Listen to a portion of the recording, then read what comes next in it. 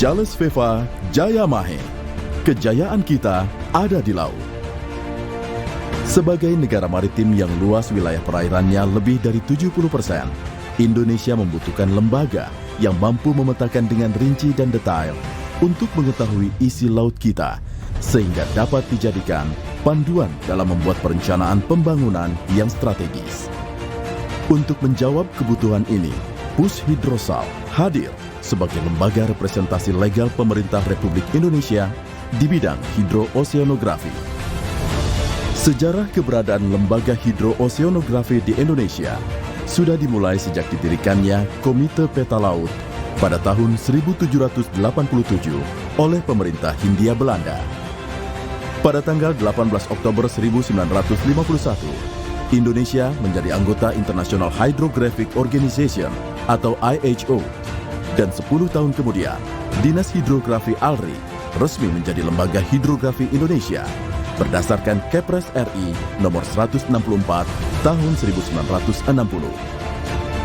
Sejak tahun 1970, kegiatan hidrografi sudah menerapkan metode modern seperti penggunaan satelit, perangkat elektronik, dan akustik.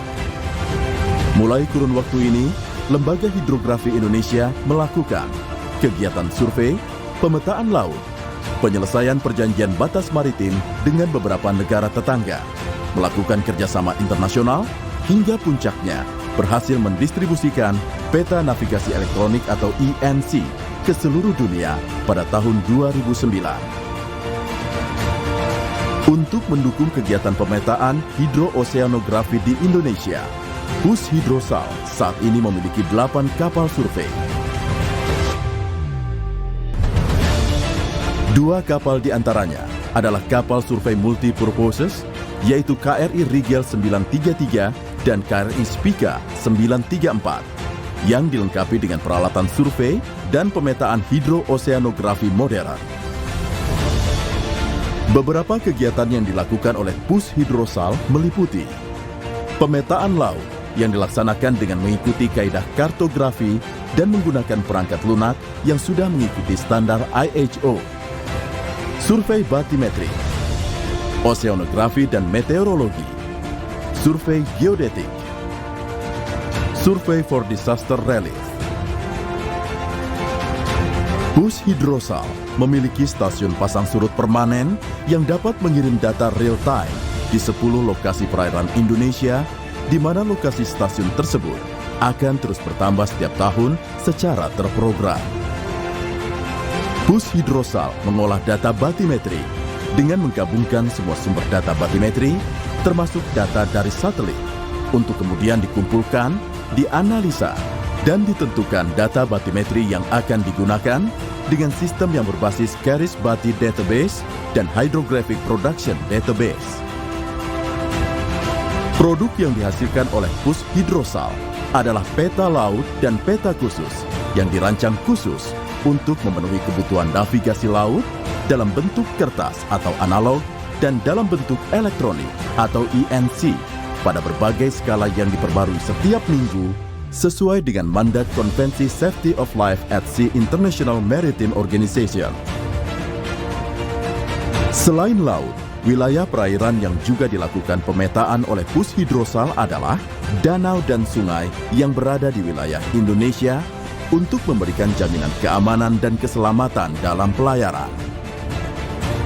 Pushidrosal memproduksi 21 publikasi nautika seperti Almanak Nautika, Kepanduan Bahari, Daftar Arus dan Pasang Surut, Daftar Suar Indonesia, Berita Pelaut Indonesia, Informasi Pelabuhan Indonesia, Daftar Stasiun Radio Pantai, dan beberapa produk lainnya sebagai asosiasi dari Peta Laut Indonesia untuk digunakan sebagai panduan dalam bernavigasi. Pushidrosal saat ini juga mengembangkan aplikasi Indonesia Hydrographic Data Center atau IHDC dalam rangka mendukung kebutuhan komunitas maritim dan kebijakan satu peta. Pushidrosal juga menjalankan fungsi militer, yaitu sebagai penyedia atau hidros dalam pembuatan peta militer aspek laut untuk mendukung operasi dan latihan, serta pembangunan fasilitas pangkalan dan produk geospasial lainnya untuk kepentingan pertahanan.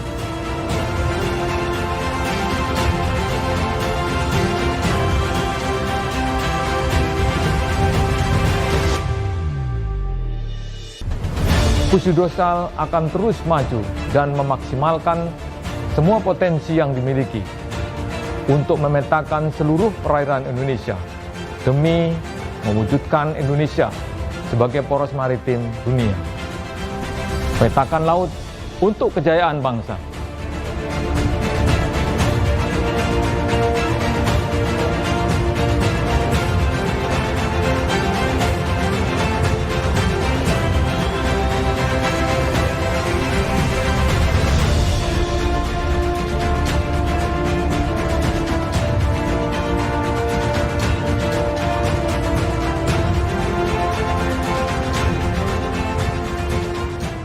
Assalamualaikum warahmatullahi wabarakatuh. Salam sejahtera buat kita semua. Pada tahun ini 2021 kita memperingati Hari Hidrografi Dunia. Hari ini sekaligus merupakan momentum peringatan 100 tahun kerjasama dalam bidang pengetahuan dan teknologi hidrografi. Oleh karena itu saya Menteri Koordinator Bidang Kemaritiman dan Investasi mengajak kita semua untuk terus membangun dan mengimplementasikan berbagai ilmu pengetahuan, penelitian, dan inovasi teknologi dalam bidang hidrografi. Salah satu tempat pengembangan pengetahuan dan teknologi hidrografi di Indonesia adalah melalui Pusat Hidrooceanografi TNI Angkatan Laut atau biasa disebut Pushidrosal. Melalui Pushidrosal, berbagai kerjasama internasional di bidang research dan implementasi pengetahuan dan inovasi teknologi telah dilakukan. Karena itu saya mendorong Pushidrosal sebagai lembaga hidrografi nasional untuk terus meningkatkan peran dalam rangka mendukung berbagai pengetahuan dan inovasi teknologi hidrografi agar dapat mendukung keselamatan pelayaran, pertahanan, dan kepentingan maritim nasional. Terakhir, saya ucapkan terima kasih atas pemberian gelar warga kehormatan hidrooceanografi kepada saya. Semoga kita semua dapat terus mengembangkan sektor kemaritiman Indonesia sehingga kita mampu mewujudkan Indonesia sebagai poros maritim dunia. Jelas Viva yang memahe. Terima kasih. Wassalamualaikum warahmatullahi wabarakatuh. Assalamualaikum warahmatullahi wabarakatuh. Selamat pagi, salam sejahtera bagi kita semua. Om Swastiastu, Namo Buddhaya, salam kebajikan. Saya Sakti Wahyu Trenggono, Menteri Kelautan dan Perikanan, mengucapkan selamat Hari Hidrografi Dunia tahun 2021, 100 tahun kerjasama internasional di bidang pengetahuan dan teknologi hidrografi. Pusat Hidrografi Angkatan Laut sebagai lembaga hidrografi nasional, saya yakin akan terus meningkatkan perannya dalam rangka mendukung sektor kelautan dan perikanan, keselamatan pelayaran, pertahanan dan kepentingan maritim nasional, termasuk pengelolaan sumber daya alam kelautan dan perikanan. Sekali lagi selamat Hari Hidrografi Dunia, berjaya di masa lalu, memimpin di masa depan. Wabillahi taufiq wal hidayah.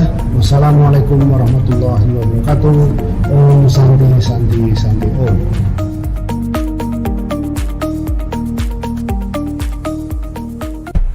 Selamat Hari Hidrografi Dunia tahun 2021. 100 tahun kerjasama internasional di bidang pengetahuan dan teknologi hidrografi. Berjaya di masa lalu, memimpin di masa depan. Pushidrosal sebagai lembaga hidrografi nasional terus meningkatkan perannya dalam kerangka mendukung keselamatan pelayaran, pertahanan, dan kepentingan maritim nasional. Saya Budi Karya Sumadi, Menteri Perhubungan Republik Indonesia. Jaya selalu Tentara Nasional Republik Indonesia, dan salam sehat. Assalamualaikum warahmatullahi wabarakatuh. Salam sejahtera untuk kita semua. Dalam rangka memperingati Hari Hidrografi Dunia tahun ini, tahun 2021, dengan tema 100 tahun kerjasama internasional di bidang pengetahuan dan teknologi hidrografi, berjaya di masa lalu, memimpin di masa depan. Kami menyampaikan selamat Hari Hidrografi Dunia tahun 2021. Semoga momentum ini dapat menjadi inspirasi bagi Pusat Hidrography TNI Angkatan Laut sebagai lembaga hidrografi nasional untuk terus meningkatkan perannya dalam rangka mendukung keselamatan pelayaran, pertahanan, dan kepentingan maritim nasional. Assalamualaikum warahmatullahi wabarakatuh.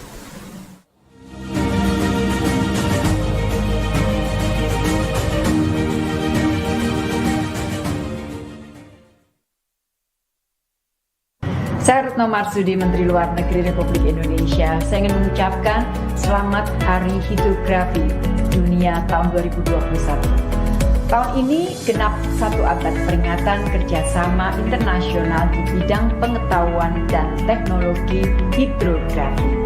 Kementerian Luar Negeri sebagai mitra utama Pushidrosal dalam diplomasi maritim akan terus mendukung berbagai kerjasama dalam meningkatkan peran Pushidrosal sebagai penjuru hidrografi nasional. Saya yakin sinergi Kementerian Luar Negeri dan Pushidrosal akan membantu pencapaian cita-cita Indonesia sebagai poros maritim dunia serta mendukung keselamatan pelayaran, pertahanan keamanan, dan memajukan kepentingan maritim nasional hingga 1 abad ke depan. Sekali lagi, selamat.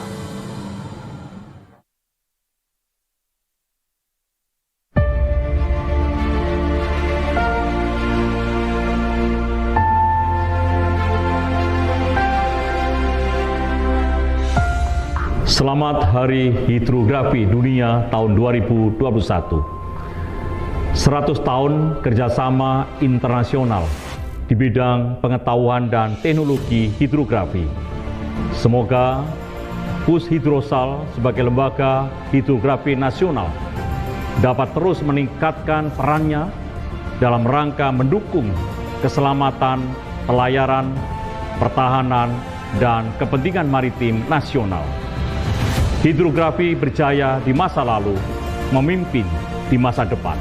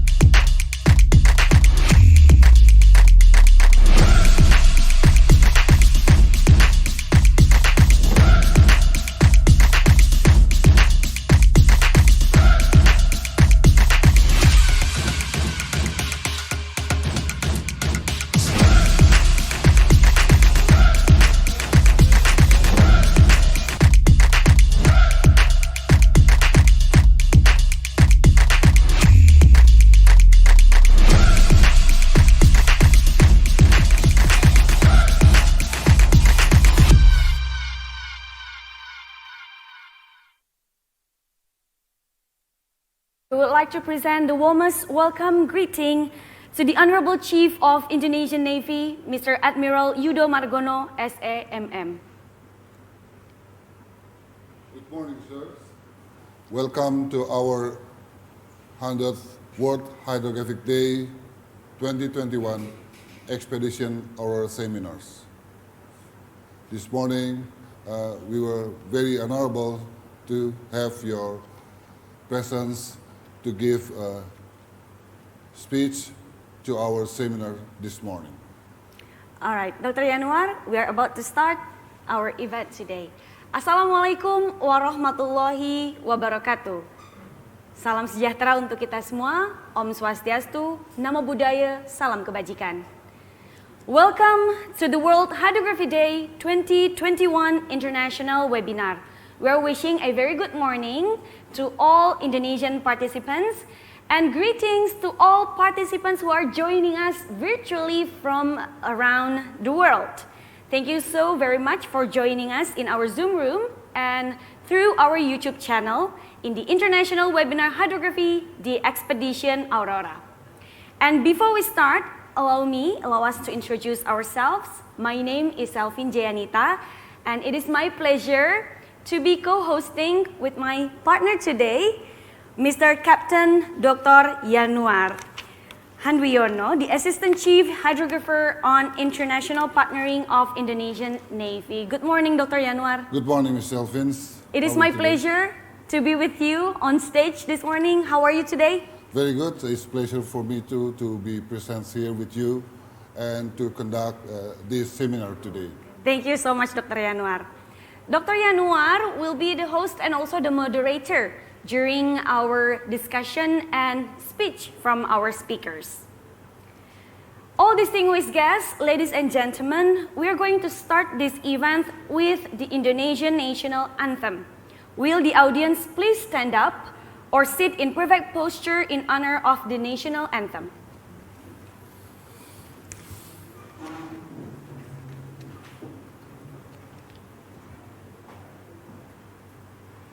National Anthem Indonesia Raya.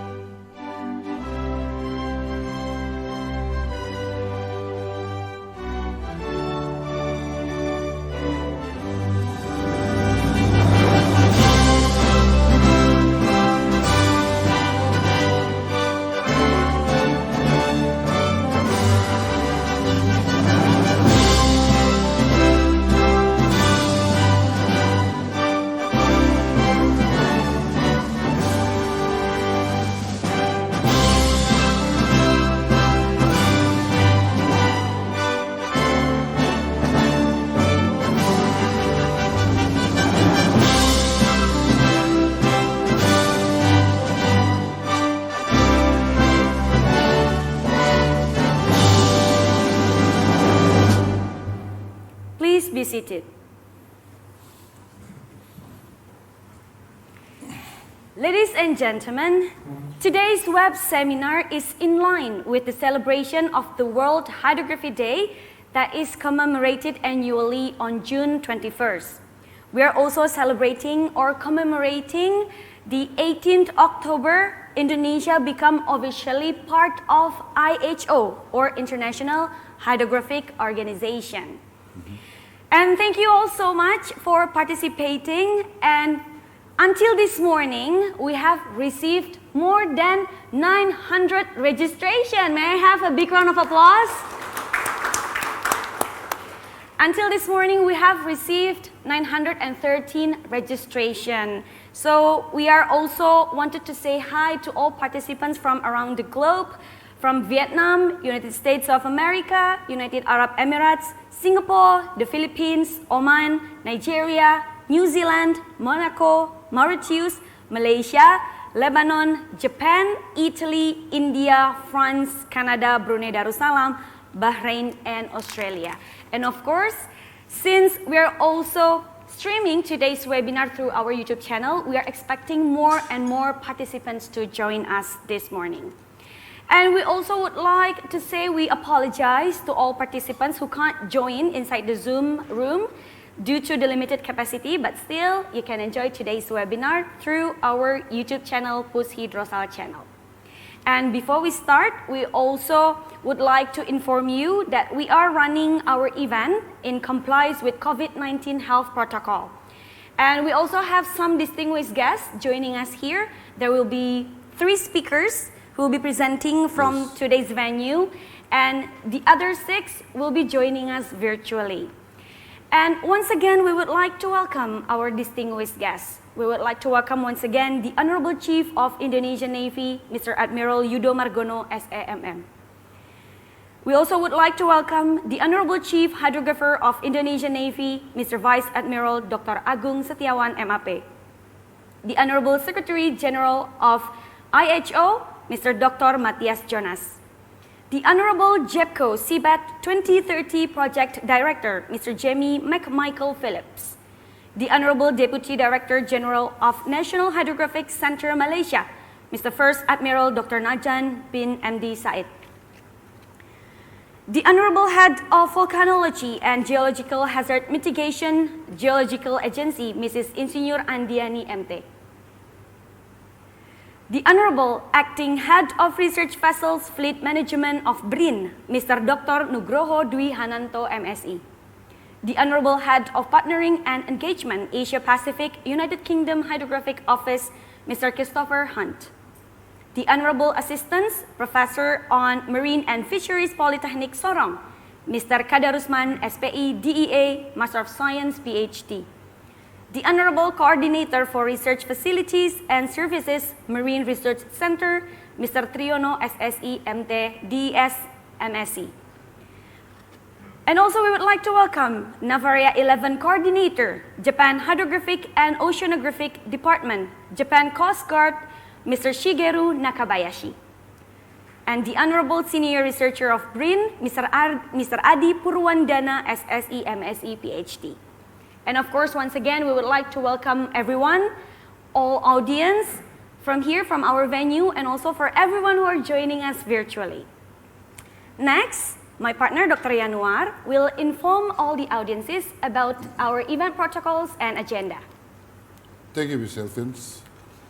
Dear ladies and gentlemen, participants, allow me to deliver the events protocols and event agenda for today. The first, the openings. After the Indonesian's national anthems, we will have opening speech delivered by our Chief Hydrographer Vice Admirals of Indonesian Navy, Mr. Dr. Agung Prasetyawan MAP, and then followed by keynote speech delivered by Chief of Indonesian Navy, Mr. Admiral Yudo Margono, SAMM. The next keynote speech delivered from the international organizations, which is from Secretary General of IHO, Mr. Dr. Matthias Jonas, and then video presentations of our expeditions, AURORA 2021. After the presentations will be delivered presentation by JEPCO Seabed 2030 Project Director, Mr. Jamie McMichael Phillips, and the second presentations delivered by Deputy Director General of National Hydrographic Centers, Mr. First Admiral Dr. Najan bin Mohammed Said. Third presentations will be delivered by Head of Volcanology and Geological Hazards Mitigation Geological Agencies, Mrs. Insinyur Andiani MT, and presentations delivered by Senior Research BRIN, Mr. Adi Purwandana SSI MSI PhD, and the fifth presentations delivered by Head of Partnering and Engagements, Asia Pacific United Kingdom Hydrographic Organizations, Mr. Christopher Hunt. The six presentations will be delivered by Assistant Professors on Marine and Fisheries Polytechnic Sorong, Mr. Kadarusman, SPI DEA MSc PhD, and 7 presentations delivered by coordinators of 4 research facilities and services, Marine Research Center, Mr. Triono, SSI MT DEA MSc. The 8 presentations delivered by Acting Head of Research Vessels Fleet Management BRIN, Mr. Dr. Nugroho Dwi Hananto MSI, and the 9th presentations delivered by NAV Area 11 Coordinator, Japan Oceanographic Department, Japan Coast Guard, Mr. Shigeru Nakabayashi. After all these presentations, we will come to the Q&A sessions, and after 40 minutes Q&A sessions, we'll come to the closing ceremony. Yes. Thank you, Ms. Elfins. Thank you so much, Dr. Yanuar. So without any further ado, we are going to start with the first opening speech, and we would like to invite the Honorable Chief Hydrographer of Indonesian Navy, Mr. Vice Admiral Dr. Agung Prasetyawan, MAP, to deliver his opening remarks. So ladies and gentlemen, please join me to welcome Mr. Vice Admiral Dr. Agung Prasetyawan, MAP.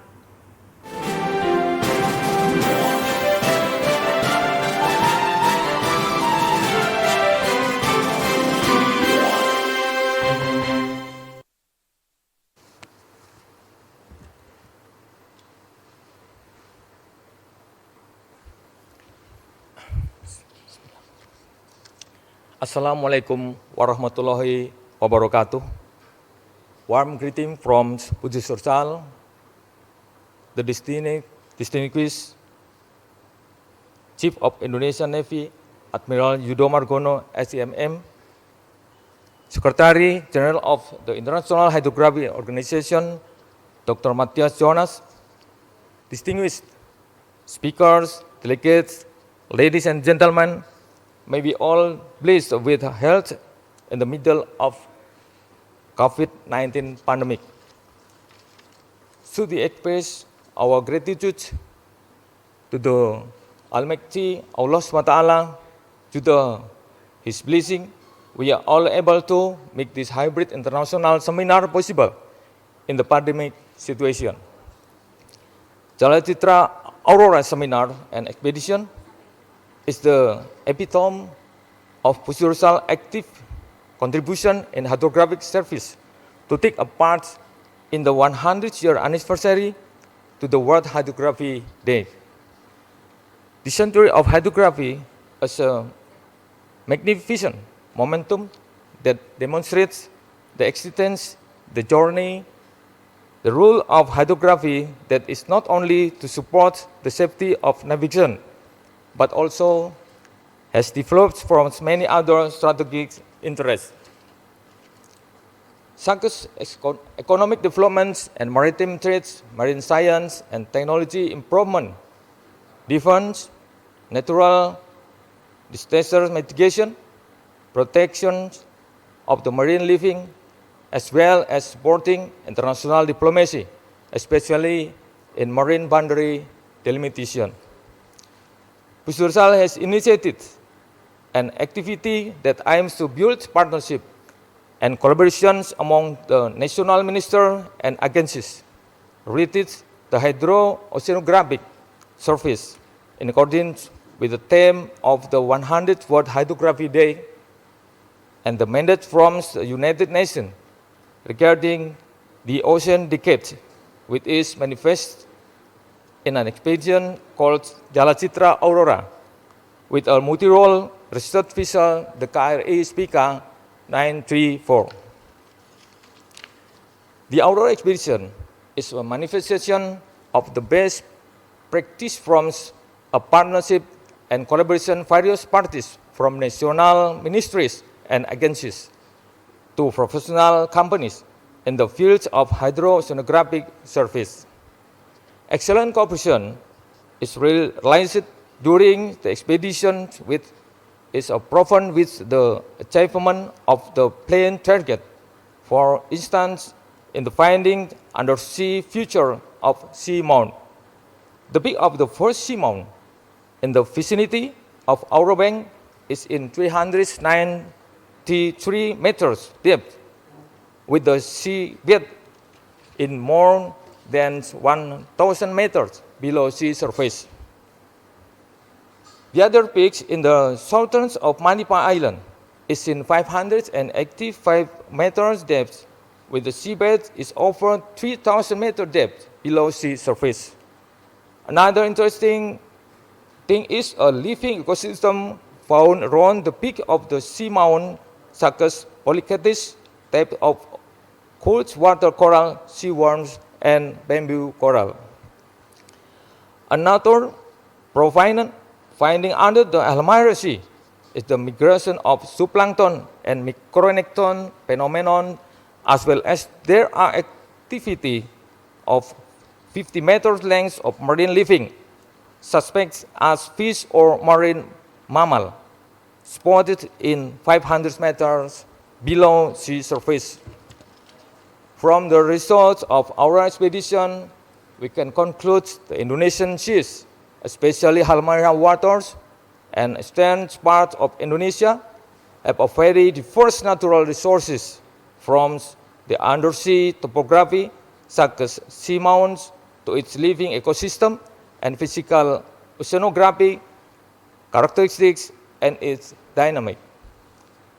This amplifies the importance of the application of hydroceanography, among others, to update the Indonesian nautical charts, to advance to marine science and technology, natural disaster mitigation, and marine living protection. Ultimately, let's protect our ocean and what's inside them by partnering and working together to collect comprehensive marine data in order to make a better world. Finally, happy 100th World Hydrography Day. May Allah SWT, the Almighty, provide the protection, the guidance, and the easy for us to serve the country. Thank you very much. Jala Citra Prajayoda, Jala Seva Jayamahe. Wassalamualaikum warahmatullahi wabarakatuh. Waalaikumsalam warahmatullahi wabarakatuh. Let's give another big round of applause for the Mr. Vice Admiral Dr. Agung Prasetyawan, MAP. Thank you so much, sir, for presenting briefly about the impressive findings of the Jala Citra 1 2021 expedition of Aurora. And the expedition has brought us to more knowledge, especially on mitigation strategies. Yes, Ms. Selvin, in this research, besides the collaboration within the Indonesian Navy, especially Indonesian Hydrographic Centers, we also integrated the activity of survey and mapping by our vessels into another level, which is we are doing research for oceanography and also a geological aspect, which can contribute in developing of our knowledge, science, and also development for the next research. What an amazing journey, and of course we're aspiring to do this expedition exploration in a very consistent manner to, of course, to advance our nation's knowledge. Knowledge for the resources, access, and also knowledge for the science, especially for marine and oceanography. Wow, that will be very amazing. Thank you so much, Dr. Yanuar. You're welcome. Ladies and gentlemen, next, allow us to invite the Honorable Chief of Indonesian Navy, Mr. Admiral Yudo Margono, SAMM, to deliver his speech. Ladies and gentlemen, let's give another big round of applause to welcome Mr. Admiral Yudo Margono, SAMM.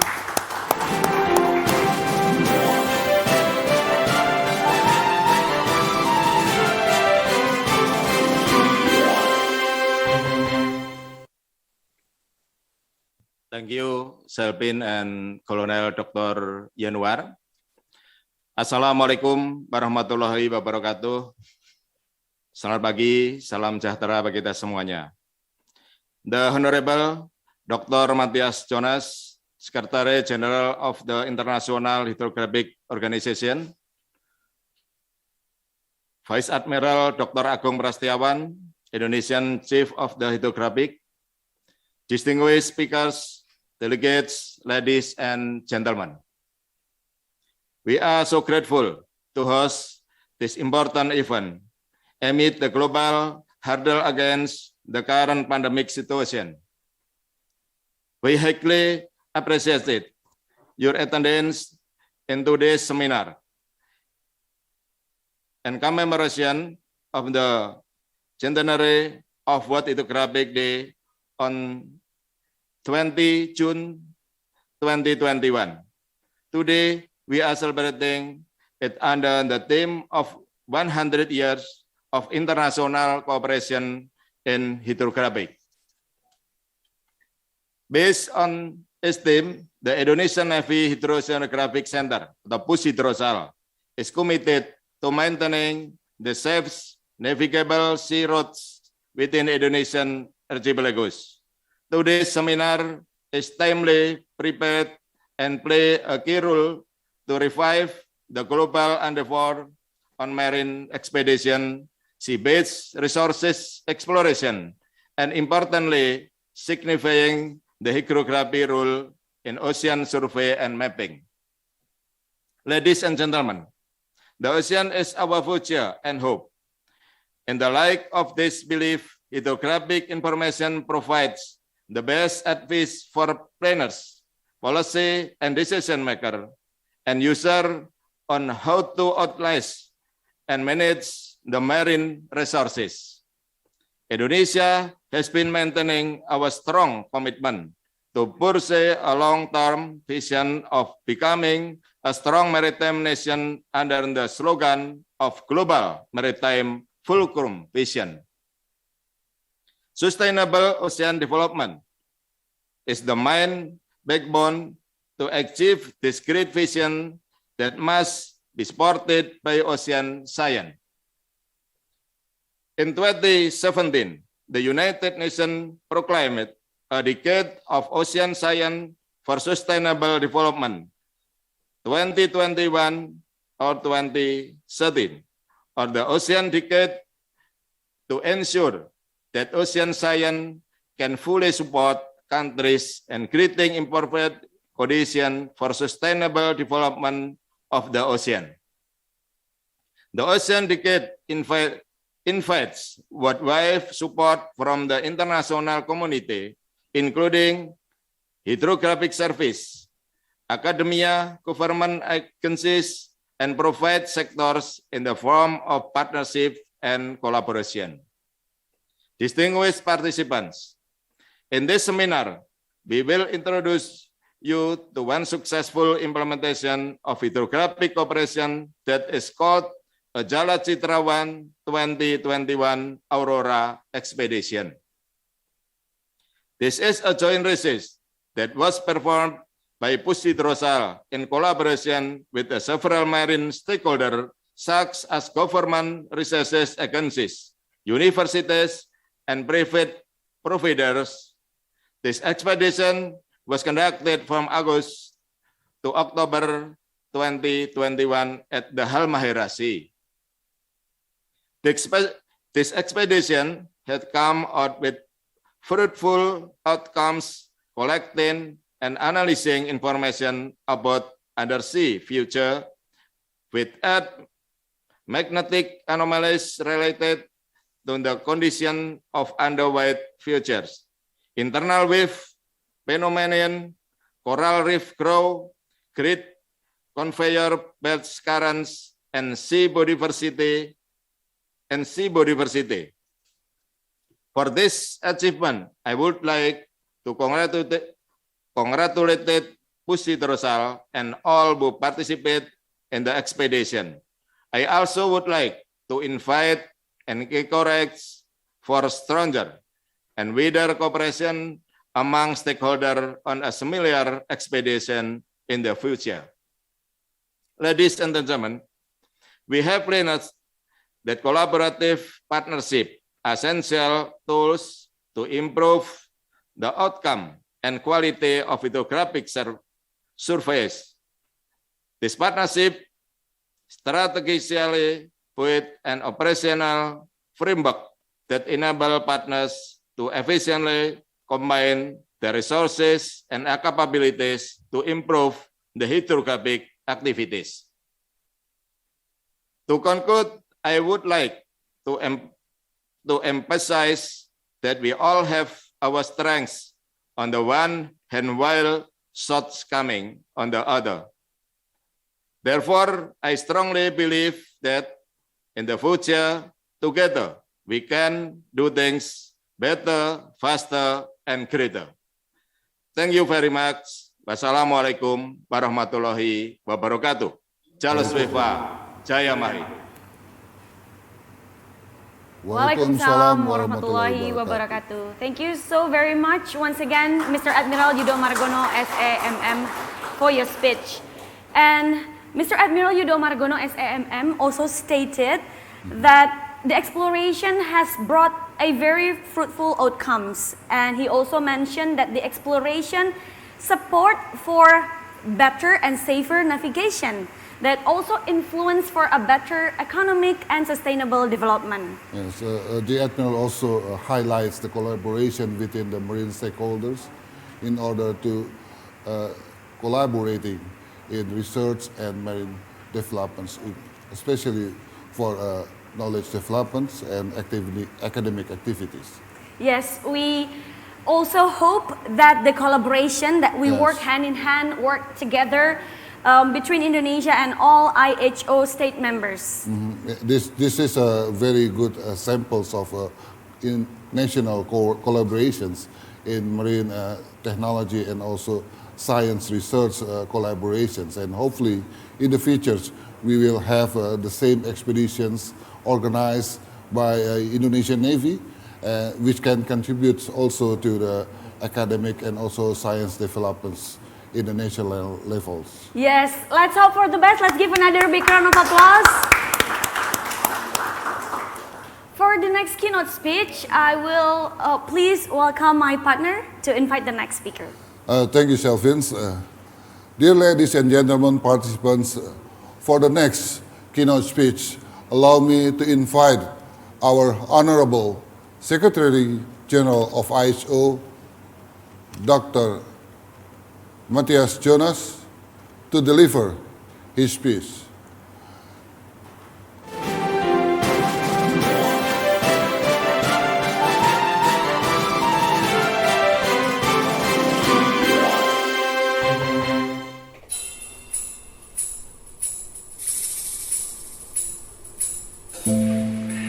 Distinguished participants, dear colleagues, I would like to congratulate the organizers of this national seminar. Studying your program, I'm particularly impressed by the holistic approach taken for the expedition in the Halmahera Sea. It suggests that this on-the-spot activity is not only limited to the subject of hydrographic survey. Your ambition to explore the physical conditions of the seabed in combination with oceanographic and meteorologic observations, as well as the biodiversity, appears to me to be the ideal approach for such an undertaking. This new understanding of concerted marine explorations is completely in line with the ambitions of the newly launched United Nations Decade of Ocean Science for Sustainable Development. The Ocean Decade provides a unifying framework for scientists and stakeholders from diverse sectors to develop the scientific knowledge and the partnerships needed to accelerate advances in ocean science. The ambition of the Ocean Decade is to create a better understanding of the ocean system and deliver science-based solutions.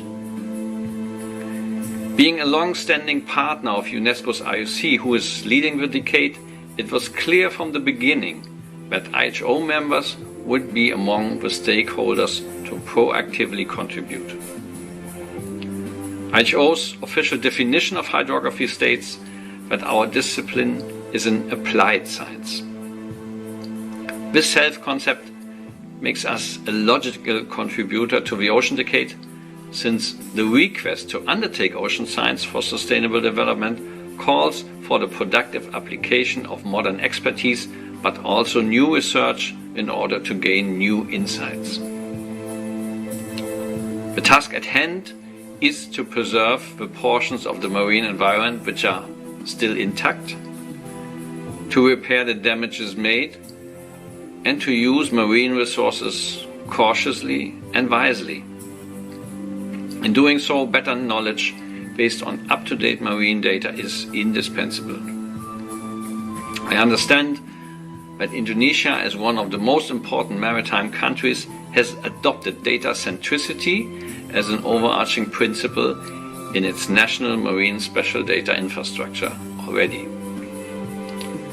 This forms the technical basis to expand hydrographic activities from the question on what does the seafloor look like to what is in the water, a concept we would call spatial hydrography.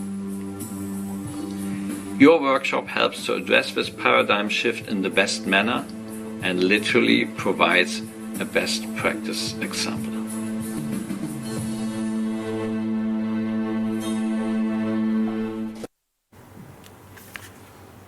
Dear ladies and gentlemen, participants, from the speech from the Secretary General of IHO, allow me to highlight some points.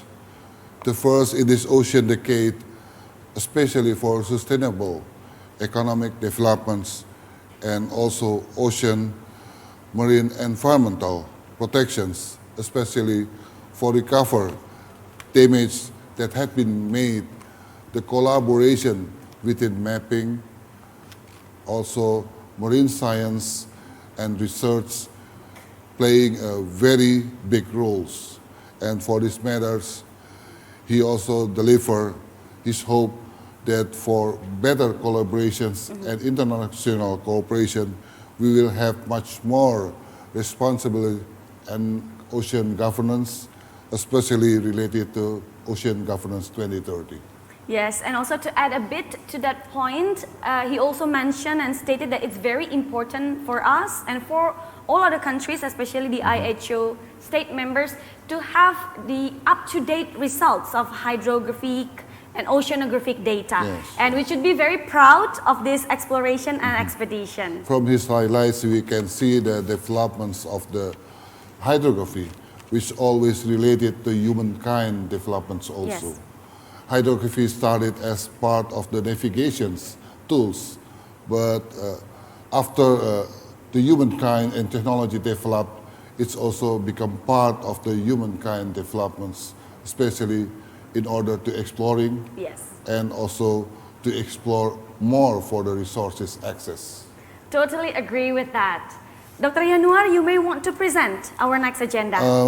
My presentations for this seminar today allow me to present and invite all the participants to join us for our video presentation, AURORA expeditions, which is represent the activities, research that were done and organized by Indonesian Navy. Ladies and gentlemen, please enjoy the video presentations of AURORA expeditions.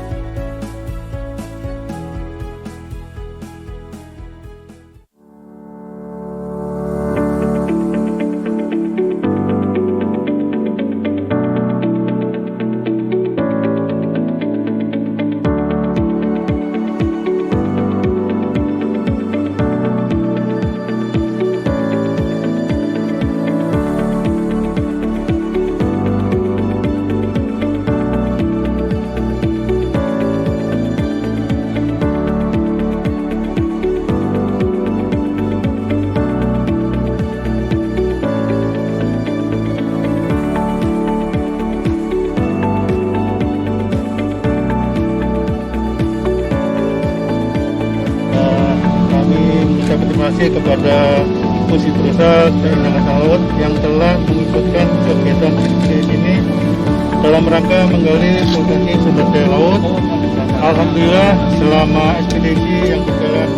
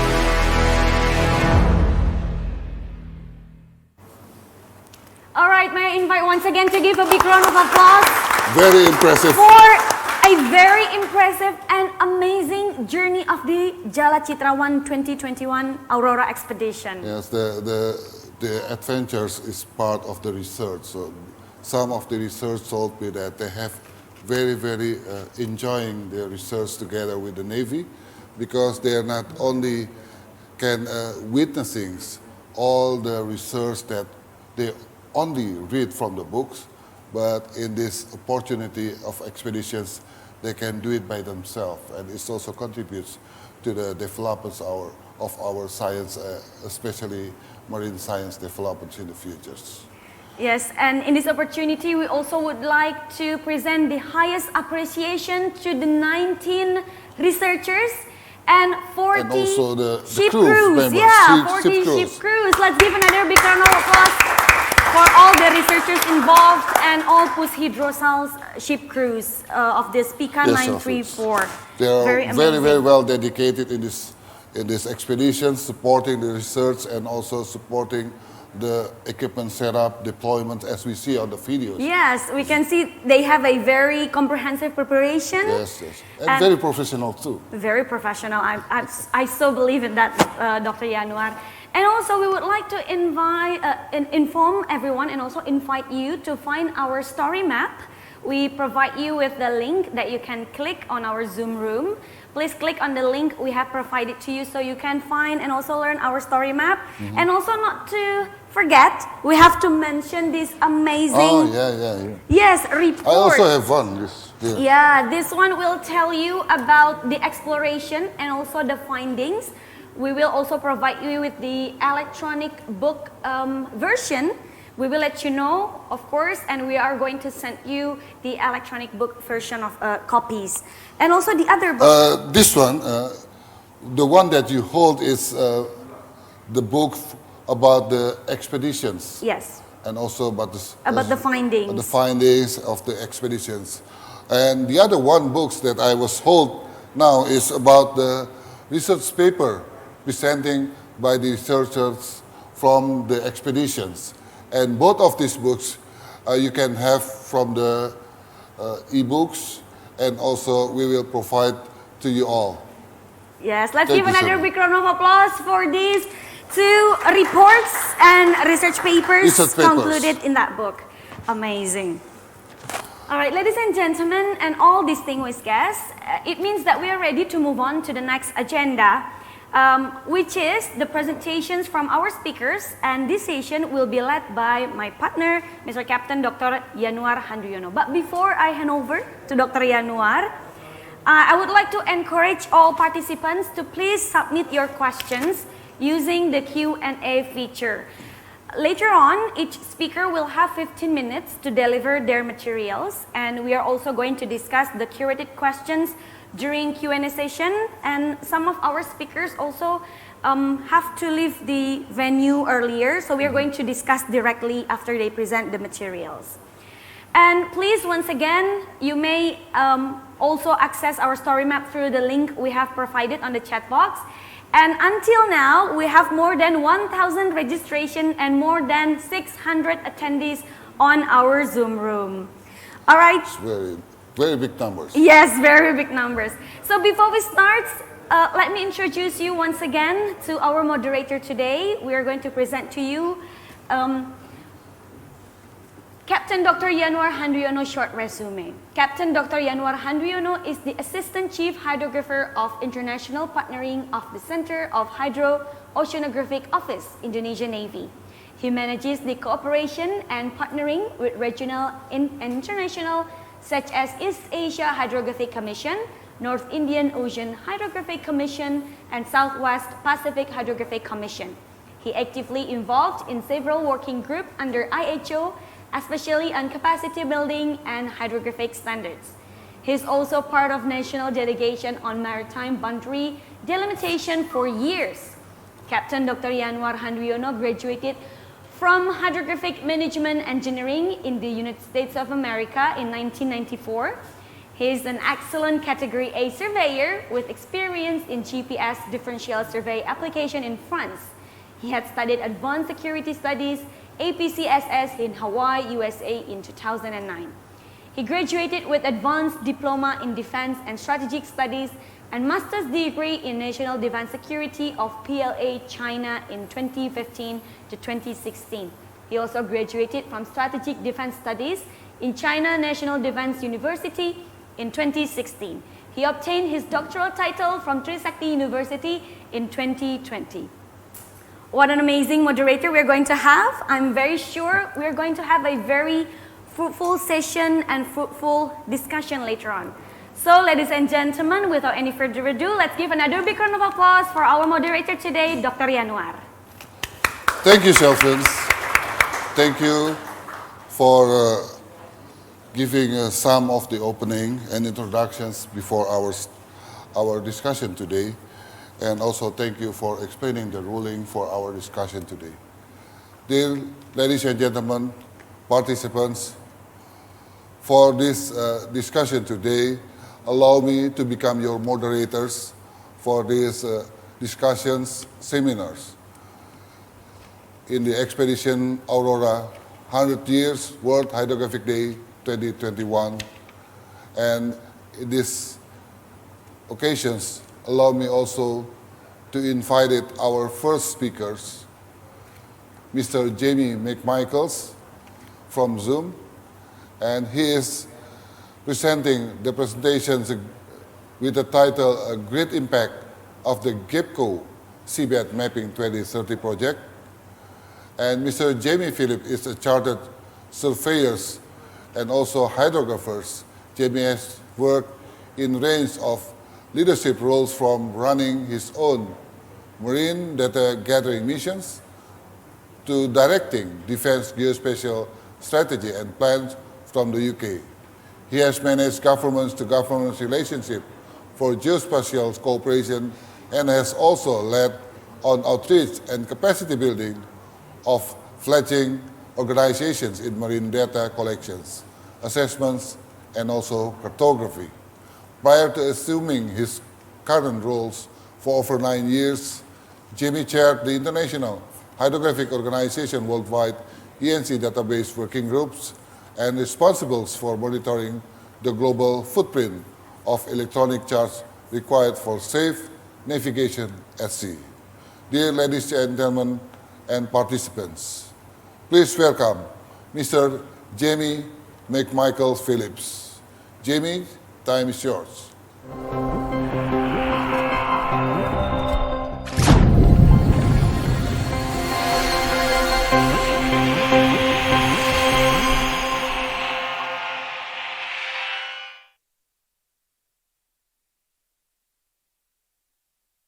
Hello everyone, ocean professionals, scientists and explorers. It's great to be with you today, even if it's only over video. My name's Jamie McMichael Phillips and I'm the director of the Nippon Foundation GEPCO Seabed 2030 project. While Seabed 2030 is gaining more visibility and recognition, especially now it's been endorsed as a UN Decade Action, I see today as an opportunity to invite all of you on this journey of exploration. So let me start with the boring bit, me. So I'm a hydrographic surveyor by training and former Royal Navy mariner, and I've been heading up the Seabed 2030 project since December 2019. Prior to that, I've held senior geospatial roles not only in the Royal Navy, but also for a number of years at the UK Hydrographic Office. And for nearly a decade, I chaired an international hydrographic organisation working group where I had the privilege of leading an intergovernmental team of experts monitoring and advising on global chart coverage to support safe navigation. And that's how I came to know this passionate group of scientists, mapping professionals and explorers who work on the General Bathymetric Chart of the Oceans, or GEBCO for short. They don't get much publicity, but their mission is as ambitious as the space programme once was, and that is to build a complete map of the world's ocean floors that will be available for all to use. So let me give you a brief history of GEBCO. It was born from the Commission on Suboceanic Nomenclature, which was convened in Wiesbaden in 1903 and chaired by Prince Albert I of Monaco. And he was really the driving force behind the GEBCO chart until his death in 1922. The project was eventually taken up by the International Hydrographic Organisation, which now manages the project jointly with the Intergovernmental Oceanographic Commission of UNESCO, IOC. So, when the 5th edition of the chart was published in 1982, it was under the auspices of both the IHO and the IOC. Initially, hand-drawn sounding sheets like this one from 1931 had to be carefully collated and added manually to charts. In the 1990s, charting began to go digital.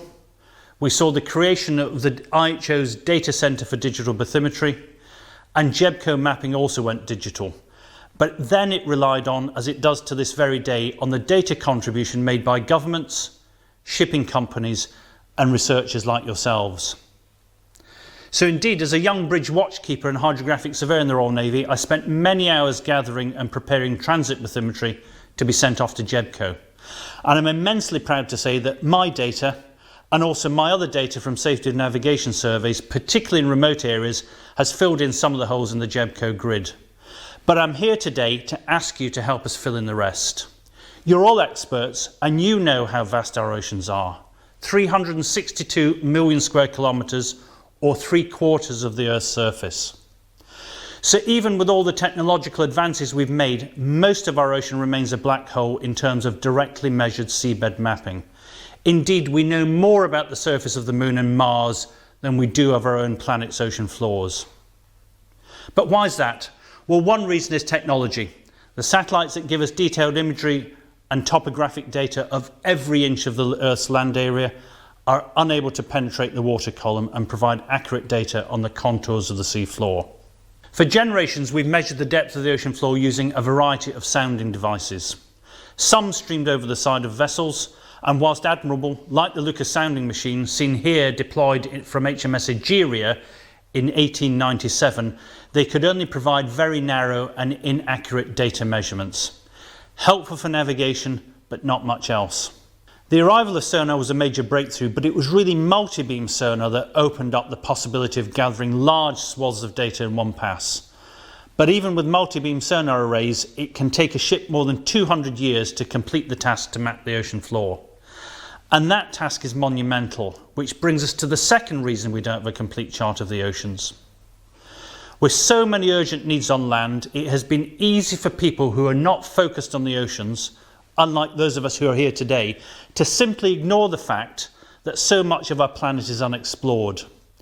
In fact, most people probably assume that those lovely blue areas on a Google map are just as well charted as the brown bits, but they're not. And that's where our project comes in. Seabed 2030, first developed at the 2016 Forum for Future Ocean Floor Mapping, is a collaboration between the Nippon Foundation and GEBCO to cooperatively work towards mapping 100% of the world's ocean floor by the year 2030. The project was launched at the 2017 Ocean Conference by Mr. Yohei Sasakawa, the chairman of the Nippon Foundation, and at that point the GEBCO grid depicted about 6% of the oceans that had been mapped to an adequate resolution.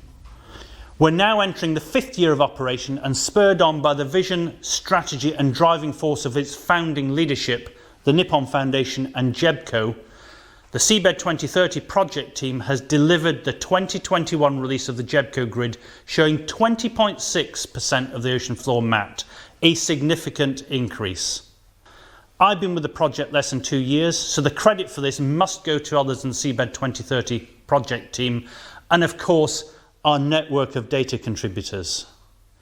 So by setting an ambitious and urgent goal of creating a publicly available, complete bathymetric chart of the world's oceans by the end of the decade, Mr. Sasakawa and the Nippon Foundation have tasked us with the goal of accelerating the JEBCO programme and placing ocean floor mapping firmly on the global agenda.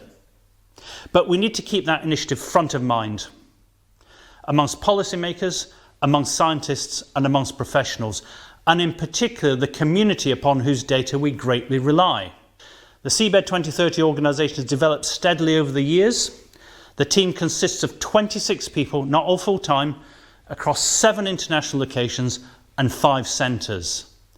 We're encouraged by, but we're actively encouraging the development and use of new technologies such as uncrewed surface vessels and satellite-derived bathymetry. I believe that in the very near future, this type of new vessel, based on this type of new technology, will be surveying huge areas of our oceans and, crucially, at a much lower cost financially and environmentally. Groundbreaking technologies like these are going to play a vital role as we meet our ambitious goal by the end of the decade. But it's partnering up with commercial, scientific and government organisations that has been the most fruitful source of data for us so far.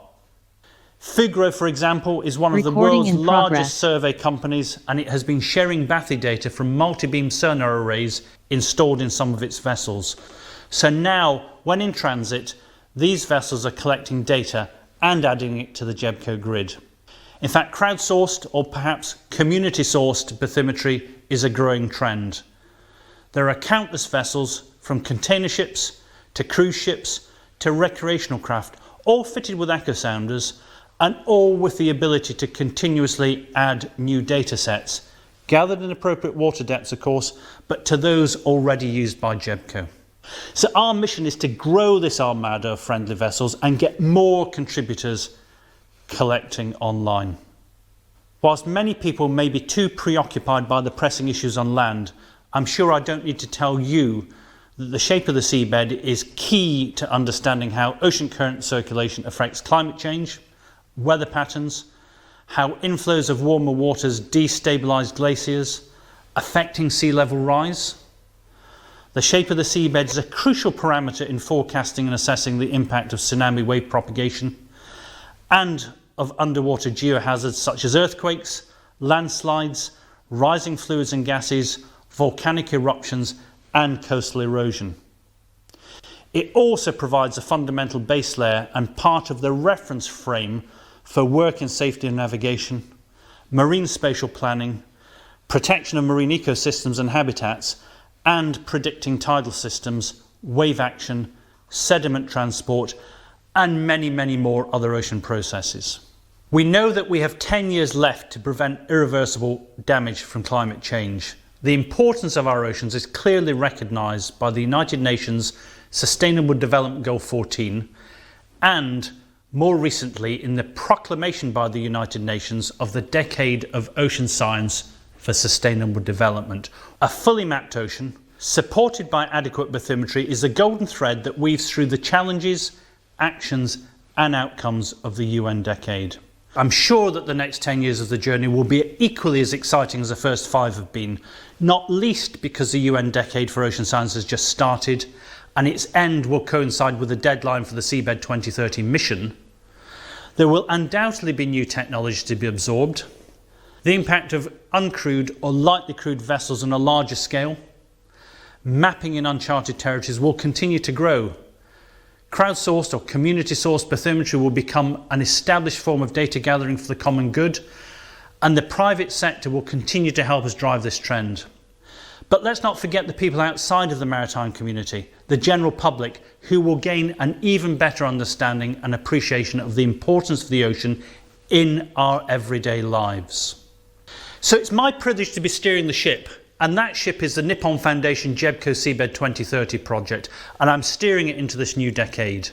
And if nothing else, the scientists and other professionals involved in the project are living proof that the passionate pursuit of a common goal, in this case mapping the seabed, can have a great impact. Seabed 2030 is really paying dividends, not to shareholders, but to everybody, from citizens to governments and to academia, and ultimately to humanity as a whole. So I'd like to finish by encouraging all of you to think about new ways to spread the word and to further extend our Seabed 2030 mapping community, and also, crucially, to gather bathymetry where and when you're able. Thank you.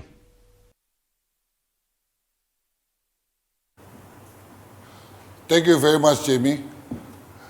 Dear ladies and gentlemen and participants, Mr. Jamie McMichael Phillips mentions about the important effort to map the global bathymetry of the world ocean map with the help of the experts from different specializations.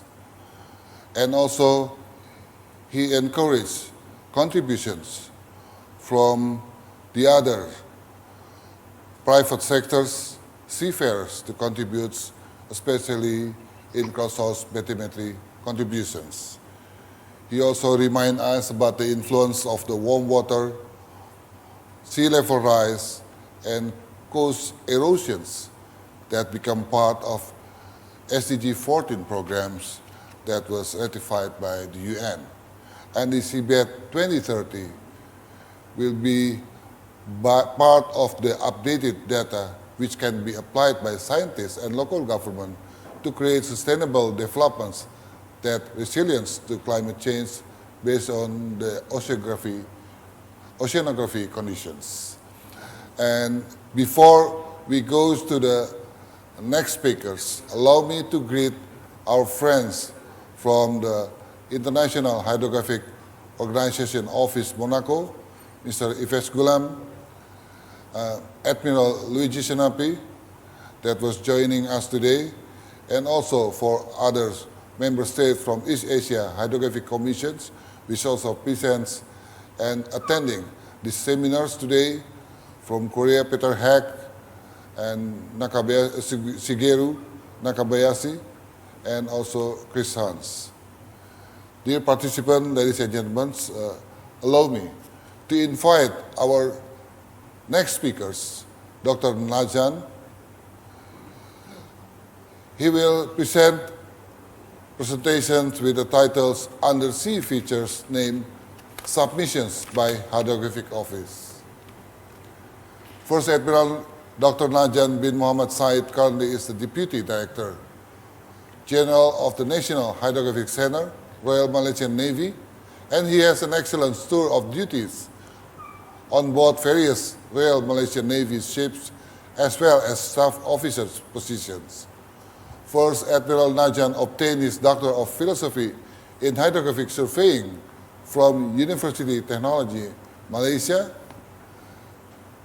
in 2018 and holds dual masters, Master of Science in Hydrographic Surveying, UTM in 2004, and Master in Maritime Studies from the University of Wollongong, New South Wales, Australia in 2009, and he actively involved with various national level interagency activities and international engagements, mainly in technical aspect of the law of the sea, maritime boundary delimitation affairs, and hydrographic field research related programs. He is presently appointed as the members of the subcommittee on undersea features names, a technical expert group established under the International Hydrographic Organization and the Intergovernmental Oceanographic Commissions of UNESCO.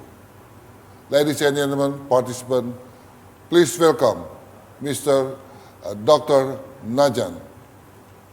Dr. Najan, time is yours. Thank you very much, Pak Yanwa, my good friend. Can you hear me, Pak Yanwa? Yes, very loud and clear. Oh, loud and clear. Yep. Bismillahirrahmanirrahim. Yang dimuliakan yang berbahagia Admiral Yudo Margono, Chief of the Indonesian Navy, Vice Admiral Dr. Agung Prasetyawan, Chief Hydrographer of the Indonesian Navy, Dr. Matias Jonas, the Secretary General of ISO, panelists, distinguished guests, ladies and gentlemen. Assalamualaikum warahmatullahi taala wabarakatuh. Selamat pagi and a very good morning. Before I proceed, maybe it's good for me to convey the regards of my Director Generals yang berbahagia Vice Admiral Datuk Hanafiah Hassan, to the Chief of Navy Kasal and the Chief Hydrographer of Republic Indonesia. On behalf of the National Hydrographic Center, we'd like to express our sincere gratitude to the organizing committee for inviting us to this quite prestigious event to share some of our insights and also experience regarding the undersea features names submission by the Hydrographic Office. So before I proceed, I would like to apologize because for now, I just want to share that I'm now undergoing a course in Malaysia, so I don't have a luxury of time for me to continue to follow the program. This is very prestigious event I should follow, but unfortunately, I'm now following a national course. It's very similar to the Lemhanas in Indonesia, and the program is quite tight. If you have any question, please just submit in question and answer. I will try my level best to answer in the times available. So I would like to just proceed with my presentation today with the title of, I just slideshow it. The title that I want to deliver today is the Undersea Features Name Submission by the Hydrographic Office. So I lay out the three objectives for today's presentation, which is very straightforward. The first one is to illuminate the roles of the subcommittee of underfeatures name, and the second objective is to share Malaysian experience in submitting our underfeatures name. And the third one is to highlight few key takeaways as a recommendation to any countries or any hydrographic office to proceed with the submissions. So in order to achieve these three objectives, I lay out my presentations in three scopes. The first one is just introduction on what is the subcommittee on undersea features name, or what is the SCAFN. I will from now onward, I will refer the subcommittee as a SCAFN, S-C-U-F-N, SCAFN. And the second scope is the naming of undersea features in Malaysian narrative. What is our insight? What is the challenge? And what's how we structured the submissions. And the third scope is the recommendation that we can share with others today. So I'll proceed with the first scope. This is the introduction. SCAFN. What is SCAFN? Yeah, it's quite a lot to share, but I make it a very simple one. The SCAFN itself is arose from the needs for a uniform policy for handling of geographical names and the standardization of undersea features name. The SCAFN was established. So the SCAFN is a subcommittee, have many roles. One of it is to define the nomenclature or the term used for undersea features, for example, canyon, plateau, fracture zone, etc., as well as the guidelines in the naming of the undersea features. So in analogy, it's quite, when we are talking about a good example is the AURORA expedition itself.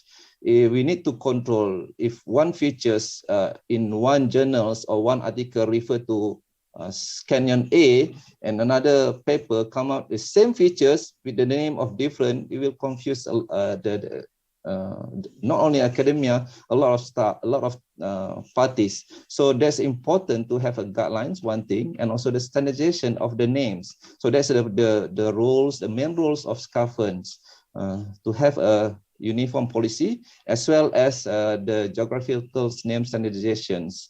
So the third one is to consider and decide on names that be submitted by hydrographic officers mainly. And when hydrography office submit the proposal, the committee need to look and approve the names. The approved name will be listed in the IHO and Intergovernmental Oceanography Commission JEPCO Gazette of Undersea Features, or we call it IHO Publication B8. Who run this? Sorry for naming. It's a workhorse. Yes, these are 12 elected members representing these two organizations, the IHO and IOC, and also the secretary itself. I know that Yves is here with us today. If I can answer you, Yves is the best man to answer all the questions as well. So there's also a publication, ISO B6, which is lay out all the requirements in submissions of the application. The one thing that already is more importantly, the application must be made by the national authorities. This is very important. I can see there's a chat during the chat just now. One, I think from Philippines did ask whether any individual can submit the name for undersea features. Sorry to say that it cannot. It must go to the national authority, the national naming authority. I will explain more about this later. So the other things is quite important to know that features need to be beyond the territorial waters or beyond 12 nautical miles. So within 12 nautical miles is within the national's jurisdiction. So the national's hydrographic office can name it anything without submitting the under feature name if the features is not more than 12 nautical miles or not more than the territorial waters. And the other thing that must be taken note also, the bathymetric data with the associated metadata need to be released to the ISO database as well to the CBET 2030 as expressed by Mr. Jimmy just now to support CBET 2030 project. So I go to the next slides now. This is the organization structure under the capacity of IHO. I didn't touch on the IOC because I'm representing the members of IHO in SCAFUNS. Generally, it's under the Interregional Coordinating Committee, the IRCC. There's one so-called organization under the JEPCO. Under this organization, there's a 3 so-called subcommittee, and SCAFUNS is one of the subcommittee. Proceed further. It's a bit cluttered. Yeah, but maybe you guys can find it more details. I will just go very fast here. As I already expressed just now, roughly the objective of SCAFUN is to select the undersea features name, define when appropriate the extent of name features, provide advice to individuals and authorities on the selection of undersea features name. We also have the roles and objective of encourage the establishment of national boards of geographical names, and prepare and maintain the international gazetters, because we have the few gazetters here, the ISO itself, and also this also need to be aligned with the American Gazette. This is all must be, we did it quite good work in terms of aligning these two Gazette. And then we encourage the use of undersea features name as shown in JEPCO products, and also we by promulgating them widely. We also prepare and maintain internationally agreed guidelines. This is another things that the members of SCAFUN did. We discussed a lot. Part of discuss on the hydrographic office submission, we also did a lot of discussion on the guidelines as well. Is to have a guidelines. Now I think the task of the members and also the secretary is getting, we have a backlog. So not only the submission now getting more and more. It's also the more complex scenario that we are facing now is make more difficult. So not difficult, it's more challenge to proceed in some area, in some extents. So we're now working on that to have a very clear guidelines in certain area or gray area. And the last part is to review and address the needs for revised or additional terms and definitions for submarine topography features, because the challenge is when the data is getting more precise and more high resolution, some For example, some generic terms can be changed because of we get a good data instead of maybe when single beams, the data seems to be the feature is not really accurate. When we have a multi-beam data, high resolution data, we know the features is not that terms must be replaced. So this all need to review and also to address. So this is the current members of and also the secretary of. Now we have 6 from IOC. If I can just quick one, Dr. Han is the chairman. Assisted by 5 of the other members of IC. Felix from Mexico, Dr. Sihai from China, Kevin from New Zealand, Amon from Kenya, and Alexander from Russia. It's 6 of them representing IOC. And from ISO, Dr. Yas from Japan, Professor Roberta from Italy, myself, Trent from US, Marie from France, and also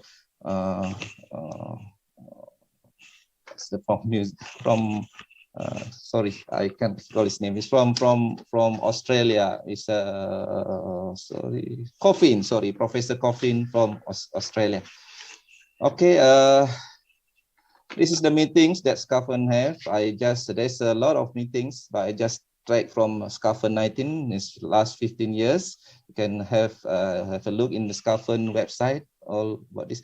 So just to highlight that the last SCAFN 32 physical meeting was in Kuala Lumpur, Malaysia in 2019. Then SCAFN 33 we did in VTC. And this year again, soon, I think next November, we will still have another VTC video conference. God will, inshallah, in year 2020, somewhere in March, we will have the physical meeting back in St. Petersburg soon. Yeah? So we hope that we will get back to our best days soon, inshallah. So this is all the meetings. So I move to the second scope, sharing the Malaysia narrative of Malaysia experience in submitting our undersea features names. First, I would like to express that I would like to highlight that in Malaysia we have some kind of the organization structure in the national level. We call it the National Committee on Geographical Naming organization structure. Start with the very high level is the National Committee on the Geographical Names. The whole is land and also the maritime. Under this organization, we have like the National Technical Committee on Geographical Name. It's a working or the technical committee or it's more on like working committee. Under this technical committee, we have a working group, 3 working group. One is to look into the guidelines, another one is a look on the database, and the third one's this is the working group on naming of islands and offshore geographical entities. So any names regarding to the maritime area, maritime space, or maritime domains, this is the working group we'll work on. So this working group led by our Director Generals of National Hydrographic Center, it's national level, Yang Bahagia Dato' Hanafiah Hassan. So it's under the jurisdiction or under the roles of National Hydrographic Center. So the rationale of having this organization is first thing is in terms of coordinating activities. We need to have national levels of working group so that we have very structured coordinating activities. Otherwise, you can see we don't have this. I think the AURORA expedition is one of the examples of a great coordination. Really impress us in nature to see you have conduct that kind of activities which cover a lot of agencies, the civilians, the government, and so academia come on board and do the expedition. Is quite a good example of what you have done in Indonesia. The second rationales and function is to have the standardizations of the naming itself. So this committee is like a national level committee to look into all the proposal names. For example, in Malaysia, we have a 13 state. Sometimes they have some kind of interest in giving a names as well. So we need to have a standardizations in national levels. And the third rationale is to make sure all the process from the data collections, processings, all is well documented. And the fourth one is we have at the national level of database, which we are meant for Malaysia, for the maritime space and maritime domains, all the database maintained by the National Hydrographic Center, which is linked to the national database as well. And the last part is the gazetting, to gazette the names proposed by states and all the organizations under the national and the international level first before we proceed to the submit it to the international or the conference level. So this is the rationale and function of having the structure in national levels. So in terms of activities, we have the guidelines in national level. We have the geographic information, the guidelines for the determination of geographical name. This is include the maritime domain as well. And also we also refer to the ISO publication B6, destination of undersea features names. These two guidelines need to be harmonized as well. In terms of activities in Malaysia, we started the activities in 2006 when we start do the data collection with multi-beams in a vast area. Then we start to have a data.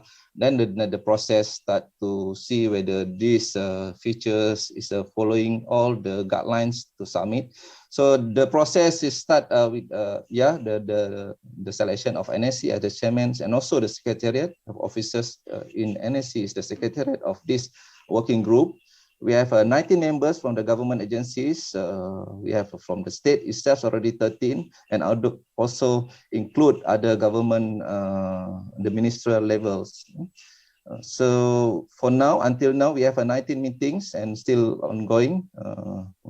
I think for a few years we have not having meetings due to the pandemic, but inshallah we will have the meetings soon. We are only did it in a through visual platform, but soon we have meetings again.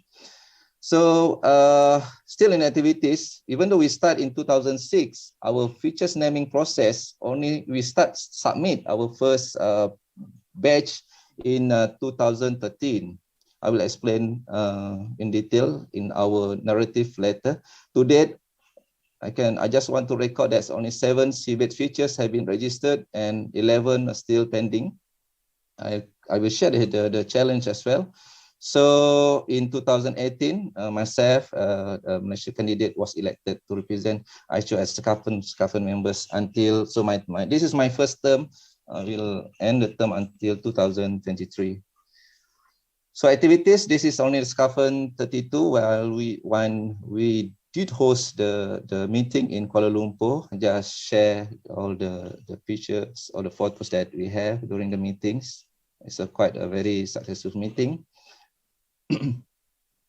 So this is the storyboard of Malaysia or the Malaysian narrative in submitting our undersea features name. After we have a good structure in national level, then we start do the first submission in 2014. Sorry, 2014 been rejected. Can share the we are learning by heart how to do the submission, and we did the resubmissions and accepted for the first 4 in 2015. I can share the details. It's more on the specific term. For example, I can use one as an example, Rentap Hill. Rentap in the SCAFN members take that is inclined to political, they have some political inclination by the names, maybe from this is quite important. Maybe on national level, we didn't think it, we didn't take the names as some kind of political, but when we explain the names, we admit that in some parties we will take it as some kind of inclination to politics. So we have to change the name. And God bless you, Alhamdulillah, the first 4 is accepted in 2015. We did submit again another 4 in 2016. Rejected. Some other, it's not, there's some things that we need to do, and in 2018 we did the resubmissions and approved 2. So the 2019 we submit 1 accepted. In 2022 we did submit 11 and now still pending. There's a few challenges that Malaysia need to face for now. So this is all the 7 features, all in South China Sea, been gazetted in the JETCO Gazetteer. Challenges, yeah, I really like to share this. The first challenge is, I think, is how difficult to overtake is when talking about South China Sea is the overlapping maritime boundaries. So there's a first obstacles if there's no protest from other country. If there's a protest, then even the members having tough time to review it, because the committee is not a legal bodies. We are based on technical, so when things getting tough, it's quite difficult to proceed. So we need to maybe review the guidelines and to have a new mechanism how to overcome this issue. The second challenge, maybe the survey data. Some of the data need, when you do the submission, the data need to be very precise. Now, maybe 10 years ago, with single beam, the committee can accept it, but now no more. You need a very precise data, very high resolution data, and if not enough, the subcommittee will ask for more data. The challenge that Malaysia have also the awareness among the inter-agencies. So this also need to be, is a part of challenge as well. They are not aware about this namings, the namings guidelines, all that. And also we also facing a challenge, a big challenge in terms of to establish ourselves as the national naming authority, because there's it's not a conflict of other ministries' roles. It's a bit some kind like that, but we overcome that. And the last one is the limited resources in terms of getting fund to carry out surveys, as well as to do resurvey area to get more data. We also that is also a challenge for Malaysia, if I can share. So that is the second scope, and now the third scope. I very quick. I know that I'm a bit behind time. A bit now is the recommendations. This is a recommendation to hydrography office, actually to maybe Malaysia. The first thing, set it right. The organization structure, national level, set it right, because they will, if you not set it right, we'll having a dispute among agencies as well. So that's a first recommendation. The second one, the requirement to have high quality data. Multi-beam is a must now. You cannot have another single beam with CAT scan now. It's like a must to have a high quality data. And I recommend that others hydrography office to start to following and actively participate in the meetings in SCAFN to understand how the process goes. You can witness itself how the review process in approving any single name. We go one by one submissions. So sometimes it's quite tough, even 1 week to handle a lot of submissions, 300, 270. A lot of submission need to, now we have a backlog because we don't have a physical meeting. Now the job's now getting tougher. To understand that, you need to involve it actively, physically, attend the meeting, SCAFN meeting, and start do the submission in following years. And if possible, also we like to have, if you need hydrographic office need to do a technical workshop, you can ask assistance from the members of SCAFN. When Malaysia also can help any hydrographic office to do the technical workshop. This is the proposal workflow in the B6. The process is not straightforward. You need to really understand. It's not only simple form. Some part need to do, need to clarify. It's a lot of things in terms of data, cross profiles. Better to have. My advice is better to have a technical workshop in preparing the submission, so that you will not facing any difficulties in future or resubmission of some kind like that in future. So I think that's cover all the 3 scope. Before I leave, I would like to share.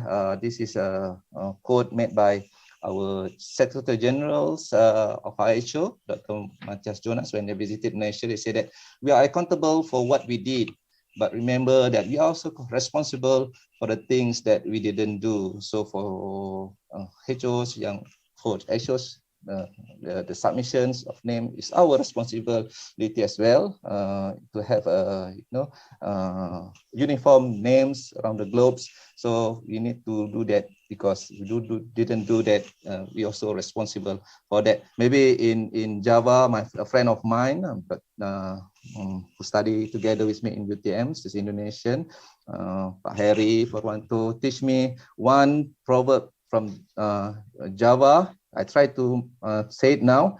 Manungsa mengunduh wahing pakarti. How I mention it right? So with that, thank you very much, and please follow our story map for the submissions that I show now. Thank you, Pak Dr. Yanuar. Back to you. Over to you. Terima kasih Pak Najan. Matur nuwun.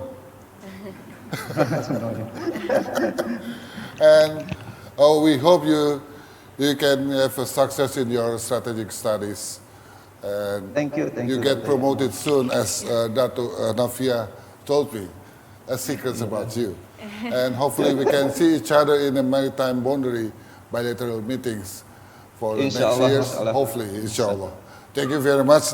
And I've noticed that Malaysia has been successfully submitted the 7 underwater features in South China Seas that have been gazetted and submitted to the subcommittee on the undersea feature names, and hopefully from this results of the AURORA expeditions we can follow your success story and learn more about it, and hopefully you will be free and also having opportunity to assist us in order to submit our AURORA expedition results. Thank you very much for your presence, and success always, and hopefully we meet each other soon. Thank you. Thank you, Dr. Yanuar. Thank you, moderator. Let's give another big round of applause. Just Thank you so much once again, Dr. Najan bin Muhammad Said. All right, ladies and gentlemen, we are moving on to the next speaker, who is the head of Volcanology and Geological Hazard Mitigation Geological Agency, Mrs. Insinyur Andiani MT. And her presentation will be about resources and marine geological disaster mitigation in Indonesia. We're so happy to have her today. And before I welcome Mrs. Insinyur Andiani MT, she is holding a bachelor degree in geological engineering from Universitas Pembangunan Nasional, or UPN Veteran Yogyakarta. And she is also holding a master's degree in urban and regional planning from Bandung Institute of Technology, atau ITB, and she was appointed as penyelidik Bumi Muda in 2000 to 2008, and from 2008 to 2010 she was appointed as penyelidik Bumi Madya, and in 2021 she is appointed as the head of Volcanology and Geological Disaster Mitigation Center, or PVMBG. So ladies and gentlemen, let's give another big round of applause to welcome Mrs. Insinyur Andiani MT. The floor is yours.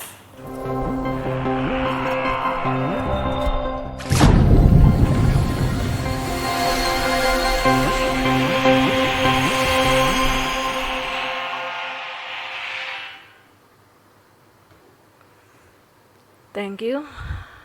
Good morning, ladies and gentlemen. Assalamualaikum warahmatullahi wabarakatuh. Firstly, I apologize that this morning my presentation only focused in the mitigation. Maybe the next presentation in the future or next year, we will deliver presentation geological concerning to the resources. Yeah. So in this opportunity that I will explain about the experience of Indonesia, especially we are Geology Agency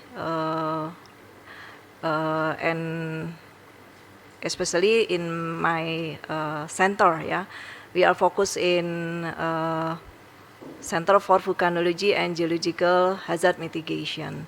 we are experienced in mitigation geological hazard, especially in volcano hazard. Next slide. My presentation today is focused on four things. First of all, background, and then data and fact. Focus on volcano and submarine volcano, and then what is the task and function of Center for Volcanology and Geological Hazard Mitigation. Then the fourth is planning of marine and submarine volcano monitoring system. Indonesia is the one country which is threatened by the volcano hazard. Not only Indonesia in the world, but Philippines as also. From the data show that almost 48% historical volcanic facility have occurred in this country, between Indonesia and Philippines. Next slide. And why this is happened? Because of the tectonic setting of Indonesia.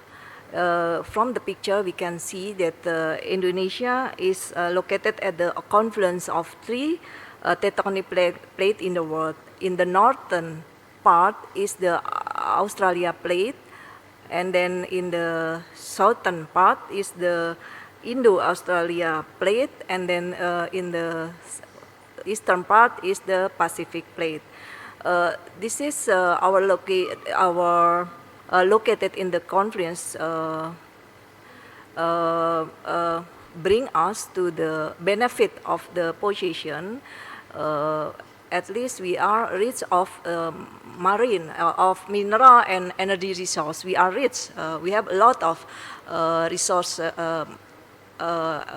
geological resource or mineral resource. But also we are threatened by geological hazard. Maybe you already know, but in Indonesia we face four kinds of hazard: volcano hazard, earthquake, tsunami, and also landslide. Next slide. The distribution of the volcano in Indonesia is mainly controlled by the interaction of the three tectonic plates. We have 127 volcanoes, including 6 submarine volcanoes in Indonesia. Next slide, please. In this slide, before this slide. Yeah. Back slide, please.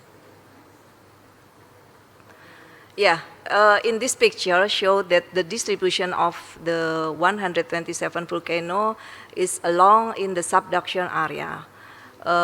This picture show the volcano is shown by the triangle, and if we see that there are 3 types of volcano, we divide it into 3 kind of volcano active. The red one is the volcano which at least occur once eruption since 16th century. There are 76 volcanoes in Indonesia, and then the color of orange, color of orange, it means that the last erupted before 16th century, and there are 30 volcanoes in Indonesia. And then the white color, it means that no eruption recorded. But now we can see the fumarole and also solvata activity in this volcano. And there are 21 volcanoes in Indonesia like this. And also, based on the volcano eruption index, it means this is the scale to measurement the strength of volcano eruption in the world. The scales between 1 into 8, it means that if the scale is 8, it means that this is the eruption is very strong. So from the VAI index in the world, there are 50% of the world VAI index with the scale 7 until 8. There are 2 volcanoes in Indonesia, which is the Rinjani Samalas, which erupted in year of 1250, and also Tambora, which erupted in 1815. And also from our data show that 42 volcanoes in Indonesia eruption resulted in fatality. And almost more than 140 million people die due to the eruption in Indonesia. Next slide.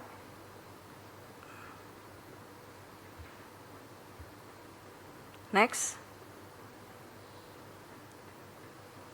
Okay. We also have 6 submarine volcanoes in Indonesia, mostly lie in the eastern of Indonesia. 2 of these volcanoes erupted followed by the tsunami. That is the Hobal and also Banuawuhu.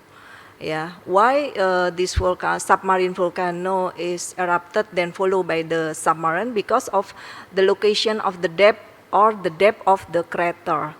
The crater is lying less than 500 meters below sea level. That's why that volcano erupted then followed by the tsunami. And also we have the data that 12 volcanoes in Indonesia erupted followed by the tsunami also. Maybe you already know one of them is Gunung Anak Krakatau, which erupted in 2018 and it followed by the tsunami. Volcano-related tsunami even represent 5% of global tsunami event, or 90% which are not related with volcanic activity. And tsunami hazard related to the volcano are rare, but if occur, we take a lot of fatality. Next. Next. Yeah. The Center of Volcanology and Geological Hazard Mitigation Task and Function, we conduct research. Yeah, we conduct research, and this research is divided into 2 categories: geological mapping to develop geological hazard map, including volcano hazard map, and also we conduct monitor to volcano in Indonesia. We have more or less 71 observatory monitor in Indonesia, which monitor more or less 76 active volcano in Indonesia. And we conduct field to take some sample, geochemical sample, to observe the content of kimia into the sample. And based on our research, this research will use as tool to determine alert level of the volcano. So during the volcano activity, we divide into 4 group activity from 1 until 4. 4, I mean 1, it means that the condition of the volcano is normal, and 4, it show in the red color, show that the volcano become active, and this activity threaten people who live surrounding the volcano, and the people should be evacuated or reallocate to other area, which the place is safe from the volcano threaten. Besides research and also volcano alert, we do also dissemination information. So our research, our report, our map, we communicate to the local government, also local people. So this activity the aim of the activity to increase the people to understand how the volcano is active. Next.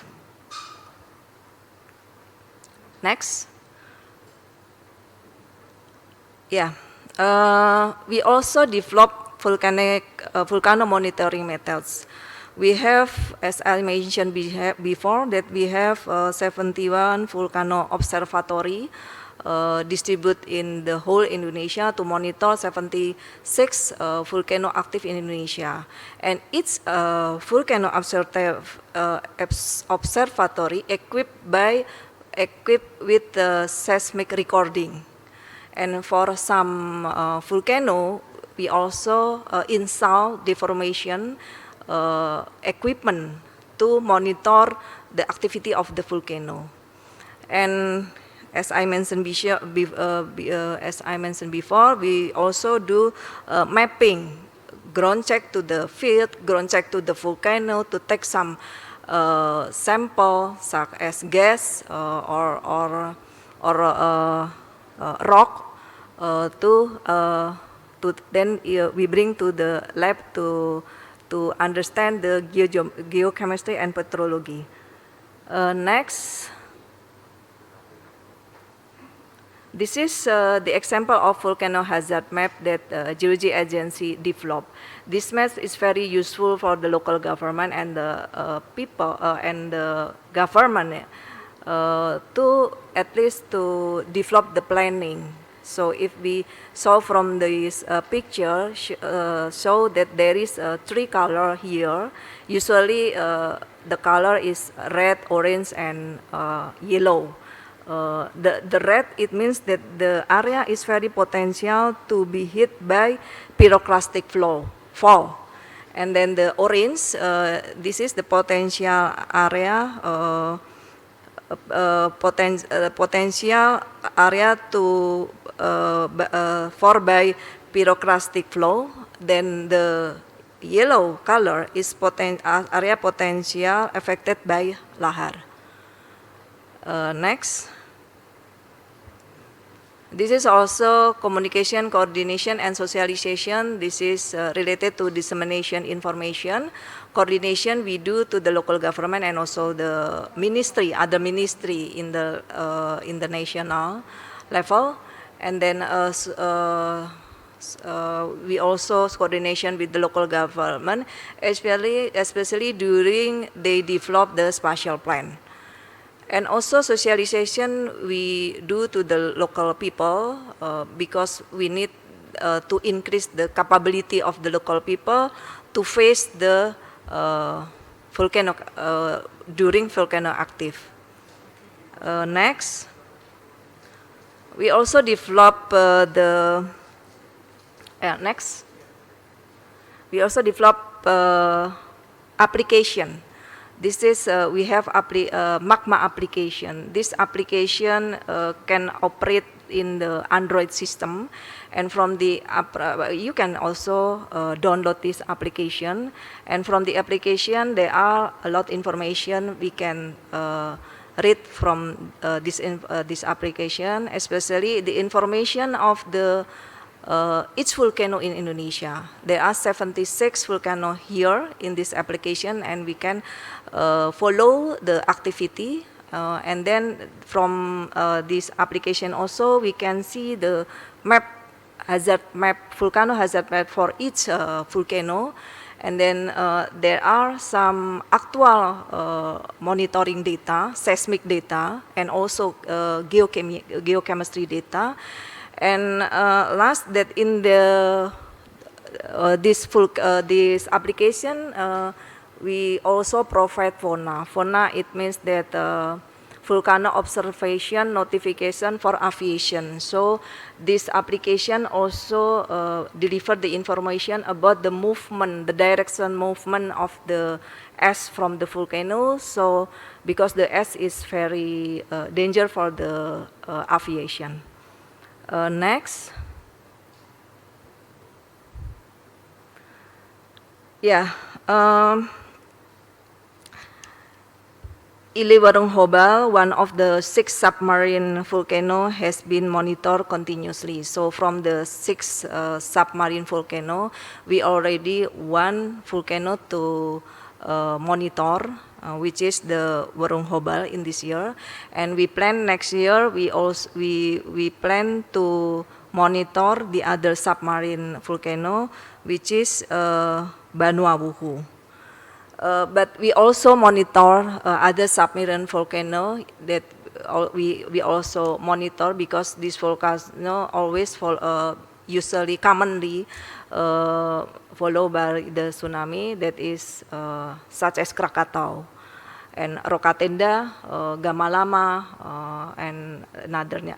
And we found that some challenges to developing submarine volcano mitigation system, including installation instrument, submarine geological data. It is difficult to us to take some data in submarine, especially geological data in submarine area, and also the scarce data, the scarce historical data eruption for submarine volcano. Next. Yeah, due the increasing of utilization of shipping lines, natural resources, and the placement of facility, cable and pipe under the sea, it is necessary to mitigate submarine volcano.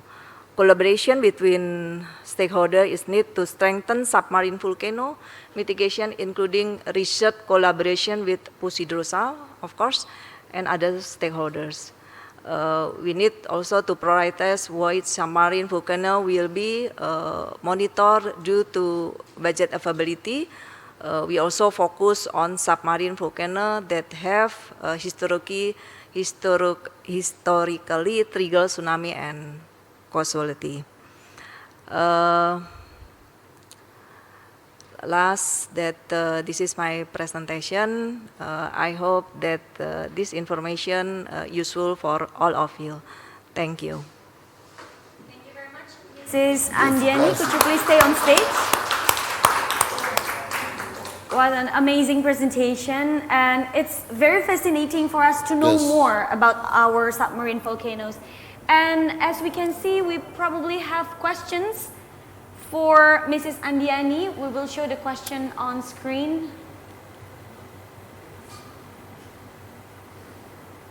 Okay, and also our audience, if you have any questions, if you want to submit the questions to our speakers, including to Mrs. Andiani here, please don't hesitate to write your questions, and don't forget to write down your name, your institution, and also your question. Okay, so here it is. We're about to view together the questions that's already submitted and addressed to Mrs. Andiani. Okay, this one is from Mr. Oscar Rumakai from Ambon, Indonesia. Hello, Bapak Oscar. Thank you so much for the question. I was interested in your presentation. Are the volcanoes in vicinity of Manipa Strait still active? And what are the status? If there is a large eruption caused by an underwater mountain volcanoes, do the central and local governments have anticipated disaster mitigation whose potential disaster comes from it? Thank you. I think it represents our question as well. So please, Mrs. Andiani. Yeah, thank you, Bapak Oscar Rumakai. Bapak Oscar Rumakai. Thank you for your question. Last month, we from Geology Agency also involved in the AURORA expedition, and based on we have one expert join in this expedition, and from the report that from the rock that is this is right that that is the volcano. From the volcano, but that is not active volcano. Okay. Because we didn't see the sign of activity, yeah, including bubble gas. We didn't recognize during the expedition. Okay. Thank you so much, Mrs. Andiani. That really answered the question from Pak Oscar. You Yes. probably want to add some more points? Mrs. Andiani mentioned that from the finding from the Aurora, there is still not enough evidence, but it's believed it's ancient volcanoes, even though we're not having a hydrothermal evidence and also other evidence that can prove it was active volcanoes. But it's volcanoes, and thank you, Mrs. Andiani, for your answers. And We may want to check if we have more questions. maybe from the committee okay. we have another question for Mrs. Andiani.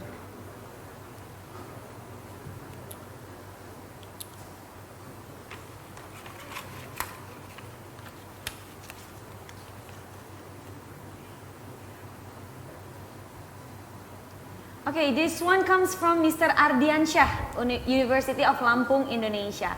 As explained by Pushidrosal about the discovery of seamounts, are there still many mountains that have not been identified under the sea, our submarine volcanoes?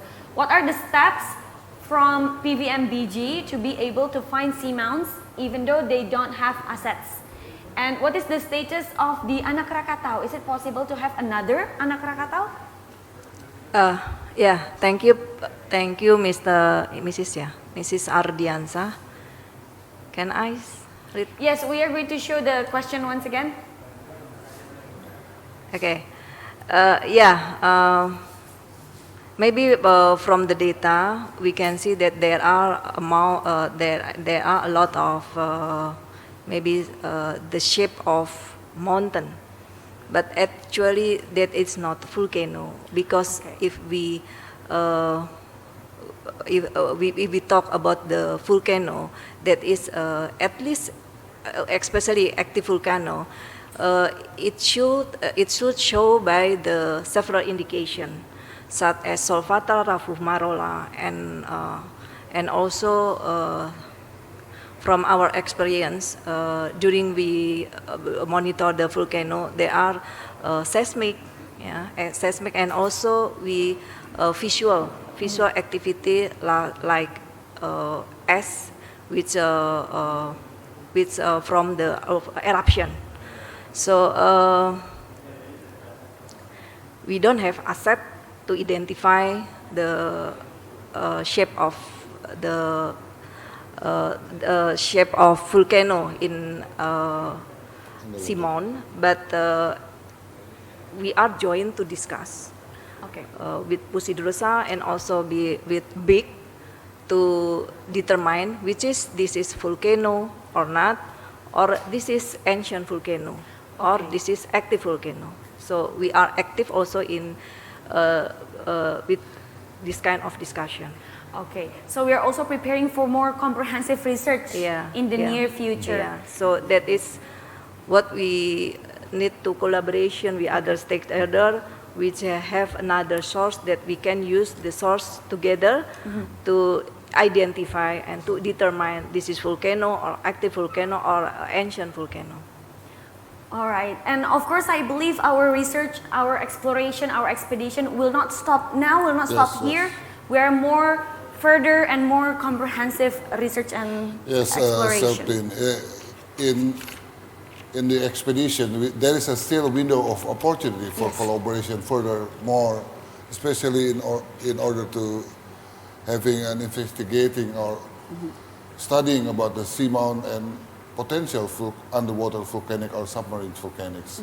And in the future, we hope that the collaboration between the Indonesian Hydrographic Office with the Center of Volcanology Mitigation Center can also become more closer, and we can have a mutual cooperation among the agencies.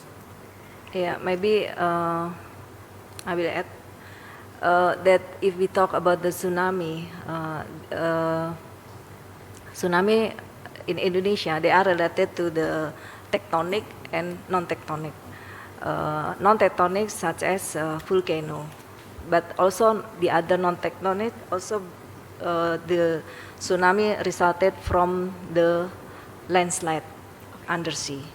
So why I think that the collaboration with Pushidrosal is very important, because from our data, our history data, there are a few locations in Indonesia show that this is tsunami resulted from landslide from undersea.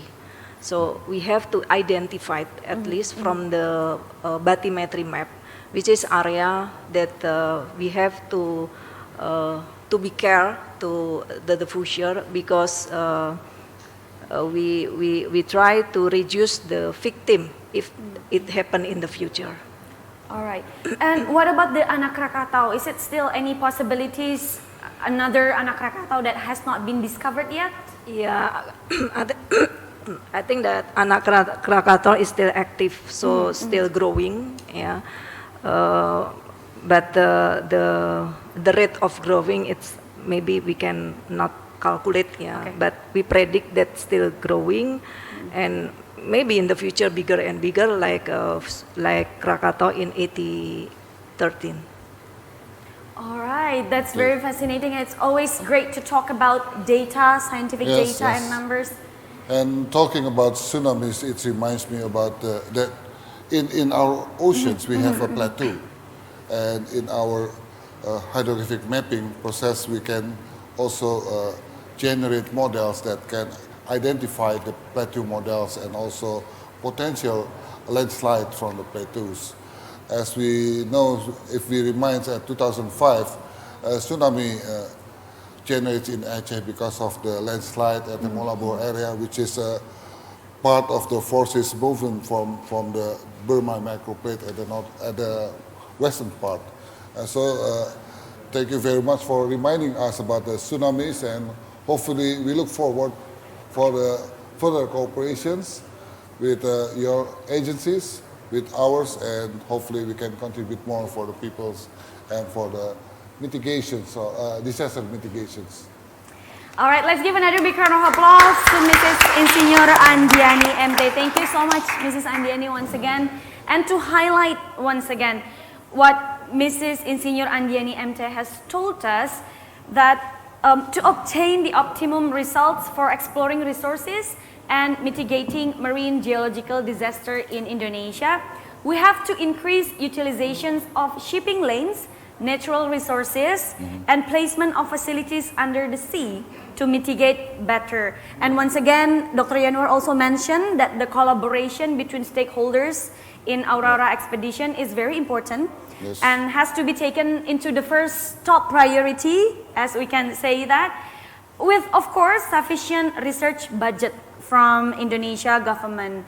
And we probably can see that with more sufficient and proper budget, we can develop more and many research, and also we can monitor more submarine volcanoes that's considered very important to our ocean.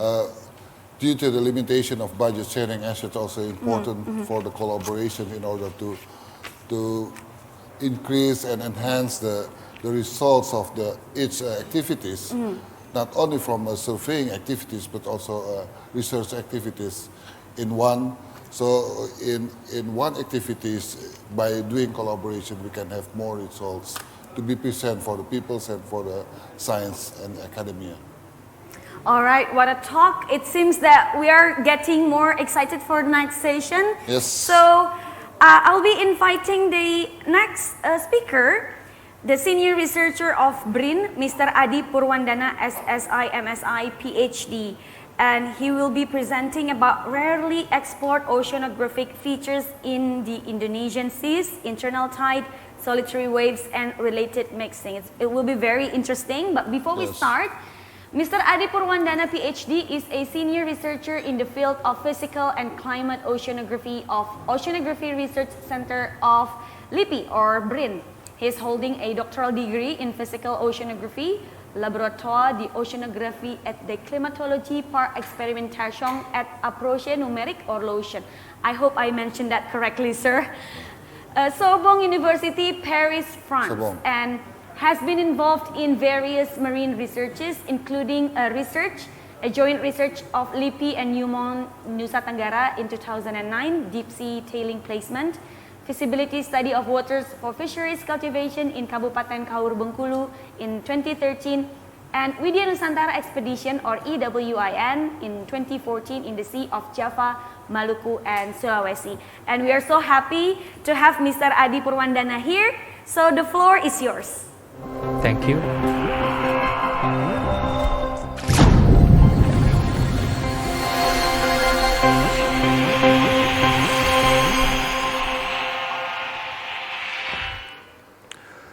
Thank you Pak Yanuar, Mbak Nita, and also Pak dan Pushidrosal, Pak Agung. This is my precious moment so that I can deliver directly the result of Jalat Citra and also introduce a topic which is rarely explored in the Indonesian seas. Please, my presentation, operator.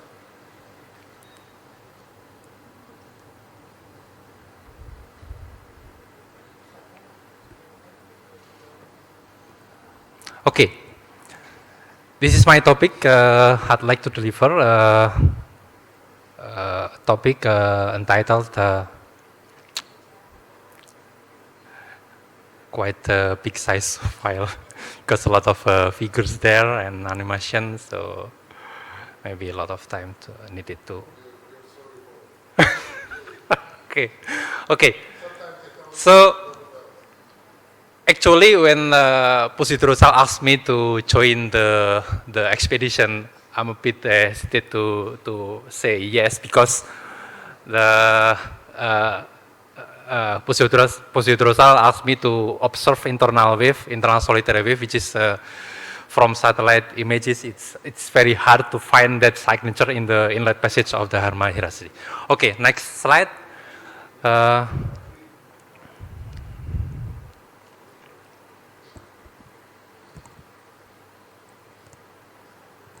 Okay, this is my outlines. I will briefly introduce the oceanographic research milestones in the Indonesian seas, and then Indonesian true flow, internal tides in the Indonesian seas, and then next I will try to introduce internal solitary waves, including the Jalat Citra 1 AURORA results. The next will be vertical mixing study in the Indonesian seas so far, and from the Jalat Citra 1 results, and I will end with concluding remarks. Next. Okay, let's start the show. If we go back in the past, that there were some oceanographic research. I call this with the research milestone because this is a fundamental observation in the Indonesian seas. Next slide. This is the first expedition with Siboga during Dutch colonialism era. This research highlighted the topographic barriers separating the Pacific Ocean with Indian Ocean, and they found with a traditional, maybe a bit traditional method to measure the bathymetry there. The next one is the Snellius expedition, still during Dutch colonialism era. This expedition highlight the influence of tides from current measurement in the bottom layer of the Indonesian seas. Next. The next expedition is the JIT, Java Australia Dynamic Experiment. Since there are true flow coming from Pacific entering the Indonesian seas and then flowing out into Indian Ocean, this expedition was dedicated to explore the plume of the Indonesian true flow. So this is a multi-nation expedition with Australia, Indonesia, and also some European country. Next.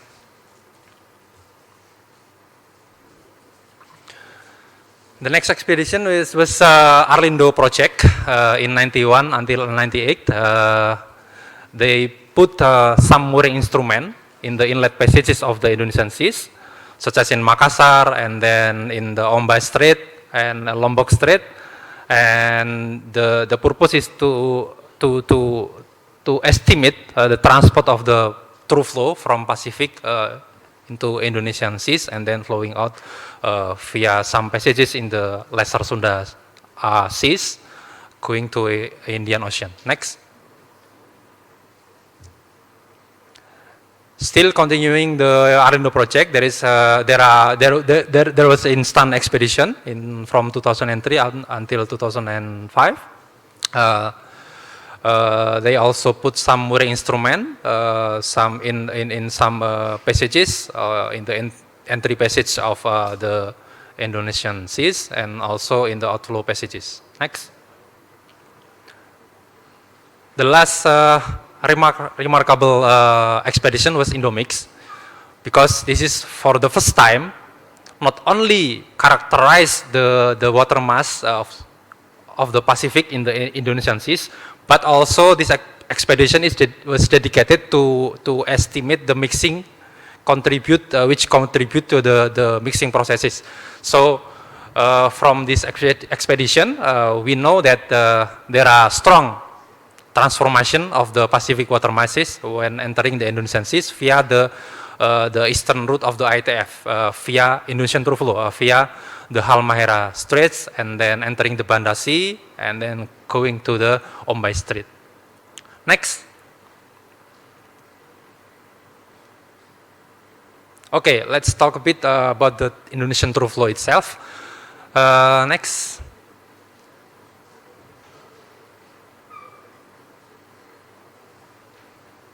Okay, this is the figure showing the route of the Indonesian through flow. So the green one is the western route of the ITF, and the red one is the eastern route of the ITF. The green one forced by Mindanao Current, entering the Sangihe waters and then flowing through the Sulawesi Sea and entering the Makassar Strait. Only one third of the water masses and from the Pacific entering the Makassar Strait, and then deflected southward and eastward, entering the Banda Sea. And the eastern route flowing forced by New Guinea coastal current, and then entering the Halmahera Sea. And what is the driving force for this through flow? Some studies indicated that the pressure gradient between Pacific and Indian Ocean is the driver of the through flow due to monsoonal winds. And this ITF is very important because it's part of the thermohaline circulation. Next. During 2 last decades, the estimation of the through flow is well quantified. So this topic actually is well established during 2 last decades, and as we can see here that the transport, this map showing the transport in the inlet passages of the ITF and also in the outlet passages of the ITF. For example, in the Makassar Strait, the transport is around 11 sphere drops. And totally it's around 12 sphere drop, and also in the outflow passage there is the through flow via Timur passages, which is the maximum through flow via that passage. Next. Just like human fingerprint, each water masses in each basin or sea basin, ocean basin, or seas, they have its own characteristic, characterized by the profile of temperature and salinity, or we call this the TS diagram. And as we can see there, the North Pacific and the South Pacific is characterized with the maximum salinity in the thermocline layer. And in the deeper layer, there is low salinity, characterized from the TS diagram there. And as you can see there, there is strong transformation of the thermocline, for example, the thermocline of the passive water mice, and then the green one, the bandasi there, the maximum salinity is highly eroded, and then we just see the signature of the bandasi is just straight. It has a low salinity in the thermocline layer. Next. Next. Okay, next. Okay. As I mentioned before, that the driving force for the mixing processes of the water masses in the Indonesian seas is internal tide. So internal tide is defined as when barotropic tides interact with sloping topography, so it can generate the internal tide. This mechanism will drive the local mixing, will drive local mixing, and also not only stop there, the internal tide will potentially evolve, become internal solitary wave through wave steepening mechanism, and this mechanism will end when the internal wave shoaling and breaking in the coastal region, which also drive the mixing processes, which is away from the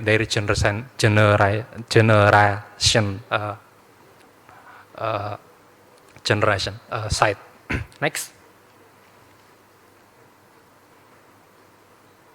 So this is my simulation in the Sulawesi Sea to clearly show us the potential generation of the internal tide in the Sulawesi Sea, and then can evolve, become the internal solitary wave there.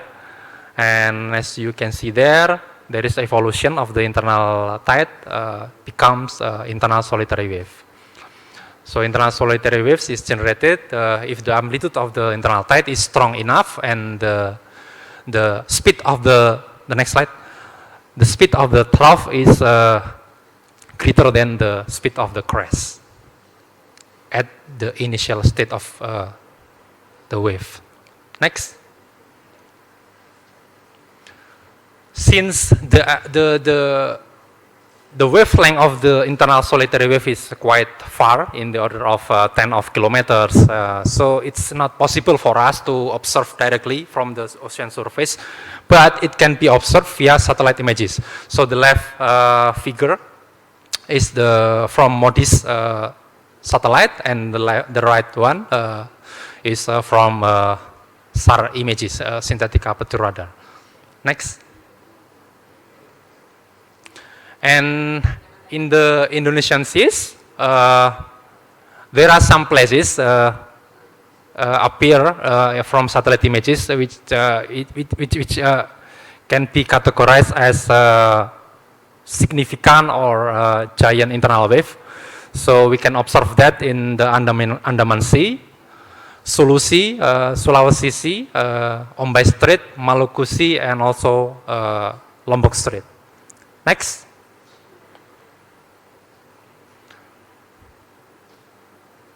And post Nanggala 402 tragedy, maybe most of us become aware that this giant internal wave, giant internal solitary wave, may trigger the sinking of the Nanggala submarine. So I think it's important topic in oceanography to observe. And next. And during the expedition of Barunajaya 8, we found the signature of the internal solitary wave in the Lombok Strait. The amplitude, the height of the wave is around 180 meters.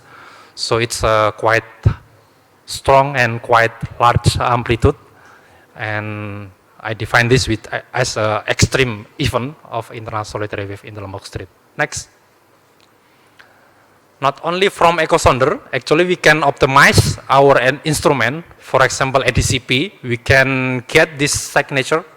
The first panel is from echosonder, and the next one is from the ADCP. So the bottom panel is the not short component of the velocity from ADCP, and as you can see there, it's like a bulb current. It's like bohlam, bulb current when the waves come, and then it drives a strong horizontal current difference there. Next. And in 2017, I have a chance to observe. It's only 2 days measurement to characterize at what time the internal solitary wave in the Lombok Strait is triggered. So from this figure, I have a question. I have an answer that it can be triggered every 12 hours in Lombok Strait. Next. And also from Barunajaya expedition in 2021 in the Western Halmahera Strait, in the Western Halmahera Sea, we also observe the maximum amplitude of the internal solitary wave there is around 50 meters, and the phase speed is around 2.3 meter per second, and it can trigger the horizontal current 0.8 meter per second, and vertical velocity around 10 centimeter per second. Next. Okay. Indeed, it's simple to observe the internal solitary waves. So the CTD and ADCP and also echosonder, I think most of Indonesian research vessels have that kind of instrument.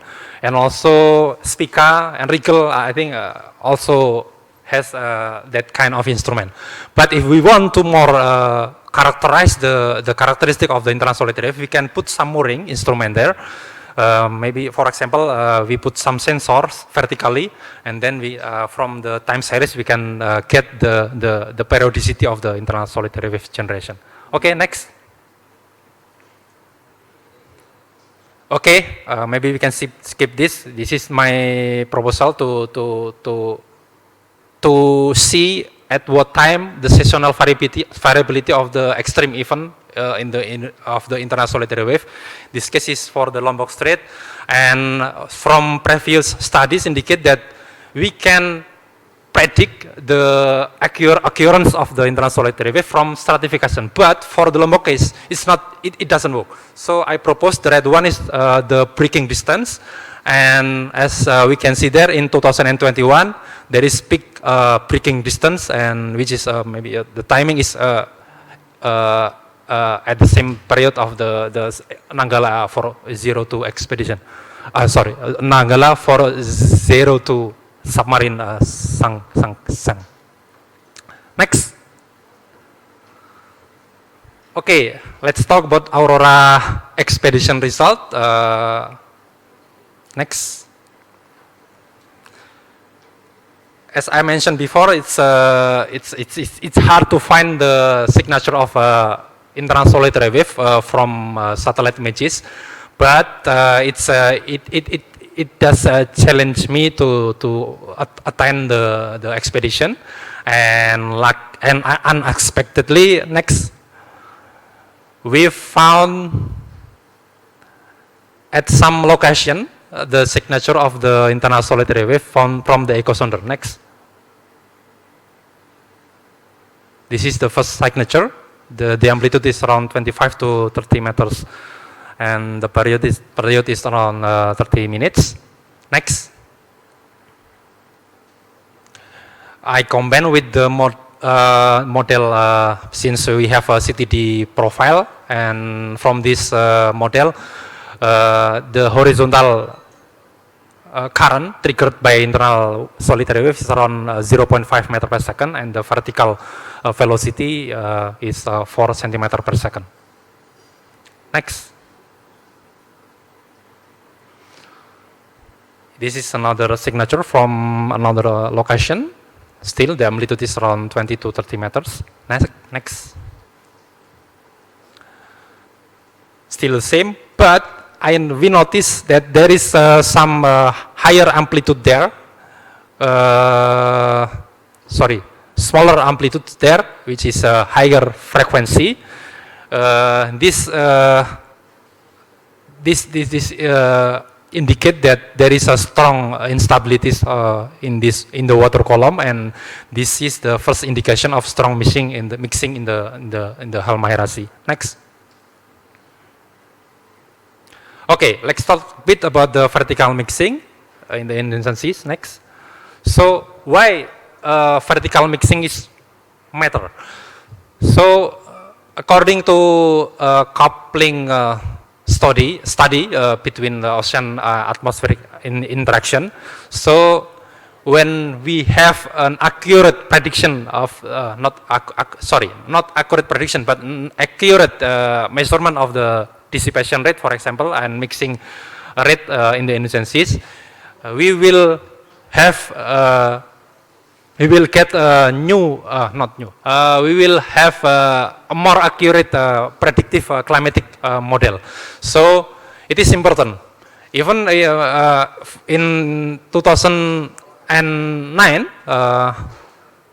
a scientist from France tried to model by adjusting the mixing rate in the Indonesian seas, and they found that change in the couple system in response to tidal mixing are as large as closing the ITF. So the impact of the mixing processes is very gigantic. Next. And from environmental perspective, when the internal solitary wave breaking, it can drive the uplifting of the sediment layer, and which is rich of nutrient, and of course these processes will support the fertility of the water column. But keep in mind that these processes also drive the sediment which contains heavy metal, for example. So we should be aware at some position, some location in the Indonesian Sea, which is the breaking location of the internal solitary waves. Next. So this is the instruments needed to observe the mixing properties. The right one is the microstructure profiler, the left one is the CTD and high temperature sensor. But up to now, we don't have the right one. The microstructure profiler, we don't have that kind of instrument. So in the future, we need to think about how to get the data set with our instrument. Next. Okay, 2 more slides. Next. This is the mixing. This panel show the internal tide signature from the CTD, because we have around 18 hours CTD yo-yo in above the seamount, and as we can see here that there is around 40 meters amplitude of the internal tide there, and also we observe the South Pacific subtropical waters in the thermocline layer, the red one, at panel C, and also we observe the South Pacific intermediate water in the deeper layer. Next. And this is the estimate we made from the yo-yo profile, and we found very, very high turbulent activity in the deeper layer above the seamount. So this is a quite high energy dissipation rate, because the order is 10-6, which is quite high in P6 mixing, and also the vertical diffusivity, which is responsible to the mixing of the South Pacific subtropical water. It's around 10-3. Next. Okay, this is my conclusion. So the major milestone of oceanographic expedition we can divide into two topics. The first topic is ITF transport and water mass characteristic. The second one is internal tide and mixing estimate. Internal tide, internal waves, and vertical mixing are rarely observed in the Indonesian seas due to lack of expertise and also lack of proper instruments needed to measure. And also the next one is internal solitary wave might have negative impact for underwater navigation, yet it gives positive impact for coastal environment through nutrient enrichment. From AURORA expedition, I highlight the internal waves exist in the inlet passage of the Halmahera Sea, and we found intensive vertical mixing above the seaman. And last but not least, we still need a comprehensive and collaborative research and expedition to better understanding, for example, the distribution of internal solitary wave in the Indonesian seas, their characteristic, and also their impacts when shoaling and breaking in the coastal region. Thank you, Pak Yanuar. Thank you so much, Mr. Adi Purwandana. Let's give a big round of applause.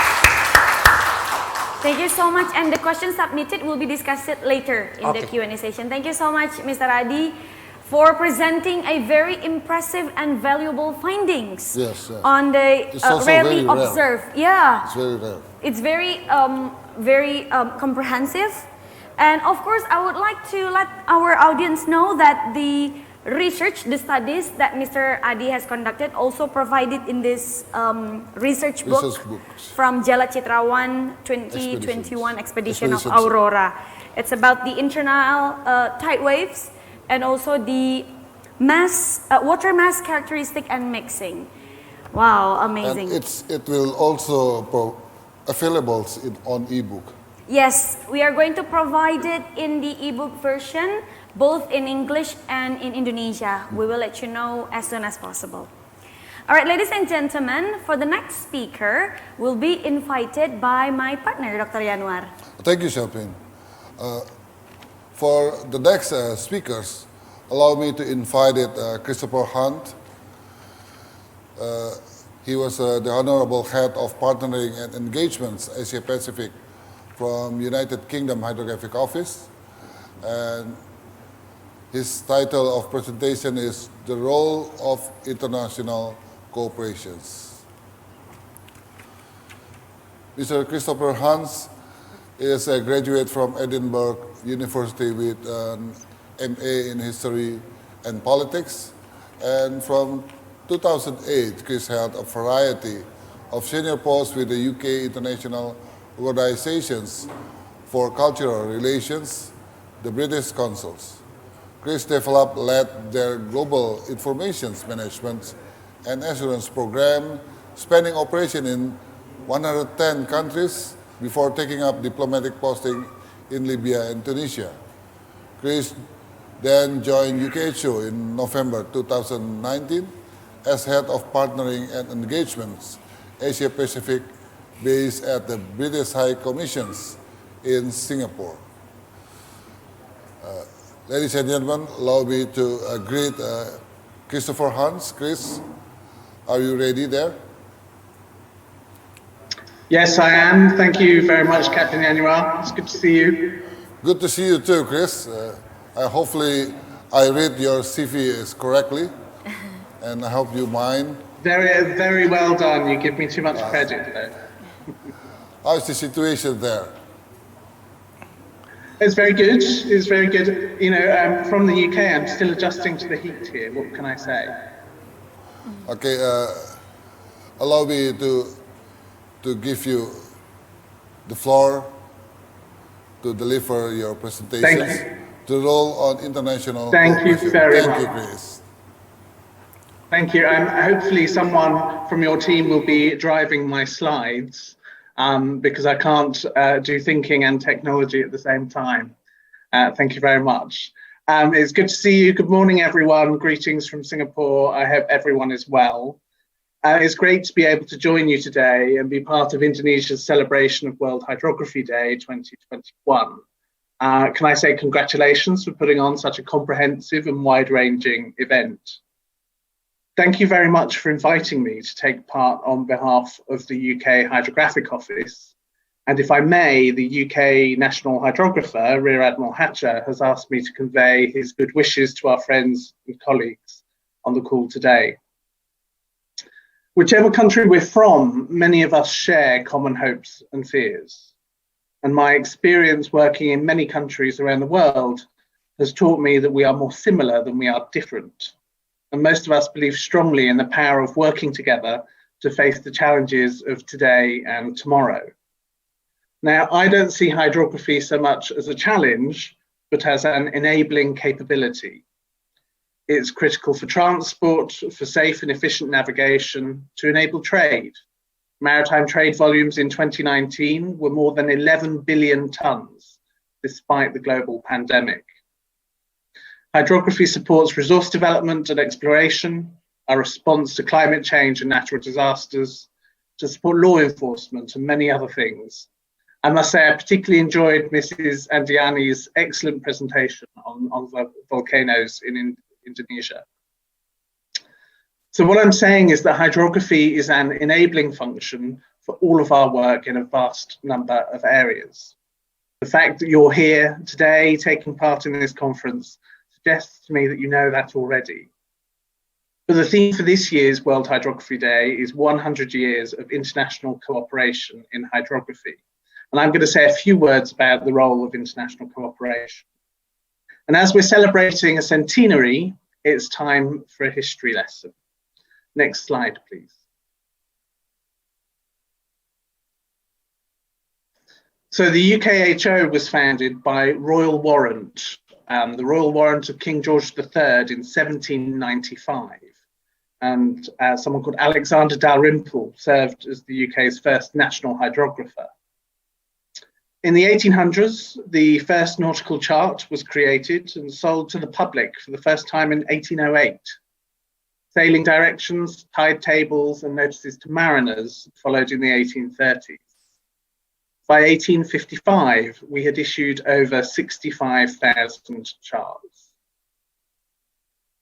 This image is an extract from the Times, published on the 4th of July, 1919.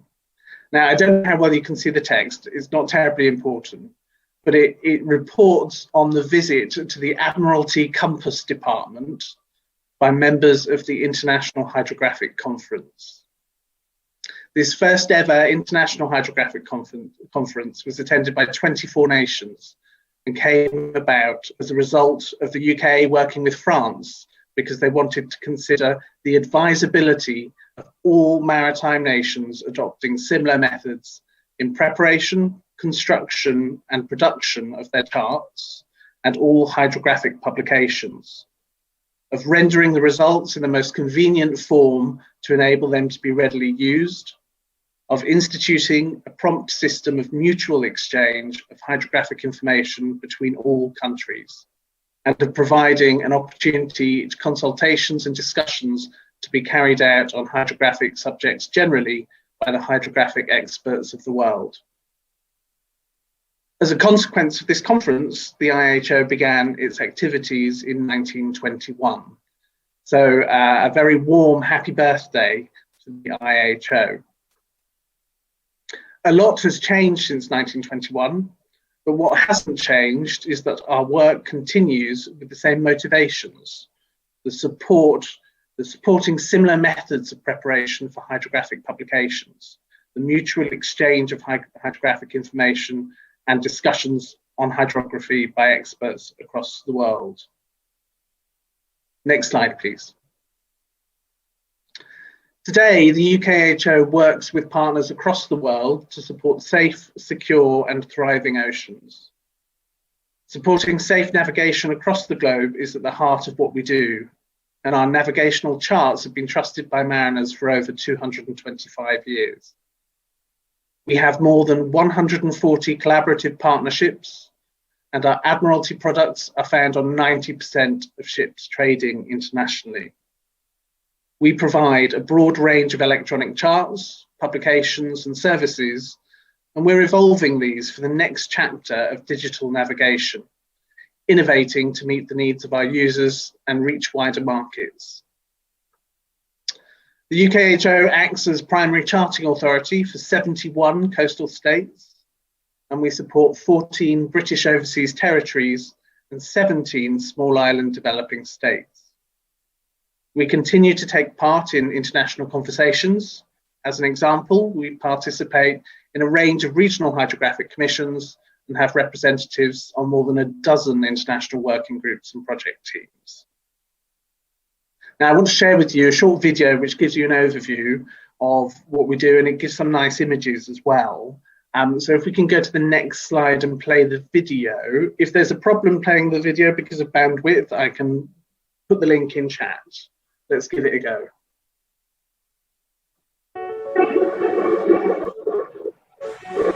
Within everyone lies a passion for adventure. It's a passion that inspires us. For over 200 years, we've been on our own adventure, charting the world's oceans and providing the information mariners need to navigate them safely. Now we endeavour to broaden our horizons to take us into exciting new territory, pushing our boundaries to meet the needs of the world. By 2030, the global blue economy will be worth $3 trillion. We can provide the knowledge and expertise to support this growth. We want to further the blue economy by making the most of the marine environment in a sustainable, responsible manner. Developing infrastructure, supporting disaster resilience, nurturing aquaculture, increasing tourism, empowering bioengineering, and facilitating global trade. As the government's marine geospatial data experts, we will enable users to unlock opportunities and pioneer new ground. We will harness new technology to provide global data that furthers our knowledge of the marine environment. From satellites high above the Earth to deep below the seabed, our reach now stretches further than previously thought possible. We have a quest for knowledge, a spirit of discovery, and an ambition to be the world's leading marine geospatial information agency and hydrographic office. Together, we are unlocking a deeper understanding of the world's oceans for safer navigation, for the marine economy, and for the future of our planet.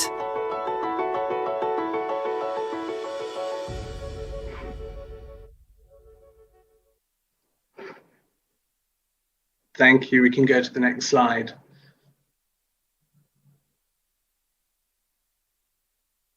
So the question I wanted to ask is, why should we strengthen our partnerships? Well, it's part of who we are. The UKHO has a set of core values, which were on the last slide. If we can go back one, please. The UKHO has a set of core values, and these set out how we combine our strengths, we look to the future, and we look to collaborate. In terms of why should strengthen our partnerships, it's also about thinking about navigating the world of tomorrow. In this respect, we are mindful of what we call the future of navigation. And I'll say more on that a bit later, but again, we recognize that we can achieve more if we can do it together. It's been mentioned a couple of times, but the UN Decade of Ocean Science is really important to bring together multiple sources of marine data to build new partnerships and provide solutions to the new challenges. Partnering and sharing information across the maritime community will unlock the value of our data, allowing us to work collectively to build a thriving blue economy. A common set of standards is vital to ensure that marine data will be valuable to those using it both now and in the future. We support the IHO's S100 framework, and we are driving safety standards by working with other organizations to support the development of the S100 product suite services. We're committed to help promote the use of accurate and trusted marine geospatial data, and to that end, and in the spirit of partnerships, we've released a number of S100 trial datasets to download on our Admiralty Marine Data Portal. These new and complementary products and services will utilize the IHO S100 data framework, which will become the new standard for marine navigation during the S100 implementation decade of 2020 to 2030. We'll look to create and add additional data sets to the Admiralty Marine Data Portal as the IHO S100 product specifications develop. Next slide, please. In case you haven't heard of S100 before, S100 is a key focus for the next generation of digital navigation services. It will not only enhance situational awareness and precision on board, but will support a wide range of decision-making for mariners and shore-based users alike. This image is the UKHO's infographic, which puts S100 standards in context within a digital twin model of the real world. It covers surface currents to navigational warnings, to marine traffic management, and much more. It's based on our work with trial data and illustrates the standards in a single view, showing the breadth of the S100 data specification. Now, I would wish to know that this is not the whole S100 world. This is the UKHO's view of the S100 world. This is where we believe the future and the first use of these product specifications will come from. We've selected these products to show how we believe this future ecosystem will work together for SOLAS vessels. We believe these are some of the more mature product specifications that will be available for navigation over the next 5 to 10 years and where we see most benefits. And as I mentioned, the products on the infographic are a subset of only some of the S100 product specifications. And this infographic shows some of the products that the UKHO has chosen to prioritize. Next slide, please. So the UKHO is at the forefront of developing products and services for the S100 era. And we're doing this through broad collaboration, actively engaging with other hydrographic offices, the community, and our partners. We're sharing the knowledge and experiences with others as we go on this S100 journey. We are meeting a commitment that we made to the IHO, where we agreed we would help, support, and take other hydrographic offices on the S100 journey with us. This means that we're prioritizing and raising awareness of our collaboration efforts and ensuring that we don't go on the S100 journey in isolation. Indeed, we're working with a range of experts to build a better understanding of the S100 product specifications and how they're shaped. We've now published trial data sets which cover the Solent and approaches, including the ports of Southampton and Portsmouth.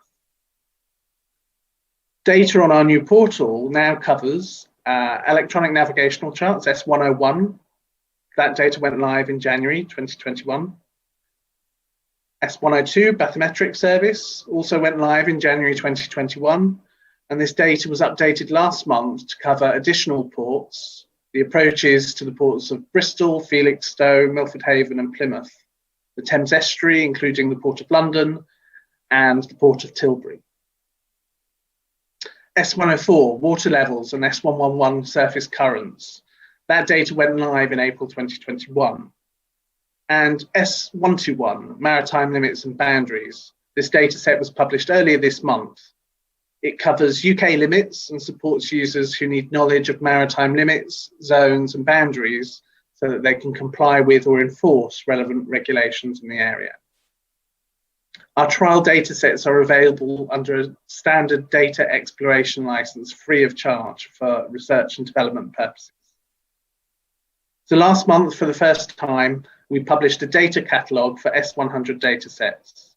This makes data available to search, view, and download from our data catalogue. The catalogue enables users to view the spatial extent of our trial data sets in a geographical format.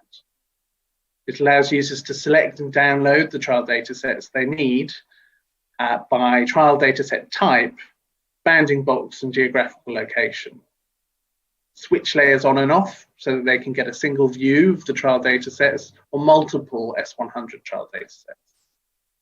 Expand to a full screen view via a link in the information panel to provide feedback, really important, provide feedback on the data sets and view the terms and conditions associated with the use of the data. On our S100 page, we're seeking to highlight all of the open source S100 tooling available, and we're directing users to the IHO Geospatial Registry. So thinking about international collaboration, the benefit of this work is that we're getting users from other hydrographic offices, downloading the data and asking to work with us. It's an iterative process, and this hopefully demonstrates that the need and appetite for international cooperation is more alive than ever. Next slide, please. To support this journey, UKHO has developed S100 training courses. And we carried out product testing on these new courses at the end of last month. The course that's currently running is an introductory level course, and this will naturally lead into other levels in a progression. So icons in the top right of the slide show the various levels of S100 training courses that we will develop and deliver.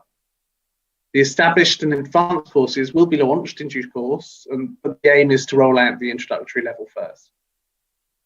We are using our experienced subject matter experts in the business and global stakeholders to gain feedback and factor this into our training material, which will once again develop and iterate as time goes on. We'll be announcing dates for subsequent training in due course. Next slide, please.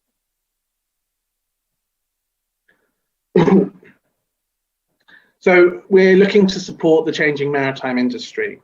Data is driving autonomy, connectivity, and digitization across the maritime industry. And we're transforming the way we collect, process, and share data to help users make effective decisions. And that's through supporting new data standards, improving accessibility and interoperability of data, supporting autonomy with machine-readable data sets, and by partnering and sharing information across the wider maritime community.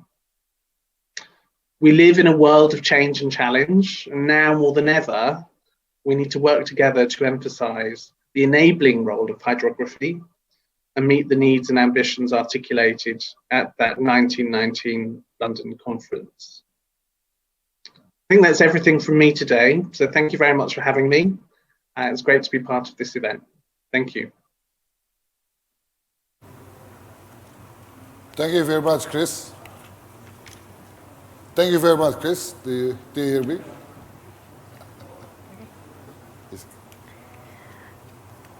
All right, and the questions submitted from our audiences to Chris will be discussed later in the Q&A session.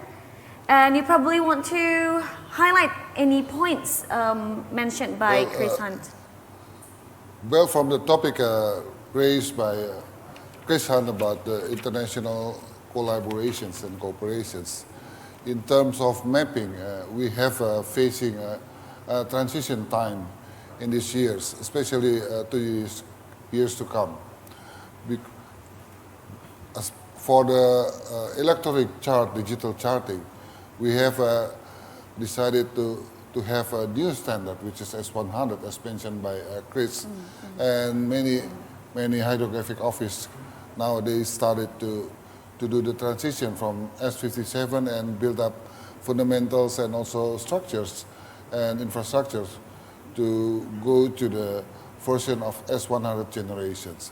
And in these transitions, especially for the nation like Indonesia, is quite huge changes, and we cannot do it alone.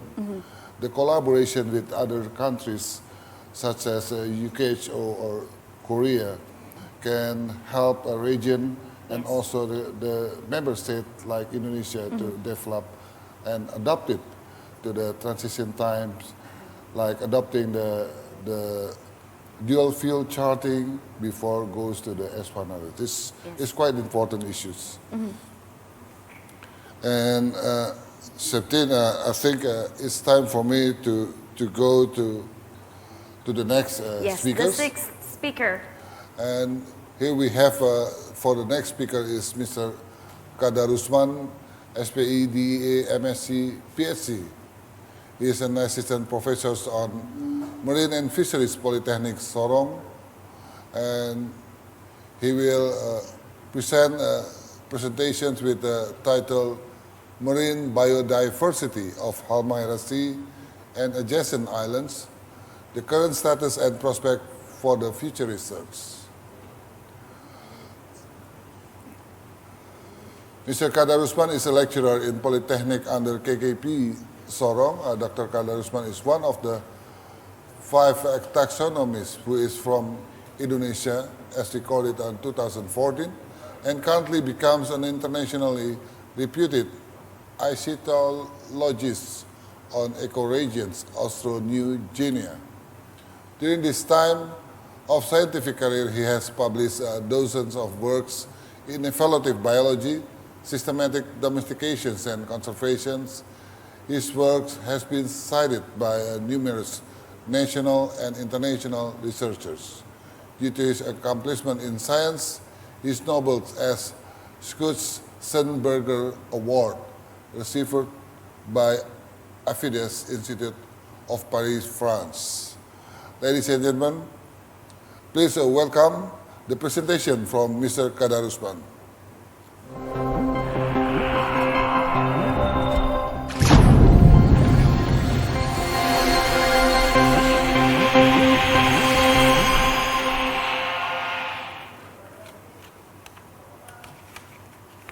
Good afternoon, Pak. Ya, good afternoon, Bapak Yanuar. Terima kasih. Welcome, Pak. Floor is yours, Pak. Oke, Bismillahirrahmanirrahim. Assalamualaikum warahmatullahi wabarakatuh. I'm Kadarusman from the Polytechnic Kelautan dan Perikanan Sorong. Selamat pagi menjelang siang, selamat siang for the Eastern Indonesian times. And I'm very happy to have invited to be speaker in the centennial or celebration of the international cooperation hydrography. And I would like to congratulate all the team, all the member of the team, the Jala Citra 1 Aurora Expedition 2021.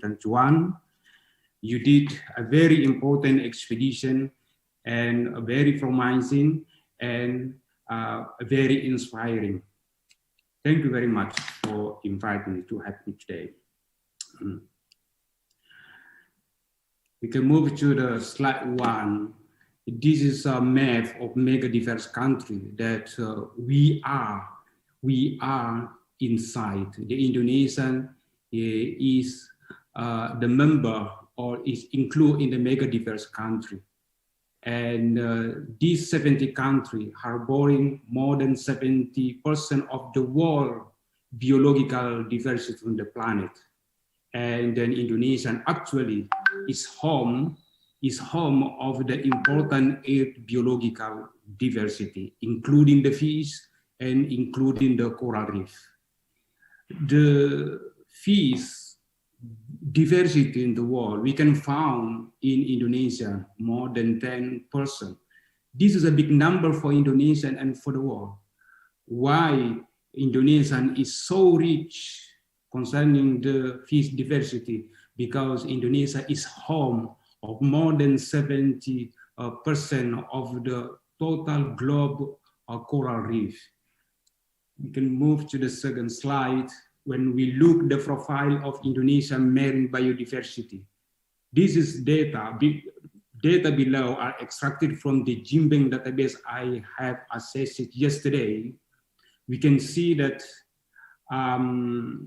bacteria sequence available in Jimbeng database international is come from the bacteria, more than 40,000 sequences. What does this mean? This data, Indonesian scientists and collaborate with international scientists, discover many findings and study focus on bacteria because bacteria is a very important material for the health study, for disease study. Ini sangat menarik untuk Indonesia bahwa banyak orang yang bekerja bakteria di tanah air kita. The next slide, when we're talking about fish diversity in the world and Indonesia, Indonesia is ranked number 2 of the fish diversity in the world behind Australia. But we could not hear in this forum that many areas in Indonesia, especially in remote area, we need collaboration to do an expedition in a spot area that could be probably discovering a new species and rising the number of our species in context of fish diversity. We can see also the data about the fish diversity of our country, about the fish that we have more marine fishes than freshwater fish.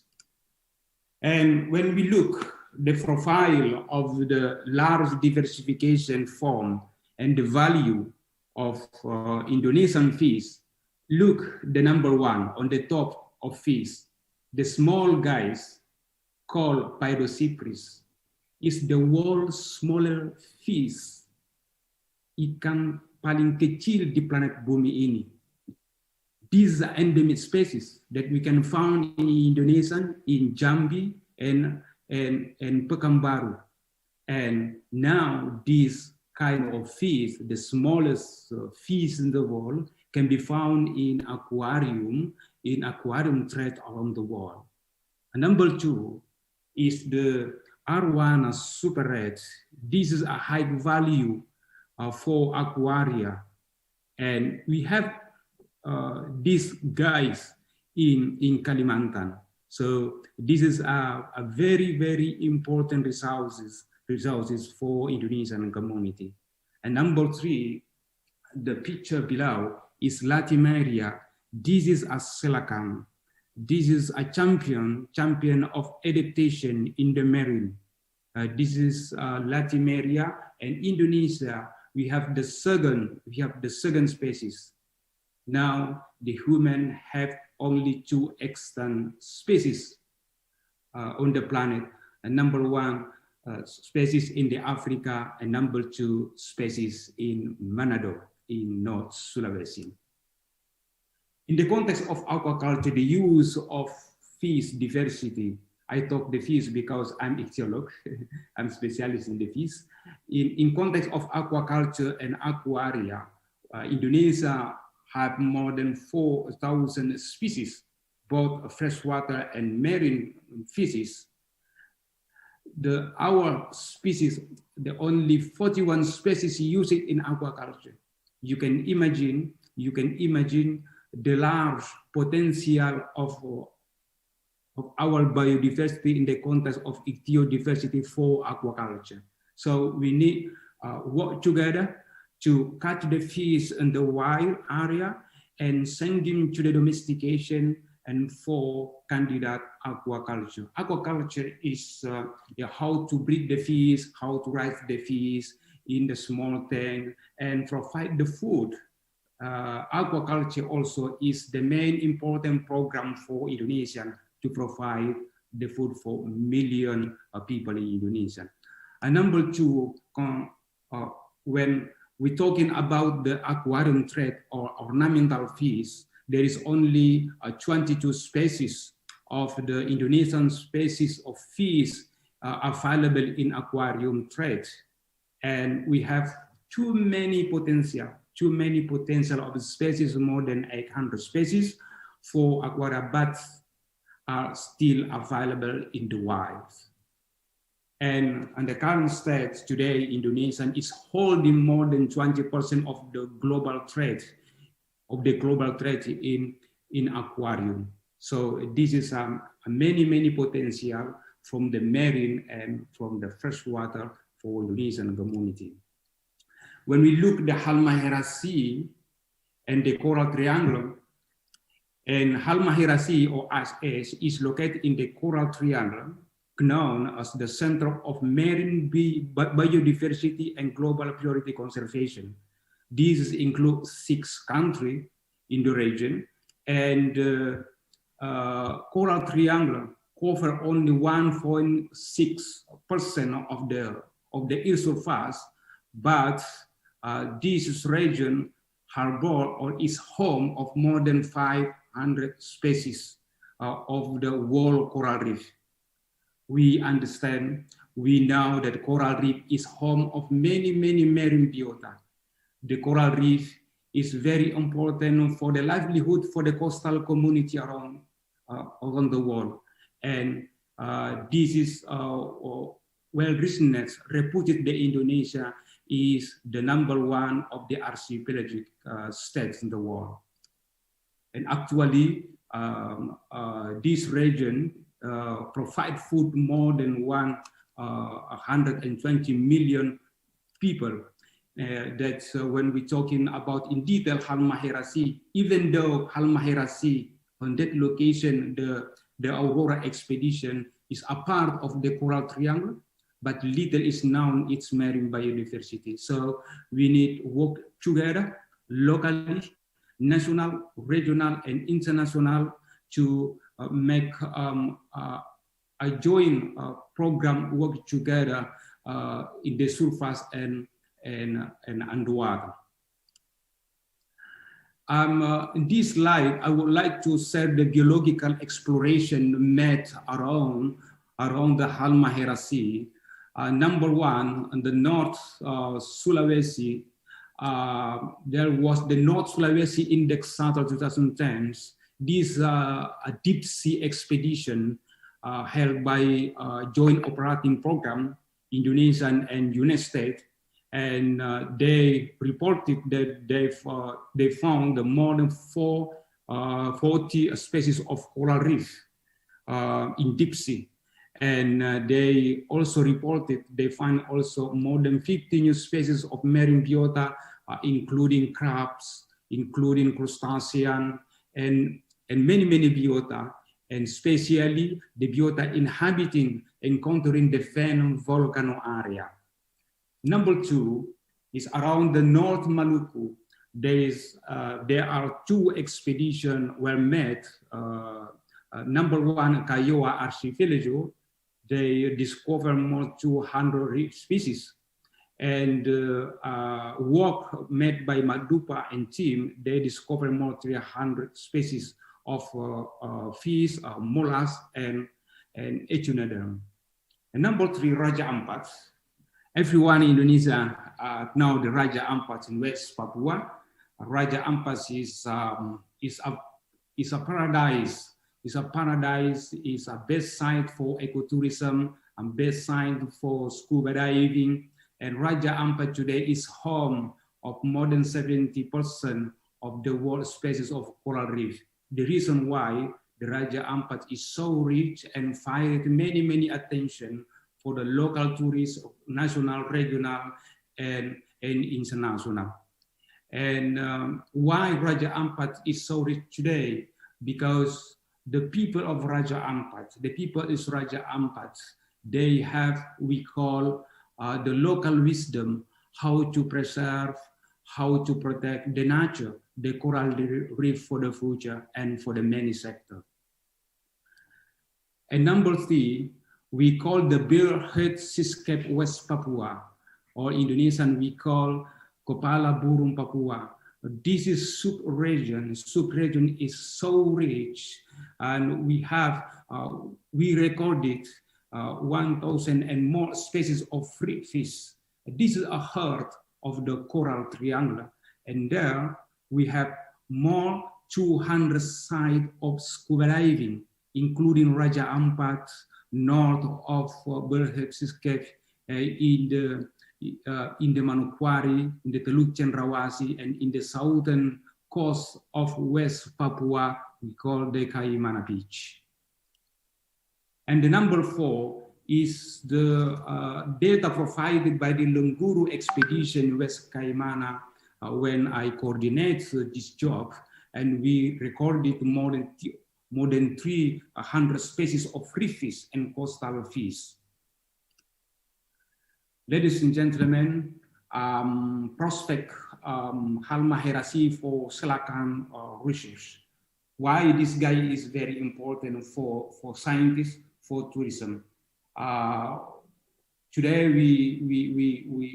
we have two extant species, Latimera columni, and inhabiting in the southern coast of Africa, and the southern species Latimera menadoensis inhabiting in Manado, North Sulawesi, and recently the scientists and the local people found them in Raja Ampat and Biak.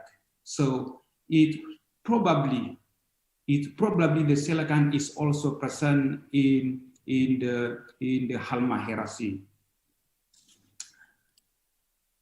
And Halmahera Sea the dot red is a part of the fisheries management area we call WPPRE. This area is co-managed by 6 provinces, including the West Papua province. This FMR contribute 9% of the national production of the fisheries. But this area is dominated by the smaller pelagic, including 16 species. And the small pelagic, for example, the scarf layang, the ikan selar, the ikan kembung, and the sardine. I would like to conclude and perspective for our future research collaboration. Halmahera Sea is a carrefour of marine biota located between the Ocean Pacific and Indian Ocean, and many factors influence the site. And it is promising marine wilderness area with potential to discover some new species, especially in shallow and deep water. And we recommend the Pushidrosal to involve molecular systematic specialists and stock fisheries specialists for the next expedition. For example, the next AURORA or next expedition for coming years. Thank you very much for having me today. Thank you for your attention. Salam semangat dari Papua Barat. Thank you. Terima kasih Pak Kadarusman. Salam semangat dan salam sehat kembali. Thank you Mr. Kadarusman for your excellent presentations. And from your presentations, I've noted that you raised the issues about the potential of marine diversity at the Halmahera Sea and the adjacent islands, which have promising value for the local economy and also for the conservations and tourisms. Because the area is part of the triangle area that is conserved by the global community as a center of marine biodiversity. And it's promising marine wilderness area with potential to discover some new species in shallow and deep water, as in AURORA expeditions that found a deep sea worms, Polychaete, from its crab sample activity. Thank you very much, Mr. Kadarusman. And for the next speakers, I'll let my partner, Septin, to deliver the next. Thank you so much, Dr. Yanuar. All right, so ladies and gentlemen, moving on to the next speaker, we are inviting the coordinator for Research Facilities and Services Marine Research Center, Mr. Triyono, SSI MT DS Master of Science, and he will be presenting Unveil the Deep Sea Mystery in the Eastern Waters of Indonesia. And to introduce you a bit about Mr. Triyono, he has been completing his master degree in Diponegoro University and becoming an alumni of Université de Brest, France, and he is currently serving as the head of adaptation and conservation mitigation research, or PUSRICAL Human Resources Research Agency in KKP. He is also a member of research team of Indonesia and USA Collaborative Expedition, or Index Satal, in 2010 in Sangihe, Talaut. So without any further ado, we would like to welcome Mr. Triyono, SSI MT DS Master of Science, and let's give a big round of applause to welcome Mr. Triyono.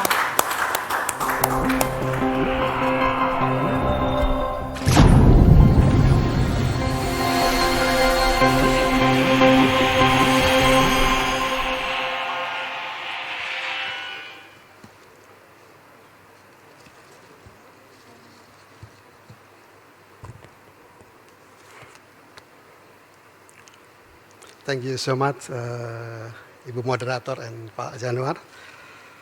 First of all, the Honorable Chief of Staff of the Indonesian Navy, Bapak Admiral Yudo Margono, the Honorable Commander of Pushidrosal, Bapak Vice Admiral Dr. Agung Prastiawan MEP, and the distinguished guests and participants, good morning, good afternoon, and good evening, depending on the world you are tuning in. Assalamualaikum warahmatullahi wabarakatuh. It's a great honor for me to stand here and have this opportunity for the presentation. First of all, I would like to congratulate Bapak Komandan Pushidrosal for the successful completion of Jala Citra AURORA Expedition 2021. Today, I like to share the experience of index satel exploration and in relation with the Jala Citra preliminary survey results. I will comment from the background of index satel exploration. Next.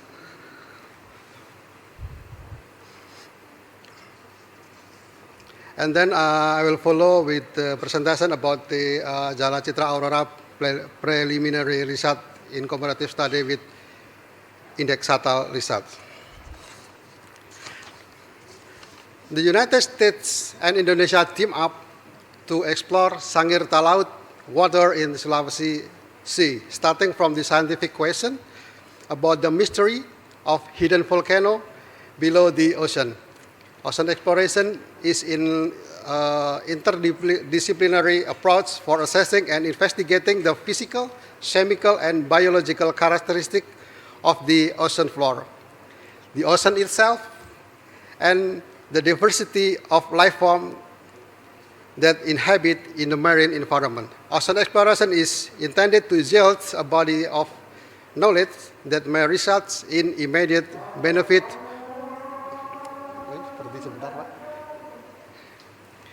Yeah.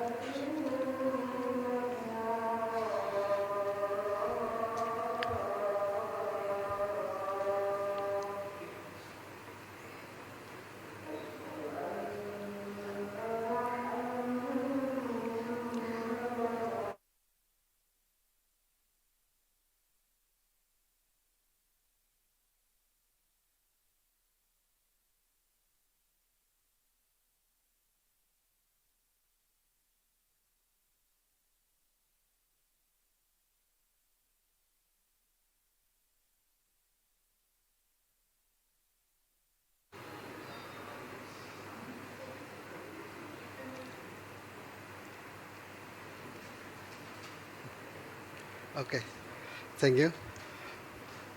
Ocean exploration is intended to yield a body knowledge that may result in immediate benefits or may inform research hypotheses that results in new scientific understanding in the future. Primary science objective for the joint Indonesia-US exploration expedition are to first locate sites of the interest for exploration, especially for the deep sea hydrothermal vent, coral reef, ship sites, and fish habitat. And second, conduct geological, geophysical, biogeographical, and biodiversity assessment of these sites. And third, identify potential connection between the sites. And fourth, initiate broad characterization of the ecosystem relationship in the region explored. Next. Next, once again. The uniqueness of seafloor geology was the reason that this exploration is matter. The Ring of Fire made up a specific volcano arch from Mindanao Island to Talaut. Next. Scientists convinced that every continent is characterized by its fauna. At least there are a group of fauna in the world, depending on the continent. So to be expected that underwater also provide a large varied habitat and biodiversity, as Pak Kadarusman said before. For many scientific data convincing us that there is no doubt if Indonesia is the center of mega biodiversity of the planet, especially expressed by coral triangle. Next, please. Marine biodiversity is our future, Indonesia food security and economy. The exploration of this potential high diversity is in the deep coral triangle was one of the main motivations from the biological point of view for the Index Satal expedition. Next, please. Okay, next. Yeah. The exploration was conducted on the Indonesia research vessel Barunajaya 4 and the US NOAA ship Okeanos Explorer. Multi-beam sonar was used by the two research vessels to map of what on the seafloor. We also use ROV to be sent down to investigate the underwater volcano by collecting of high-definition video, still images of the deep water. ROV and CTD also used to characterize the oceanographic aspect of water column. Next, the telepresence is a high technology to transfer the data from the ship direct to the satellite and then transfer again to the ICC or Exploration Command Center in Jakarta and in Seattle. Next. More than 25 deep sea habitats were discovered and explored between 250 and 3,600 meter depth in the virtually unexplored Sulawesi Sea of Indonesia. Multi-beam also revealed the detail of Sangirta Laut area and map submarine volcano Kawio Barat, which rises approximately 5,400 meters from seafloor and its peak is about 1890 below sea surface. Next. Next, please. This is the Simon, as Ibu Andini said. Simon, the name of the Simon is Kawio Barat in Sulawesi Utara or North Sulawesi. And about the hydrothermal activity, and the next slide, we should know that the hot spring on the ocean floor is releasing warm and mineral-rich fluids called hydrothermal vent. Next, please. Hydrothermal vents should found in exploration are associated with Kawio Barat submarine volcano.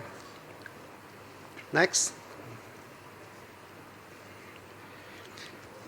From CTD casts that we conducted so that there were no temperature anomalies in the hydrothermal area, but the LSS and RP results indicate a strong concentration reduced species as H2S and Fe.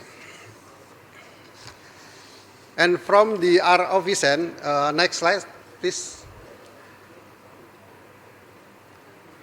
The imagery collected during the expedition revealed a diversity of benthic habitat harboring distinctly different ecosystem, including thriving semosynthetic and non-semosynthetic communities. The dominant fauna in the hydrothermal vent system from the active volcano Kawio Barat were streams that cover the sites of active smoker and stock barnacle that carpeted inactive chimney and area of diffuse flow. Other fauna were alphinelids or Paleseta worm, scale worm, galatid, and brasiuran crab. Beautiful animal also found in this expedition. Please, next slide.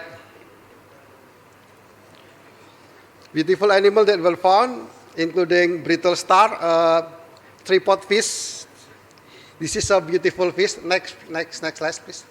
A beautiful fish because that fish can stand on its fin. And sea cucumber, a glass pond, giant glowing starfish, and any others. Next. Okay, from the expedition we also find the deep sea fishes.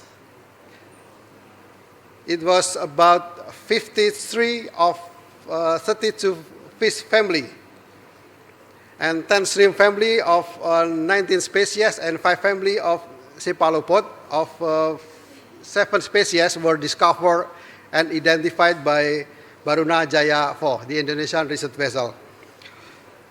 Next.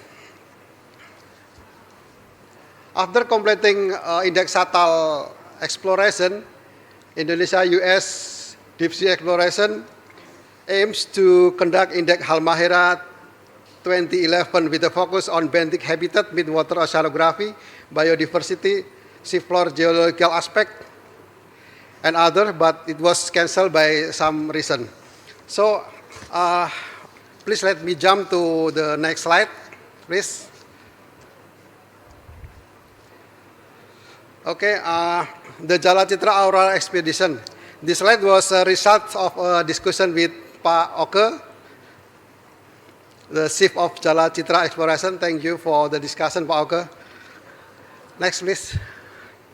Jalacitra AURORA was conducted to unveil mystery of Halmahera Sea regarding the unsurfaced areas in 1928 and the uniqueness of seafloor geology, which is expressed by double subduction area, and suppose that underwater volcano exists, seawater mass mixing as a phenomena of oceanographic aspect, and last marine biodiversity.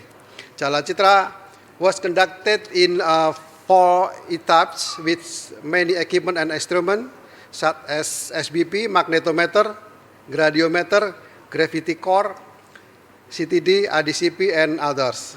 From the marine geological aspect, please next. Double volcanic activity, in example Sangir to North Sulawesi Arch and West Halmahera volcanic arch are indicated. Mapping were used MBS EM 302 to determine seafloor morphology.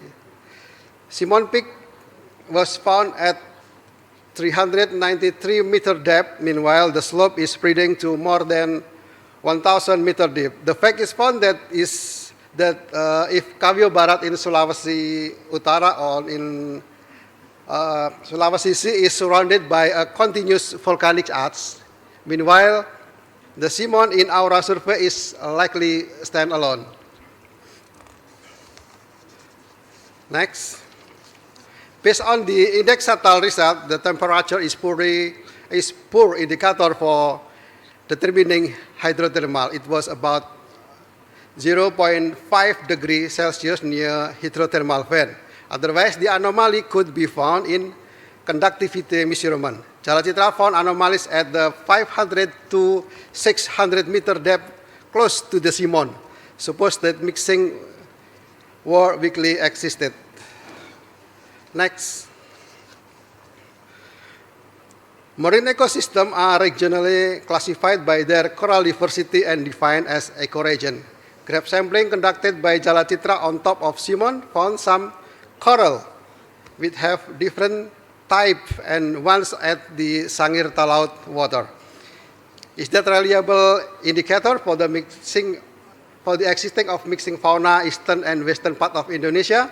We do still believe that there will advanced study to define by Pak Angga Dwino Pantio from LIPI BRIN, we hope. And the last is about the fisheries aspect. Next, please. From the fisheries aspect, first, distribution pattern of the fishes are affected by several oceanographic parameters such as SST, chlorophyll A, salinity, and others. Each type of fish has different optimal level of particular oceanographic parameter.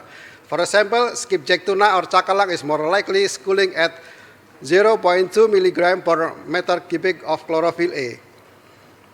Albacore tuna, according to the FAO 2011, has suitable habitat at 23 to 30 HPSO. In the aspect of fisheries, the expedition conducted at Fisheries Management Area of 717, as Pak Kadarusman said before, where the potential fisheries is pelagic fish. The expedition recorded salinity at 33 PSO at 10-meter depth that might indicate an area of tuna schooling. However, we should need extend data to characterize the chlorophyll A and the DO. Next, we are talking about the future of seabed material. Deep sea is the remotest parts of the planet that also attracted massive interest from global industry as a potential source of metal and particularly rare earth element used in many electronic devices. Shifting tectonic plates in the deep sea create fissure in the earth's crust and allow hot magma to seep close to the seabed.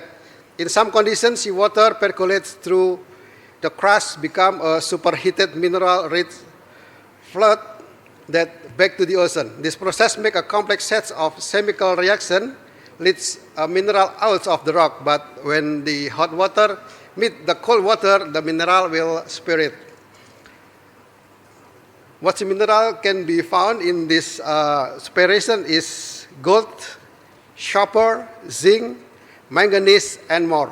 The metal that are contain copper and lithium are used in things like batteries. But the problem is how to mine this without destroying the vein, because destroying the vein means destroying its ecosystem.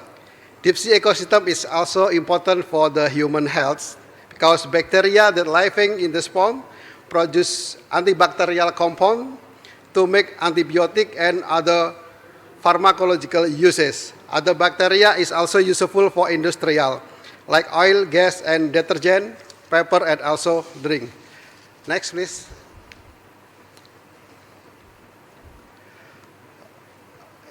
This is the use of some microbe in the deep sea. And I think this is my end of presentation. Thank you for the attention. And Jala Citra Praya Yuda Jala Siva Jaya Mahe. Thank you very much.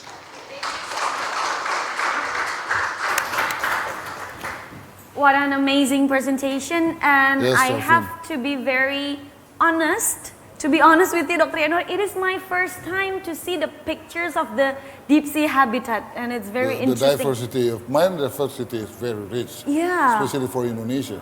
Yes.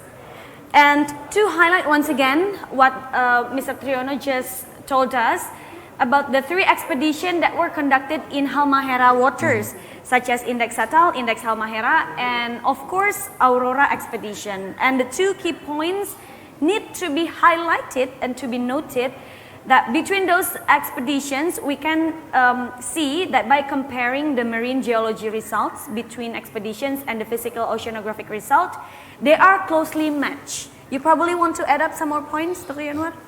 Even though the result is closely matched, Yeah. there is one most important thing that within the 2 expeditions, the other one in fighting other countries or involving foreign countries in doing the research for the Jala Citra Aurora, we are completely national scientists and national asset involved. Wow, we do it in our own. Let's give another big round of applause. That's also another thing to be very proud of. Yeah, very big achievement for Yes. all of us, of course. For all of us. All right, and before we move on, we would like to welcome once again 2 more participants who just joined with us this morning, this afternoon, because until now, we have 1,349 registered participants from all over the world. All right, and also we would like to inform you that we also provide certificate for those who join this webinar, and you can download the certificate through the link we provided in the chat box. All right, and now it's time for us to move on to the next speaker. And we are inviting the Acting Head of Research Vessels Fleet Management of BRIN, Mr. Dr. Nugroho Dwi Hananto, MSc. and he will be presenting the marine geology of active and passive margin in Indonesia region. And as we can see on our screen, Dr. Nugroho Dwi Hananto MSI is holding a doctoral degree from Institut de Physique du Globe de Paris and currently serving as the head of Deep Sea Research Center of LIPI. In 2016, he took part as the chief scientist of Mirage 1 RV Marion Dufresne Wharton Basin, and in 2015, he took part as co-chief scientist Megaterra RV Falkor Wharton Basin and Mentawai Island. And in 2014, he also took part as the scientist of Indonesia Extended Continental Shelf North Papua RV Geomarine 3 Papua. And also Dr. Nugroho has joined us through Zoom. So Dr. Nugroho, the floor is yours. Thank you very much, moderator.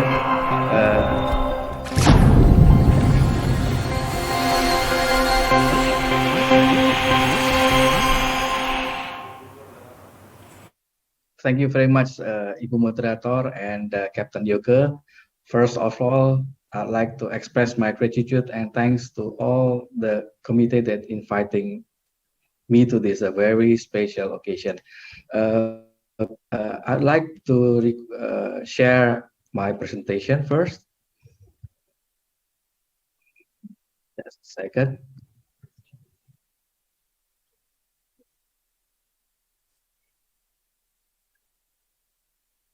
Is that appears on the screen?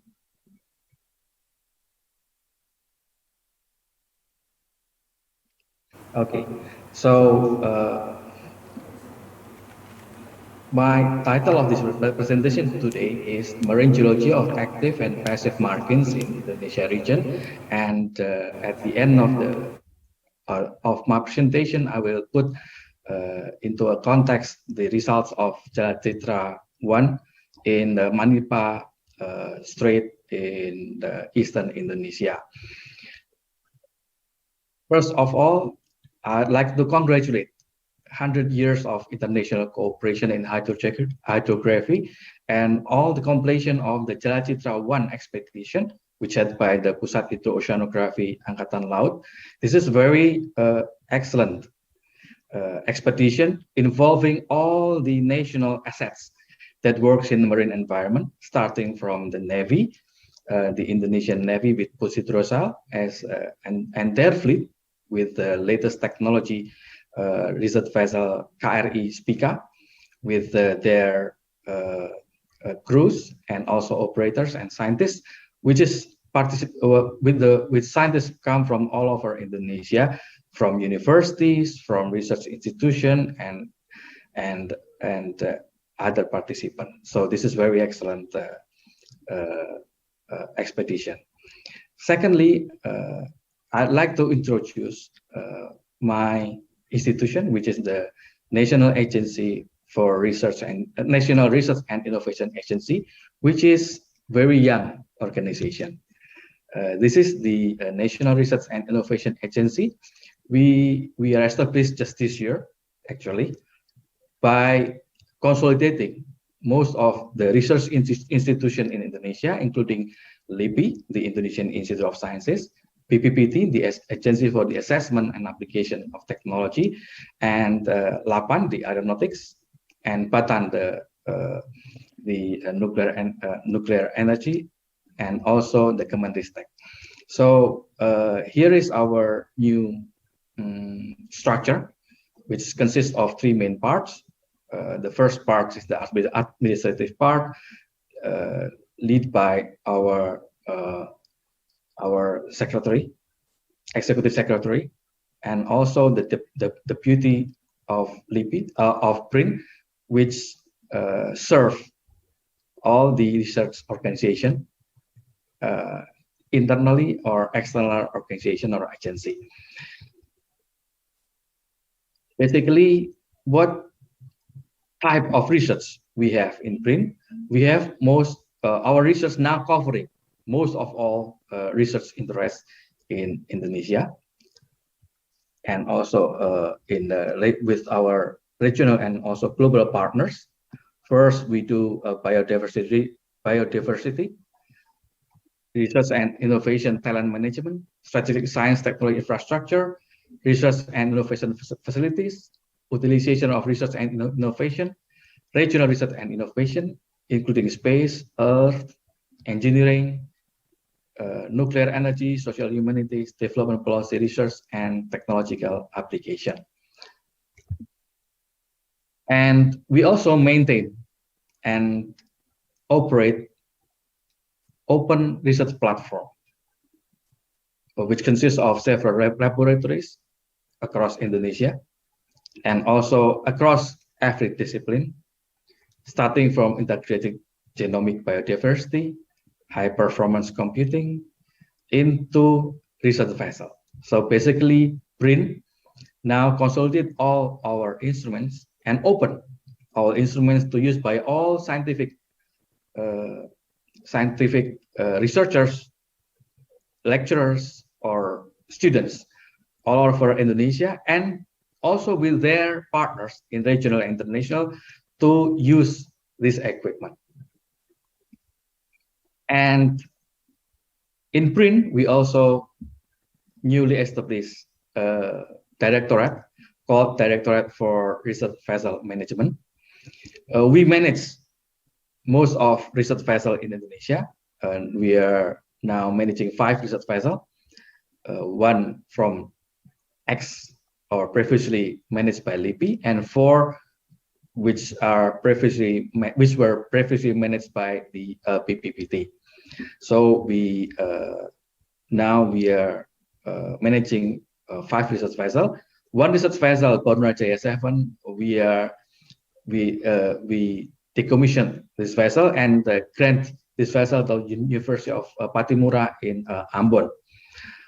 Our aim now is to refit and modernize more and do modernization of these 5 research vessels in 2022 and until 2024. And also we will purchase another ocean-going research vessel and also littoral research vessel. And for 2022, next year, we aim to provide around 300 sailing days for our vessel and open for all researchers, not only from BRIN researchers, but also for universities, students with their local, regional, and international partners. These 300 sailing days minimum will be opened as on the merit basis. It means that we will open a call for proposal to participate in this expedition. So I would like to take this opportunity also to invite our researchers to apply for this SIM.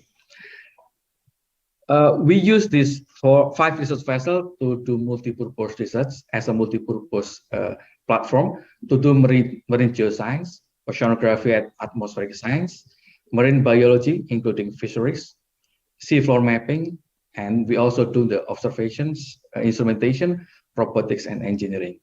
And we, as previous presenter maybe already elaborate, we would like to support the United Nations Decade of Ocean Science for Sustainable Development, especially in the transparent ocean with open access to data, information, and technologies. Now I'm diving into the marine geoscience part of my talk. As we already know, our Earth, this is the general anatomy of our Earth, consists of crust. We have oceanic crust and also a continental crust. Here at the oceanic crust, in the middle of the ocean, for example, we have the spreading centers.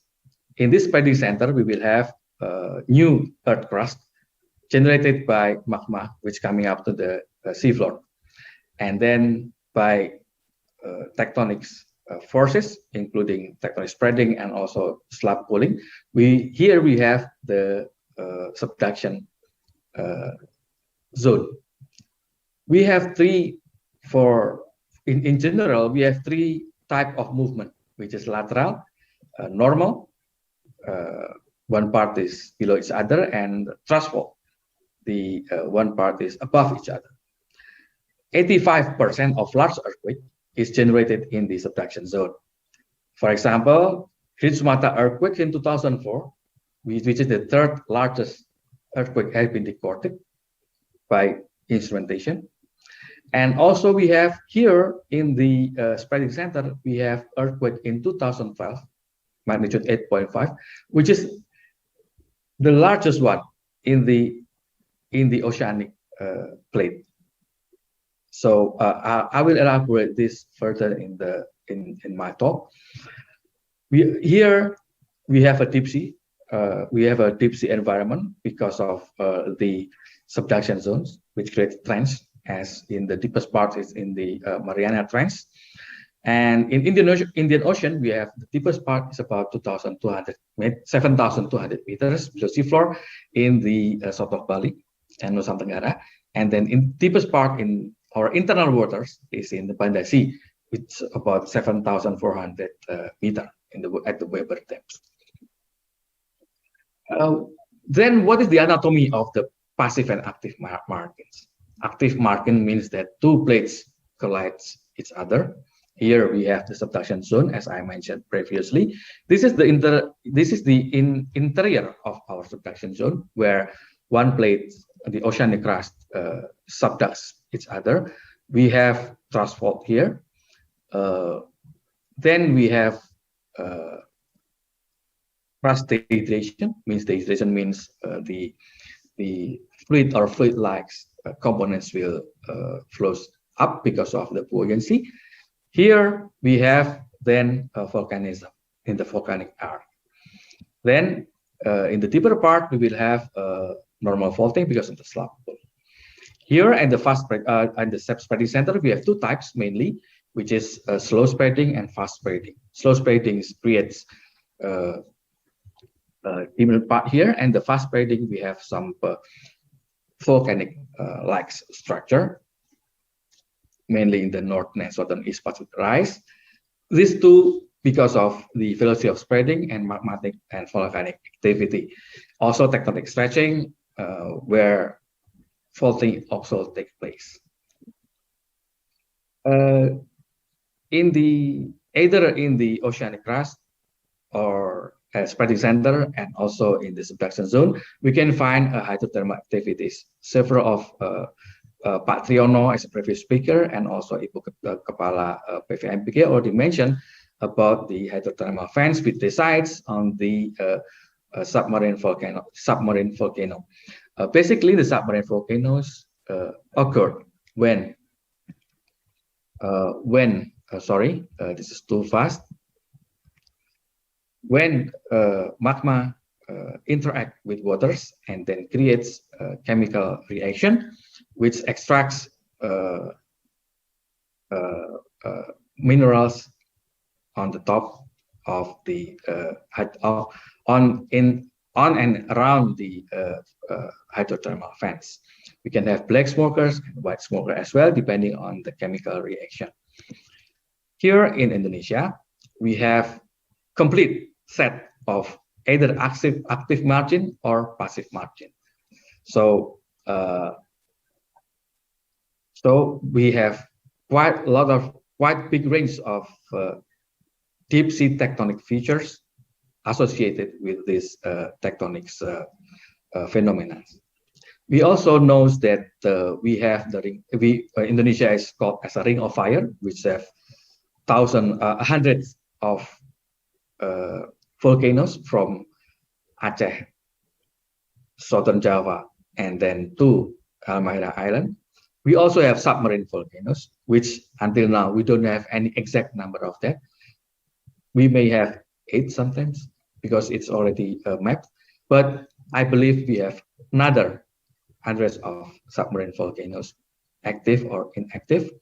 We also have abundance of natural resources, oil and gas, coal, minerals, and we are politically we aim as a maritime fulcrum nation. So, as mentioned before, we are the biodiversity building number one biodiversity in the world if we include land and also ocean. We also have hydrates in Indonesia, hydrate case, which consists of sediments and compacted sediments with some hydrates inside because of the compaction. We have in Sumatra and Mentawai Basin and others with very high potentiality. If we have looked into the tectonics maps and also the national earthquake maps, we have 295 active fault lines and 15 megathrust segments for national hazard map. The 295 is mainly mapped on land. For the deep submarine features, mostly unknown. And this is open opportunity for new findings and big science. And collaboration and cooperation in hydrographic mapping is a must because hydrographers who map the seafloor. And we scientists interpret the map. As for example, what we did in the subduction zone in the megathrust area, which is very large, incorporating the Indian Ocean, Indian Australia plate and Eurasian plate in Mentawai. In 2010, we have small earthquake, not very small, but it's about 7 magnitude. But we have large tsunami on land. So we don't know why. There's some tsunami-genic earthquake, but we don't know how it generates the deformation in the seafloor that can create a large tsunami, local tsunami on land. Here, the tsunami is about 8 meters in Pakai Island. Based on, we do some mapping here in the deformation front of Mentawai Island. We found very intriguing figures, which we can see as a pop-up structure of or hill, which is along the deformation front.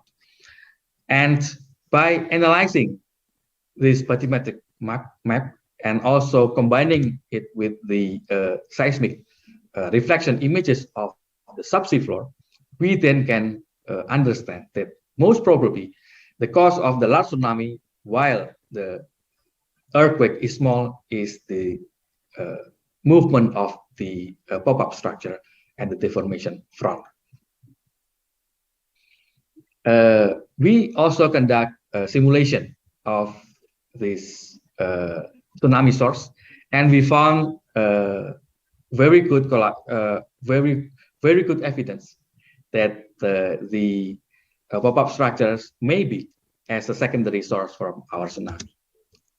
And another part is that in the Indian Ocean, in the Waton Basin, where we have the epicenter of 2012 large earthquake 8.5, which is the largest in the world on the oceanic crust. We mapped around 95,000 kilometers square of bathymetric data. Then we can see that there's a very intriguing features which we are not mapped before, which is the fault, very long fault, more than 400 kilometers length, with very large offset, about 1 to 2 kilometers, and several piggyback basin along the faults. Here, the fault is in this part. We interpret this fault is here, and then it may be moved during the large earthquake, although it was only created small tsunami because it is mainly strikes it for direction. We also found a submarine volcano in the ocean, in the Indian Ocean, which is dissected by thrust fault. This thrust fault is part of the conjugate thrust fault regime in this area. And if we have a look into details on the seismic reflection, we can say that this is the new plate boundary. New means that it is not new, but we found it recently found plate boundary. And if we have a look in the details, now we are moving to eastern Indonesia, where expedition Jalacitra 1 conducted in Halmahera and Maluku. In the eastern Indonesia, what is intriguing us is that most of the around 30 to 40% of the tsunami in Indonesia occurs in eastern Indonesia, and this is very important because the map, the bathymetric map, and also geological investigation of this area is also less than the other part. Here is the location in Manipa Fault, in Manipa region, where we can where the Jalacitra 1 conducted detailed mapping. Here we can find some fault which is deleted as Kumawa fault, and from the Banda detachment in this area. What we found here is that previously we have limited bathymetric map with limited resolution and also with limited access, because this is conducted by a multi-client company, and also the resolution is low. We can find that in the Manipa Strait we have the Jalacitra 1 found submarine volcano, which may be already presented before, but the most intriguing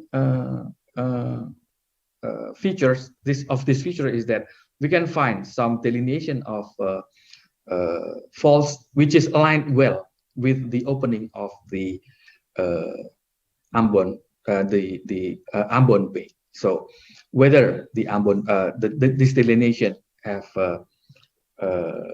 relation or not, we need to find and to elaborate this further. And I think this finding of the volcano in the Manipa Strait will be a basis for us to conduct further exploration of this feature and about how the place of this feature and what is the impact environmentally and also scientific impact.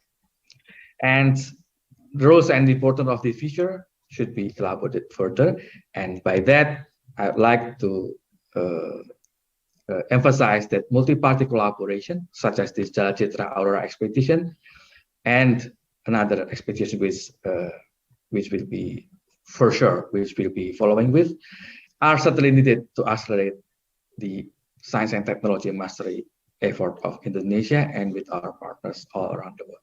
By that, thank you very much, and again, happy and congratulations for 100 International Cooperation Hydrography, as well as the expedition Jalacitra. Thank you. Thank you so much, Salam sehat. Salam sehat. Thank you so much, Dr. Nugroho, for your presentation on marine geology of active and passive margin in Indonesia region. You have also mentioned about BRIN program in 1 year to come in 2022, and of course all the very best for all the planned programs of BRIN. And also now we need to discuss some questions from our audience, and the questions are addressed to Mr. Christopher Hunt. Mr. Chris Hunt. So hi, Mr. Chris Hunt. We are inviting you again, and this time, okay. No. That's again. All right. Hello. Yeah. Okay. That's Hi, Sigero. Mr. Chris Hunt. Chris? Hi. Okay. So we have received several questions from our audience, and I hope you don't mind if we discuss the questions now. Would that be fine? Yeah, that's fine. Okay. So we're going to show the question on the screen.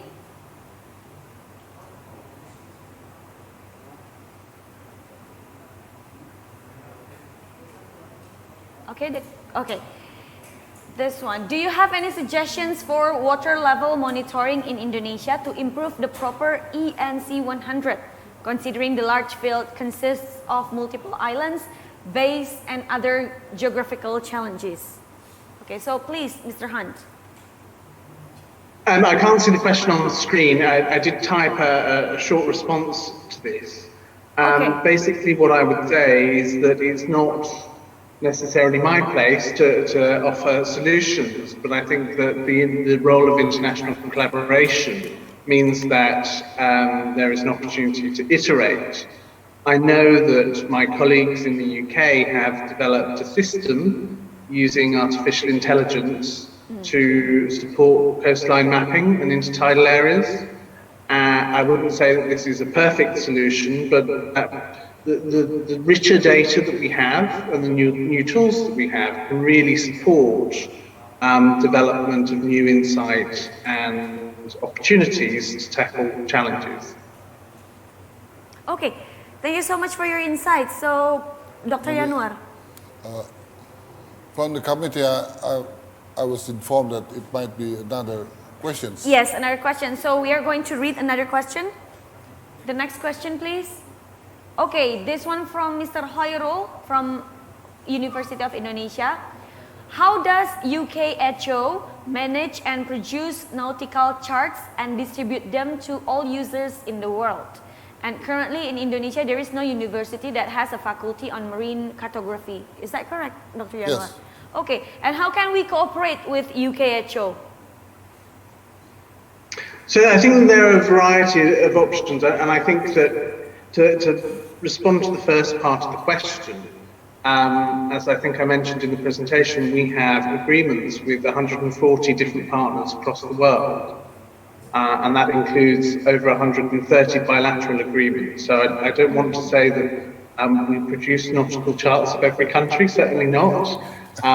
We depend on working very closely and collaboratively with our friends across the world, and I think that that's a really important point to note. In terms of how we produce our charting with the UK and some different areas, we have a very large expert team, so we have a team of 900 people, but I think it's a challenge for the UK and for many countries around increasing capability and skills in nautical cartography.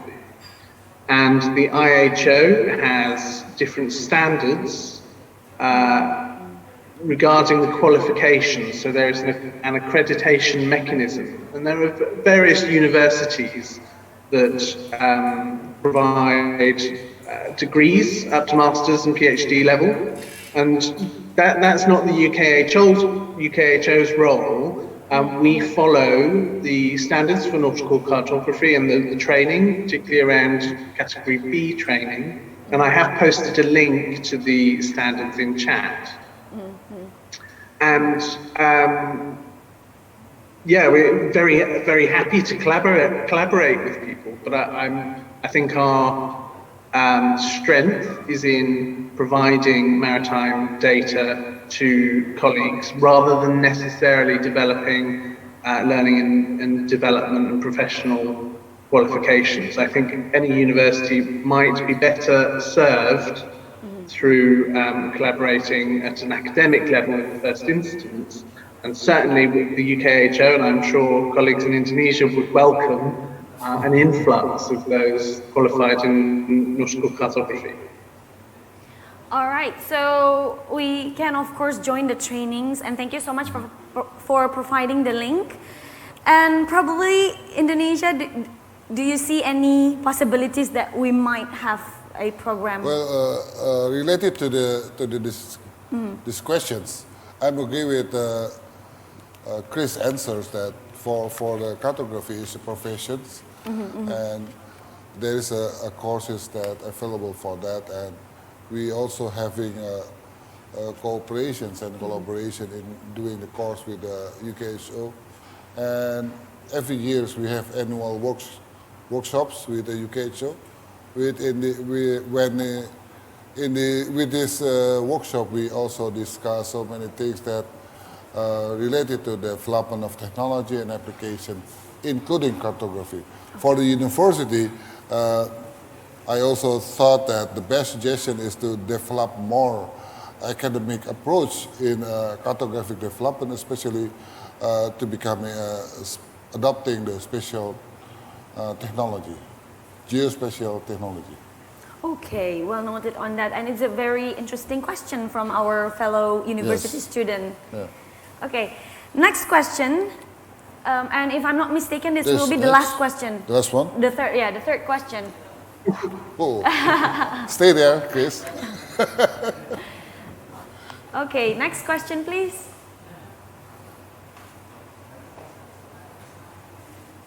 Oh, okay. So the committee has told us that that will be the last question. The last questions. Only 2 questions. Another few moments for Chris-Han. Thank you so much, Chris, for your time. And let's give another big round of applause for Chris-Han.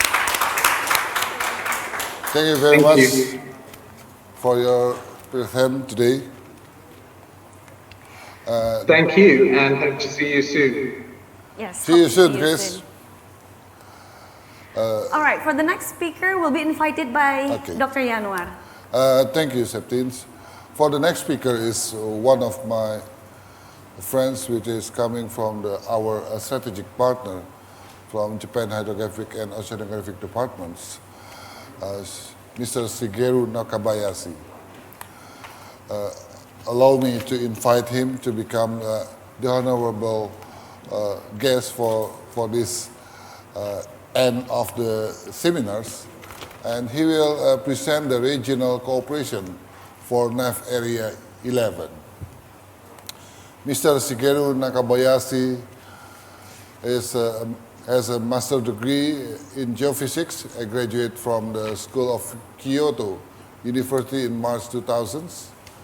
And since April 2000, he joined the Hydrographic Department of Japan Maritime Safety Agency, or former GSOD. In October 2008, he became seconded officer for international hydrographic bureaus and also become senior cartography officer, chart and navigational information divisions in GSOD, and several strategic positions in the GSOD. And since August 2021, he was posted as Deputy Director for Chart and Navigational Informational Divisions, GSOD. And for today, allow me to greet Mr. Shigeru Nakabayashi. Shigeru, are you there? Yes, I'm here. Can you hear me? Konnichiwa. Konnichiwa. Konnichiwa. How are you today? For the last presentations, I've thought that you might can elaborate more about regional cooperation for the NEF Area 11, since we already see the hydrography and also charting from the academia and much more to the research. And for your turn is very important to give us a perspective or another perspective of the charting disciplines, especially in order to provide safety and also elaborates and collaborates in cooperation for the navigation area region. Mr. Nakabayashi, the time is yours. Thank you, convener Yanuwa, and thank you for inviting me for this meeting.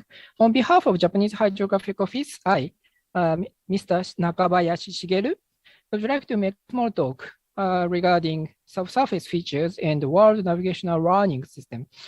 Before beginning, I would like to also appreciate Admiral Yudo Margono, Chief of Navy, and Admiral Agung Prasetya, Chief of Hydrographic Office of Indonesian Navy, for inviting me such an important and significant event.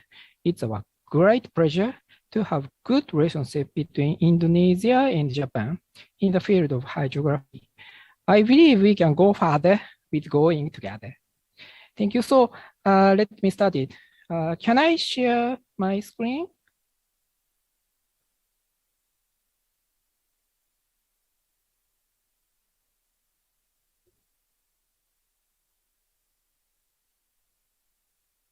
Can you see my screen? Already. You can carry on. Yes, okay, thank you. Most of you fully understand that the undersea feature is important, not only hydrography. So more than that, it includes many aspects regarding SDGs. In my talk, I'd like to emphasize rather navigational aspect, in particular, people's lives. I hope this talk supports to understand how important works Indonesian Hydrographic Office are carrying out. Actually, as you see, that were the recent presentators provide you about the academic aspect, but I would say the operational person, so I'd like to focus on the operational aspect of the hydrography.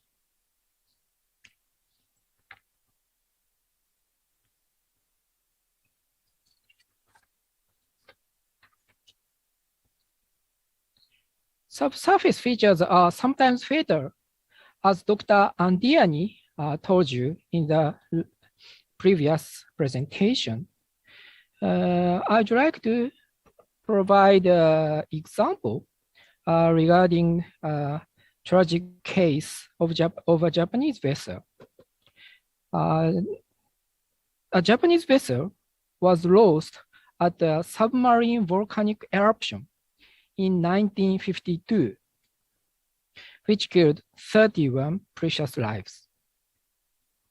As Indonesia is located along the Ring of Fire, where volcanoes on and offshore are active as well as Japan, we should keep watching undersea features activities, in particular submarine volcano. I'd like to congratulate Indonesia to have discovered the uncharted undersea volcano. Without the discovery, it might cause some fatal accident.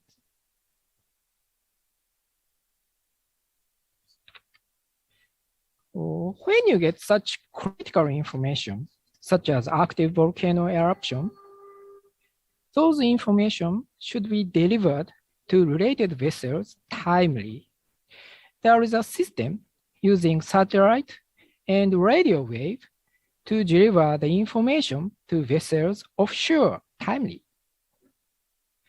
An international convention, SOLAS 1974, one of the most important conventions for maritime people, requests member states, of course Indonesia is one of the member states, to operate navigational warning services.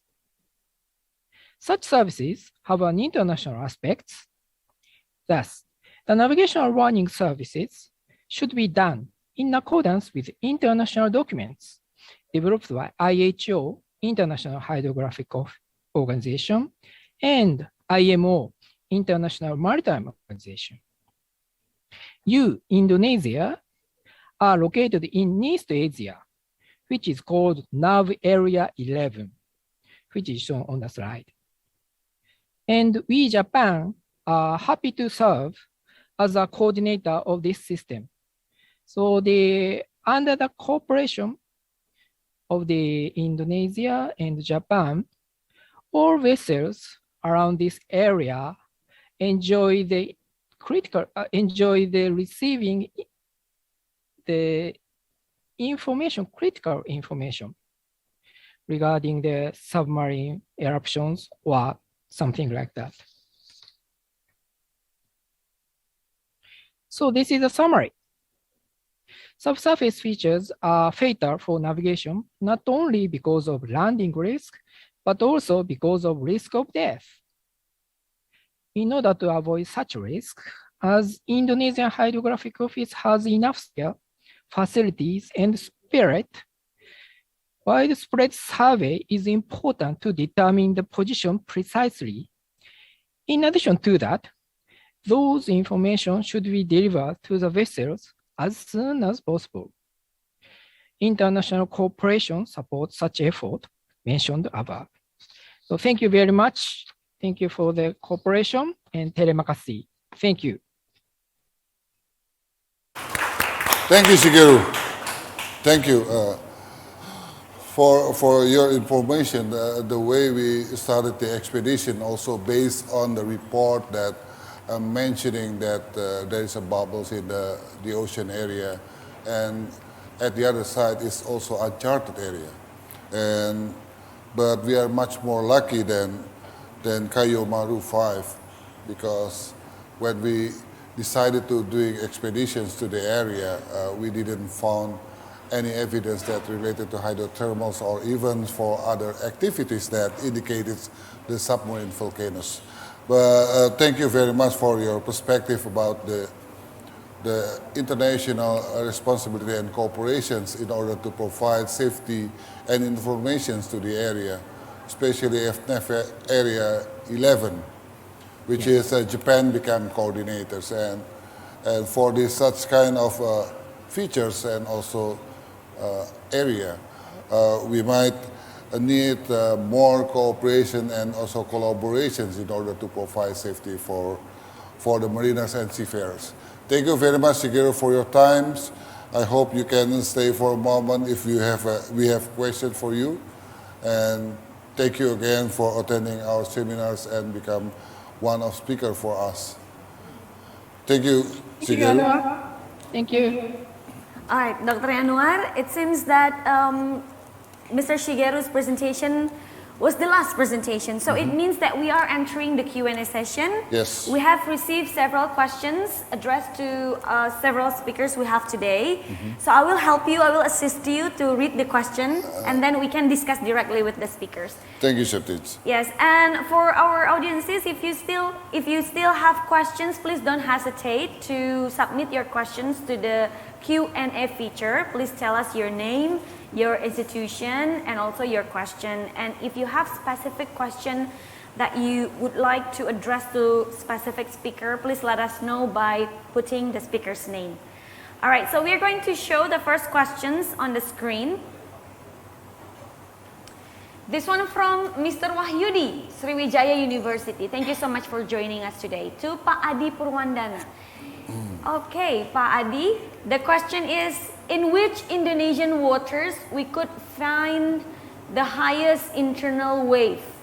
Okay, and the second question, still to Mr. Adi from Mr. Dharma, UNY, Indonesia. Where is the biggest internal wave in Indonesia? I think this is quite a similar question. Yeah, so we are inviting Mr. Adi Purwandana. Okay, I think it's a good question. The answer is, as I mentioned before, that we have lack of observation, in situ observation of internal solitary waves. So, as far as I know, that the only in situ observation which observe the giant internal solitary waves is, it has been reported in 2005 by Pak Dwi Susanto using research vessel Barunajaya 8. And also the second one is still in the same area in the Lombok Strait.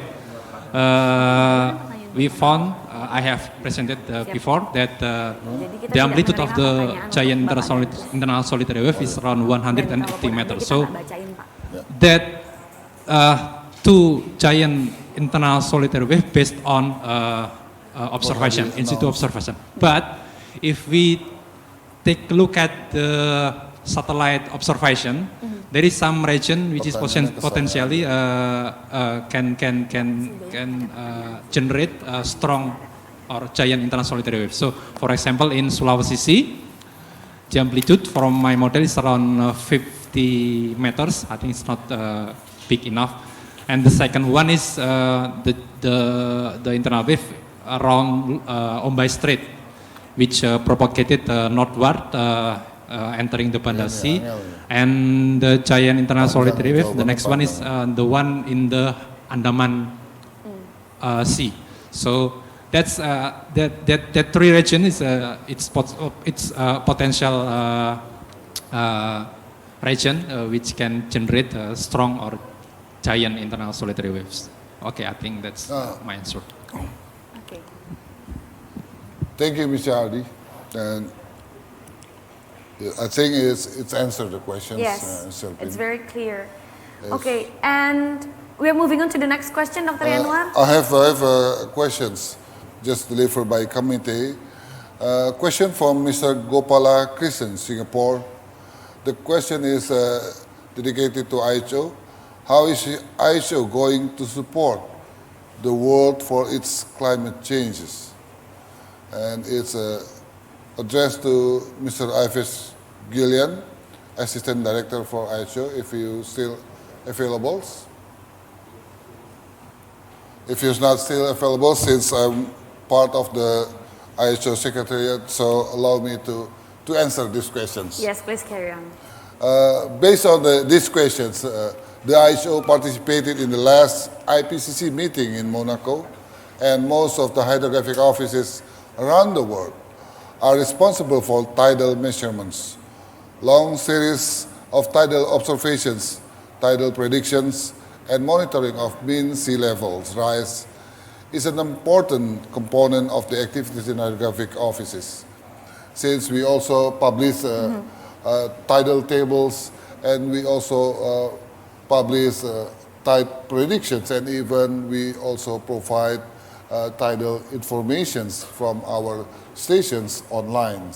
So tidal is part of the IHO community concerns, and even for the East Asia Hydrographic Commissions, Singapore also initiated the program in order to have connected tidal observation in order to investigate and research on sea level water rise. And so I hope it's answered the question. So for the climate change, we are not involving in a global climate observations for all, but just from the tidal observations and some part of the changes that related to the coastal area. I hope it's answered the questions. It absolutely does, Dr. Yanuar. Thank you so much. Septi. Okay, so for the next questions, we are also going to show the question on the screen. Okay, this one from Mrs. Nur Wulansari from Defense University, and this one is addressed to Mr. Kadarusman. We know that Indonesia has so many biodiversity, and it made me concerned. And my second question is, okay, that's the first concern, and the question is, what is the responsibility from this project if something is wrong happen to our sea life? Okay, so we are inviting once again Mr. Kadarusman. Are you still with us? Yeah, thank you very much for the question. Marine or ocean is heritage for Indonesian, because Indonesian is the large, the biggest archipelago country in the world. And I would like to share that marine science to ocean literacy. Ocean literacy is important for Indonesia because Indonesia is the biggest archipelago state, and by ocean literacy is very important for Indonesia to understand marine life. And secondly, how to use the potential for sustainability. And number 3 is care and saving the ocean from the pollution, from the plastic, and etc. And marine science for fisheries management. We did many research topic concerning the EDNR. We take the water, we assess all kind of the biota, including the water in the laboratory, and we could understand the period of migration of the high migratory of fish, for example, the ikan tuna. With this result of the study, we can understand when the tuna will migrate to the region and interregion. And number 3, marine science to conservation.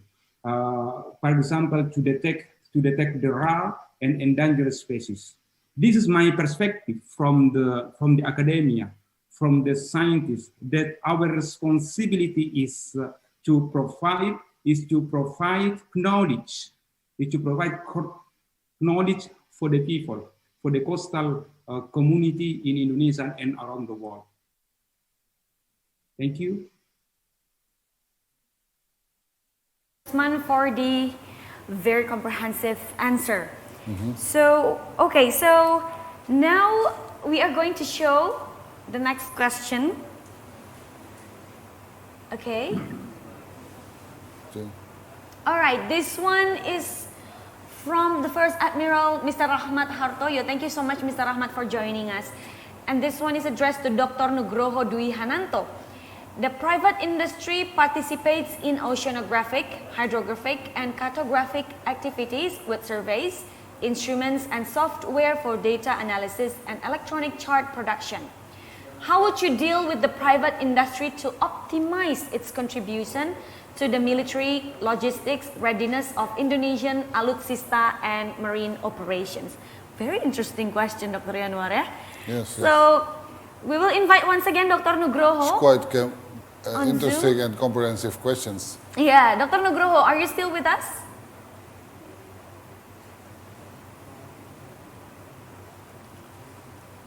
Okay, Dr. Nugroho. Okay, it seems that we are trying to reconnect with Dr. Nugroho, and while waiting, probably Dr. Yanuar, you may have some insights to the question.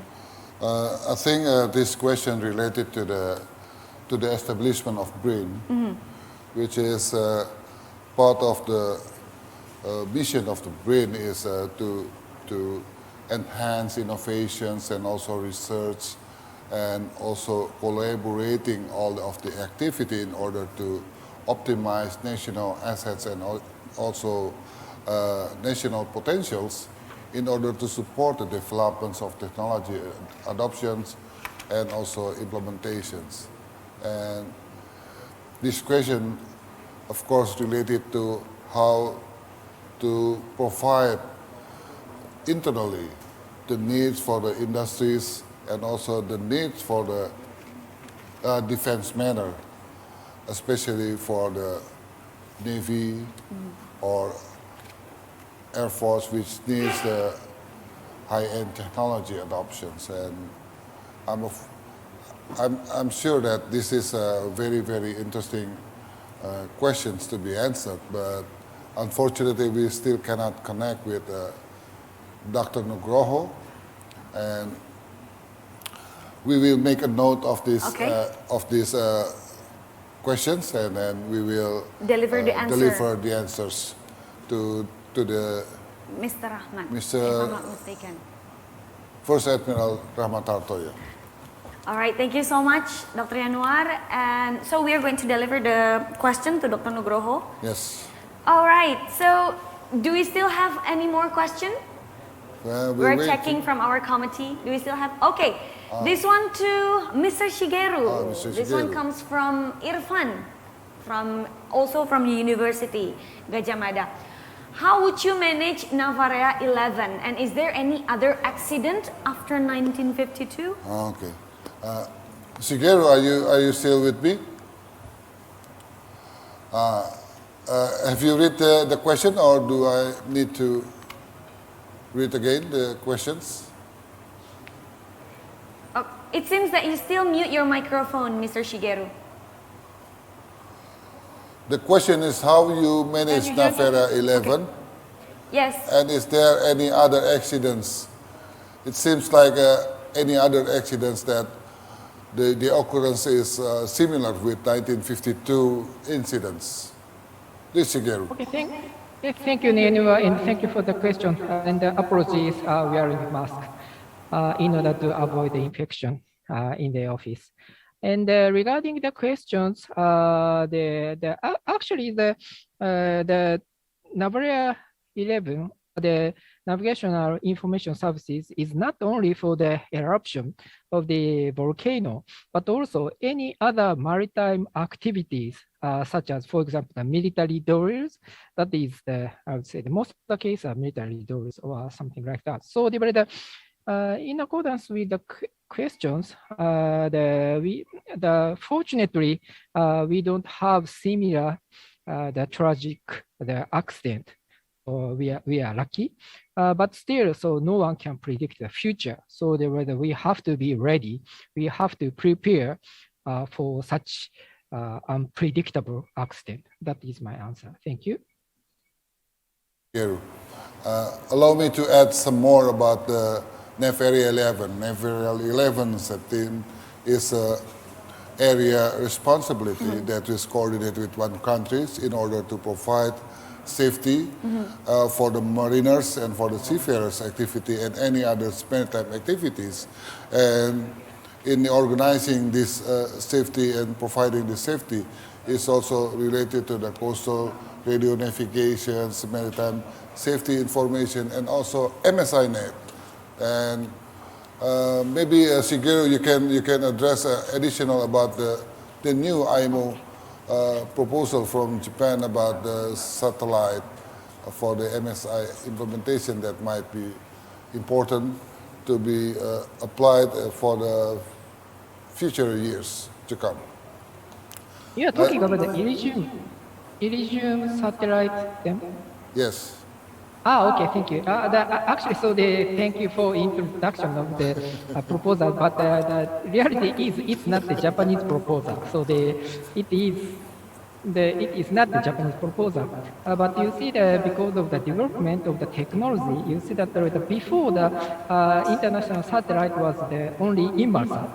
But currently, so we have different type of the international navigational satellite system, which is called Elysium. So the Elysium is also used for the navigational warning system in order to promulgate the information to the offshore vessels timeline. Thank you, Shigeru. Thank you for the correction. It's not proposed by Japan. When I see you, I always remember about MSI, so I was thinking that it was proposed by Japan. I'm so sorry. Thank you very much for your presence and also for your contribution for this seminar today. Thank you very much. But we still have one more question, if I'm not mistaken, for Mr. Shigeru. Is that right? Still another one? Shigeru, there's still one question from the committee. We need to check What first. kind of question? Okay. Oh, yes. So is there specific mechanism of informing the according volcano warning for navigation? As you mentioned that Navarea 9 or 11, where Indonesia in coordinated by Japan, how it works today, and who will be responsible to broadcast information via radio wave? And how coordination between country helps to inform it to all ships voyage around the hazardous volcano around the ring of fire? Okay. Shigeru, Yes, okay. it's okay? Okay, please, Shigeru. Can I reply? Oh, thank you Yes. for the question again. And please keep the question on the screen because it is too long, so that I don't have good memory. So in order to reply the question, so there was the first part of the question. In order to reply the first part of the question is no. It is not, Navara 11 is not the specific the system for the volcano. It is Altedo, the general type of the information promulgation system for the vessel. So including not only volcano, but also any other maritime activity affecting the safety. So it is one part of volcano eruption is one part of the information. So the other one is, I would say, the last part of the question can be described. I think that how we operate the Navara 11 via radio wave or satellite. Actually, as I told, Indonesia is a member state of the IMO. So the IMO members, all IMO member states have the responsibility to carry out the navigational warning system. So the Indonesia have the responsibility to meet such kind of the international responsibility. So the system of the Navaria is, I would say, divided into two parts. One is, as you see, the radio wave promulgation. So I cannot remember the figure, but if the event happens very close to the coast, so those events will be promulgated via radio wave by coastal state. If it is close to Indonesia, the responsibility belongs to Indonesia. But you see, there are several types of the information which affect not only the those coastal states, that question coastal states, but also several coastal states will be affected. In that case, the naval coordinator with Japan promulgate those information via satellite for all vessels in that area. So to be summarized, first, if the situation is very close to the coast, the responsibility belongs to the coastal state, which is Indonesia. But the event is very far from the coast, or if the event affected other coastal area, in that case, those information should be transferred to Japan, because you see that you know better your situation than Japan. So the Indonesia has the responsibility to transfer those kind of information to Japan in order to promulgate via satellite to all vessels in this area. This is the system. Okay. Thank you, Shigeru. The way Indonesia deal with this issue is by doing the cooperation and collaboration with the DGST, and for the safety and navigation and warning, we agreed to use the MSI net, and also we use electronic notice to mariners at the same time to ensure the safety for the mariners. Thank you very much for your answers and your attendance, and hope we can see each other soon, and stay healthy. Sayonara. Thank you. See you soon. Shigeru. Take See care. you soon. Bye. Take care, you too. All right, thank you so much, Dr. Yanuar. Ladies and gentlemen, before our moderator delivers the summary of today's discussion, we would like to let you know that the Honorable Chief Hydrographer of Indonesian Navy, Mr. Vice Admiral Dr. Agung Prasetyawan NAP, would like to give an appreciation through symbolic procession. Thus, we would like to invite the representative of the researcher, Mr. Adi Purwandana, and also Mr. Triyono, to please come forward, and together with Dr. Steven Solikin from IPB University, Mr. Kristanto from PVMBG, and also representative from PT Hydronan and PT Geotronics. Could you please come forward? And please, ladies and gentlemen, give another big round of applause to welcome the Chief Hydrographer of Indonesian Navy, Mr. Vice Admiral Dr. Agung Prasetyawan MAP. We're going down? Di depan atau di sini, Pak? Baik. Or maybe they come. Okay. Baik. May we invite once again Mr. Adi Purwandana, Mr. Triyono untuk bisa berdiri di tengah bersama dengan Dr. Steven Solikin, Bapak Kristanto, dan juga representatif from PT Hydronan and PT Geotronics. Boleh bergeser lagi, Pak? Mungkin saya di luar saja. Oke.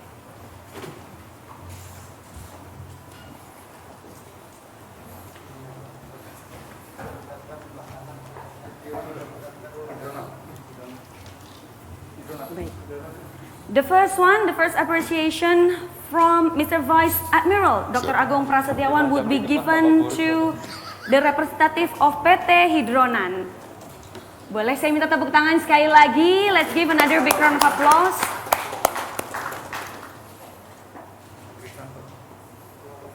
Baik. The second one will be for Mr. Kristanto from PVMBG.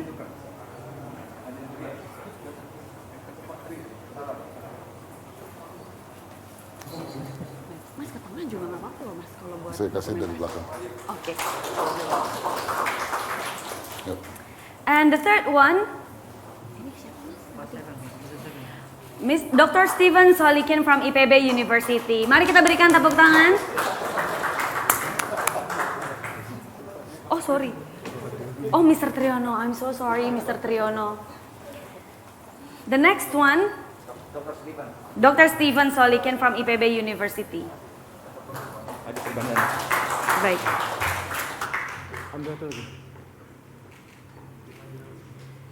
Alright, and the next one to Mr. Adi Purwandana, our excellent researcher. And the last but not least, from PT Geotronics. Let's give another big round of applause and we thank you all very much. Bapak boleh berdiri di sini untuk berfoto bersama atau mungkin Bapak di tengah? Oh baik. Baik kalau begitu. Mohon izin Pak, silahkan berdiri di tengah. Baik.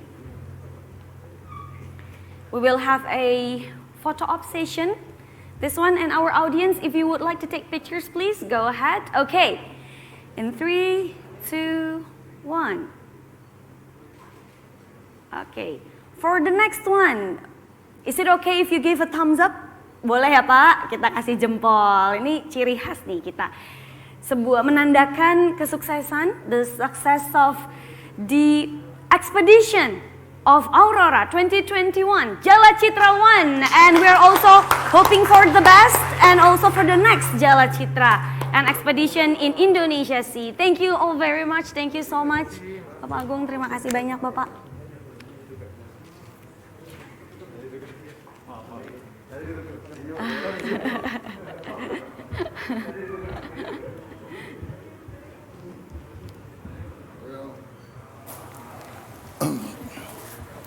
Okay, so we're moving on. Before we come to the closing of today's event, Yes. Dr. Yanuar, you may want to highlight the points we have discussed in the Q&A session.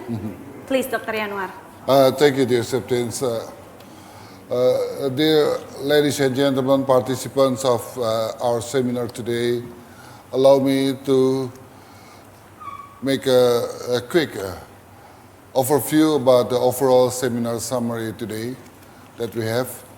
As the last section of this seminar, the AURORA expeditions that involve Indonesian researchers from various ministries and government agencies to research in marine sciences and bathymetry to support the safety of navigations.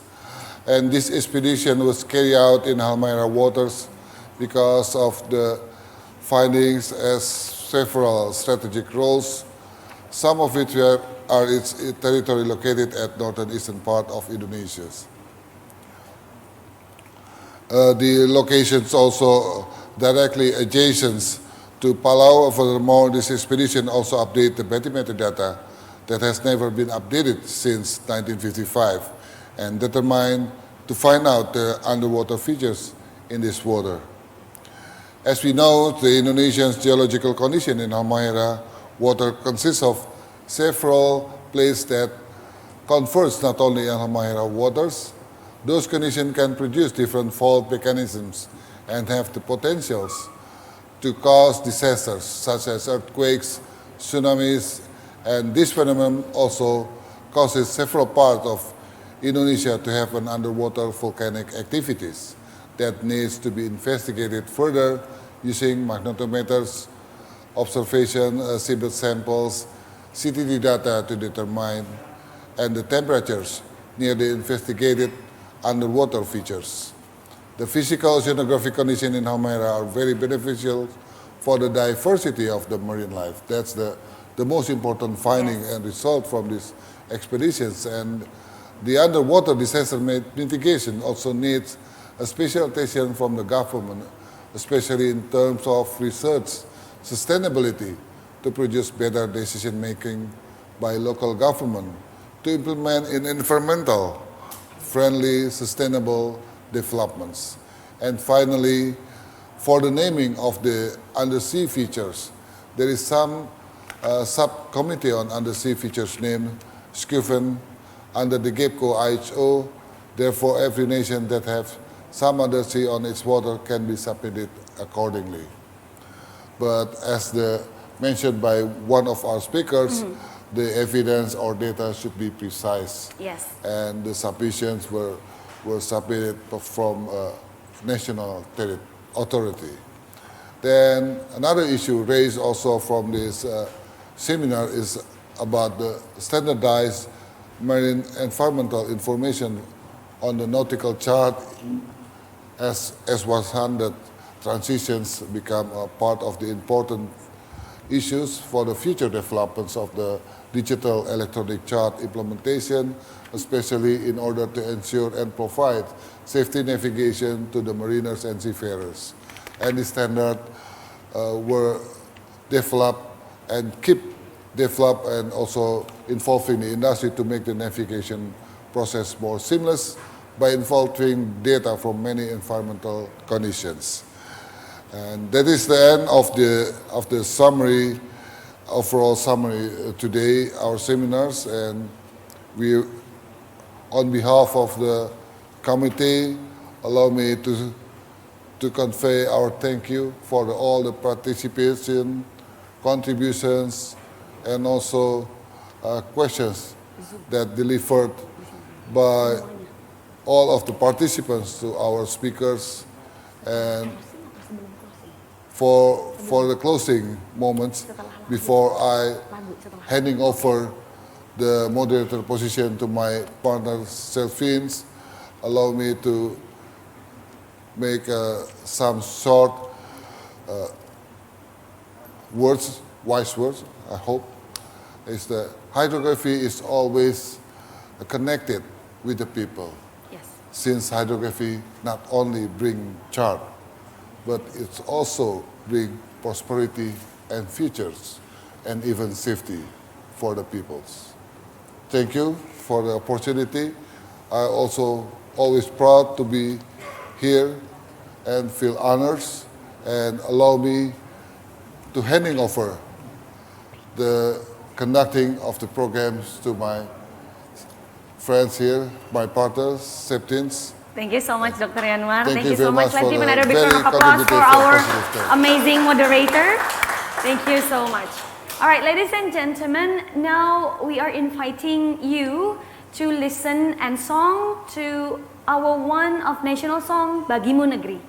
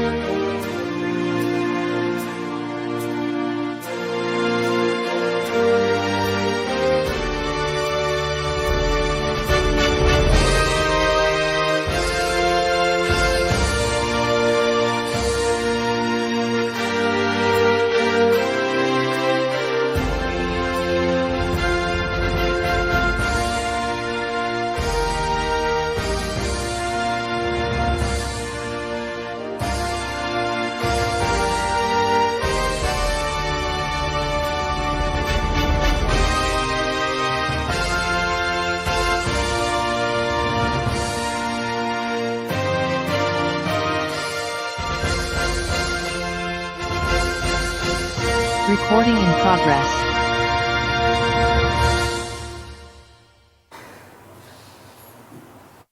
Thank you very much. Please be seated. Ladies and gentlemen, now we are reaching to the end of our today's event. And on behalf of the committee, please allow us to convey our gratitude. We would like to thank once again all the amazing speakers, and of course to all participants. Thank you so much for the excellent speech, the excellent presentation, and of course your excellent participation on today's webinar commemorating the World Hydrography Day 2021. And we would like to inform you once again that all materials of today's seminar can be downloaded through the link we have provided on the chat box, as well as the story map and also the certificate. The books. And of course the book. The books. Yes. These two books will be... We will provide the ebook version. Ebook versions and provide it online. All right, to close today's event. Okay, thank you, Septin, for this very nice contributive discussions and also activity in the seminars. And I think it's time for us to ask permissions to leave and sign out at your house for today. Thank you very much again, and wassalamualaikum warahmatullahi wabarakatuh.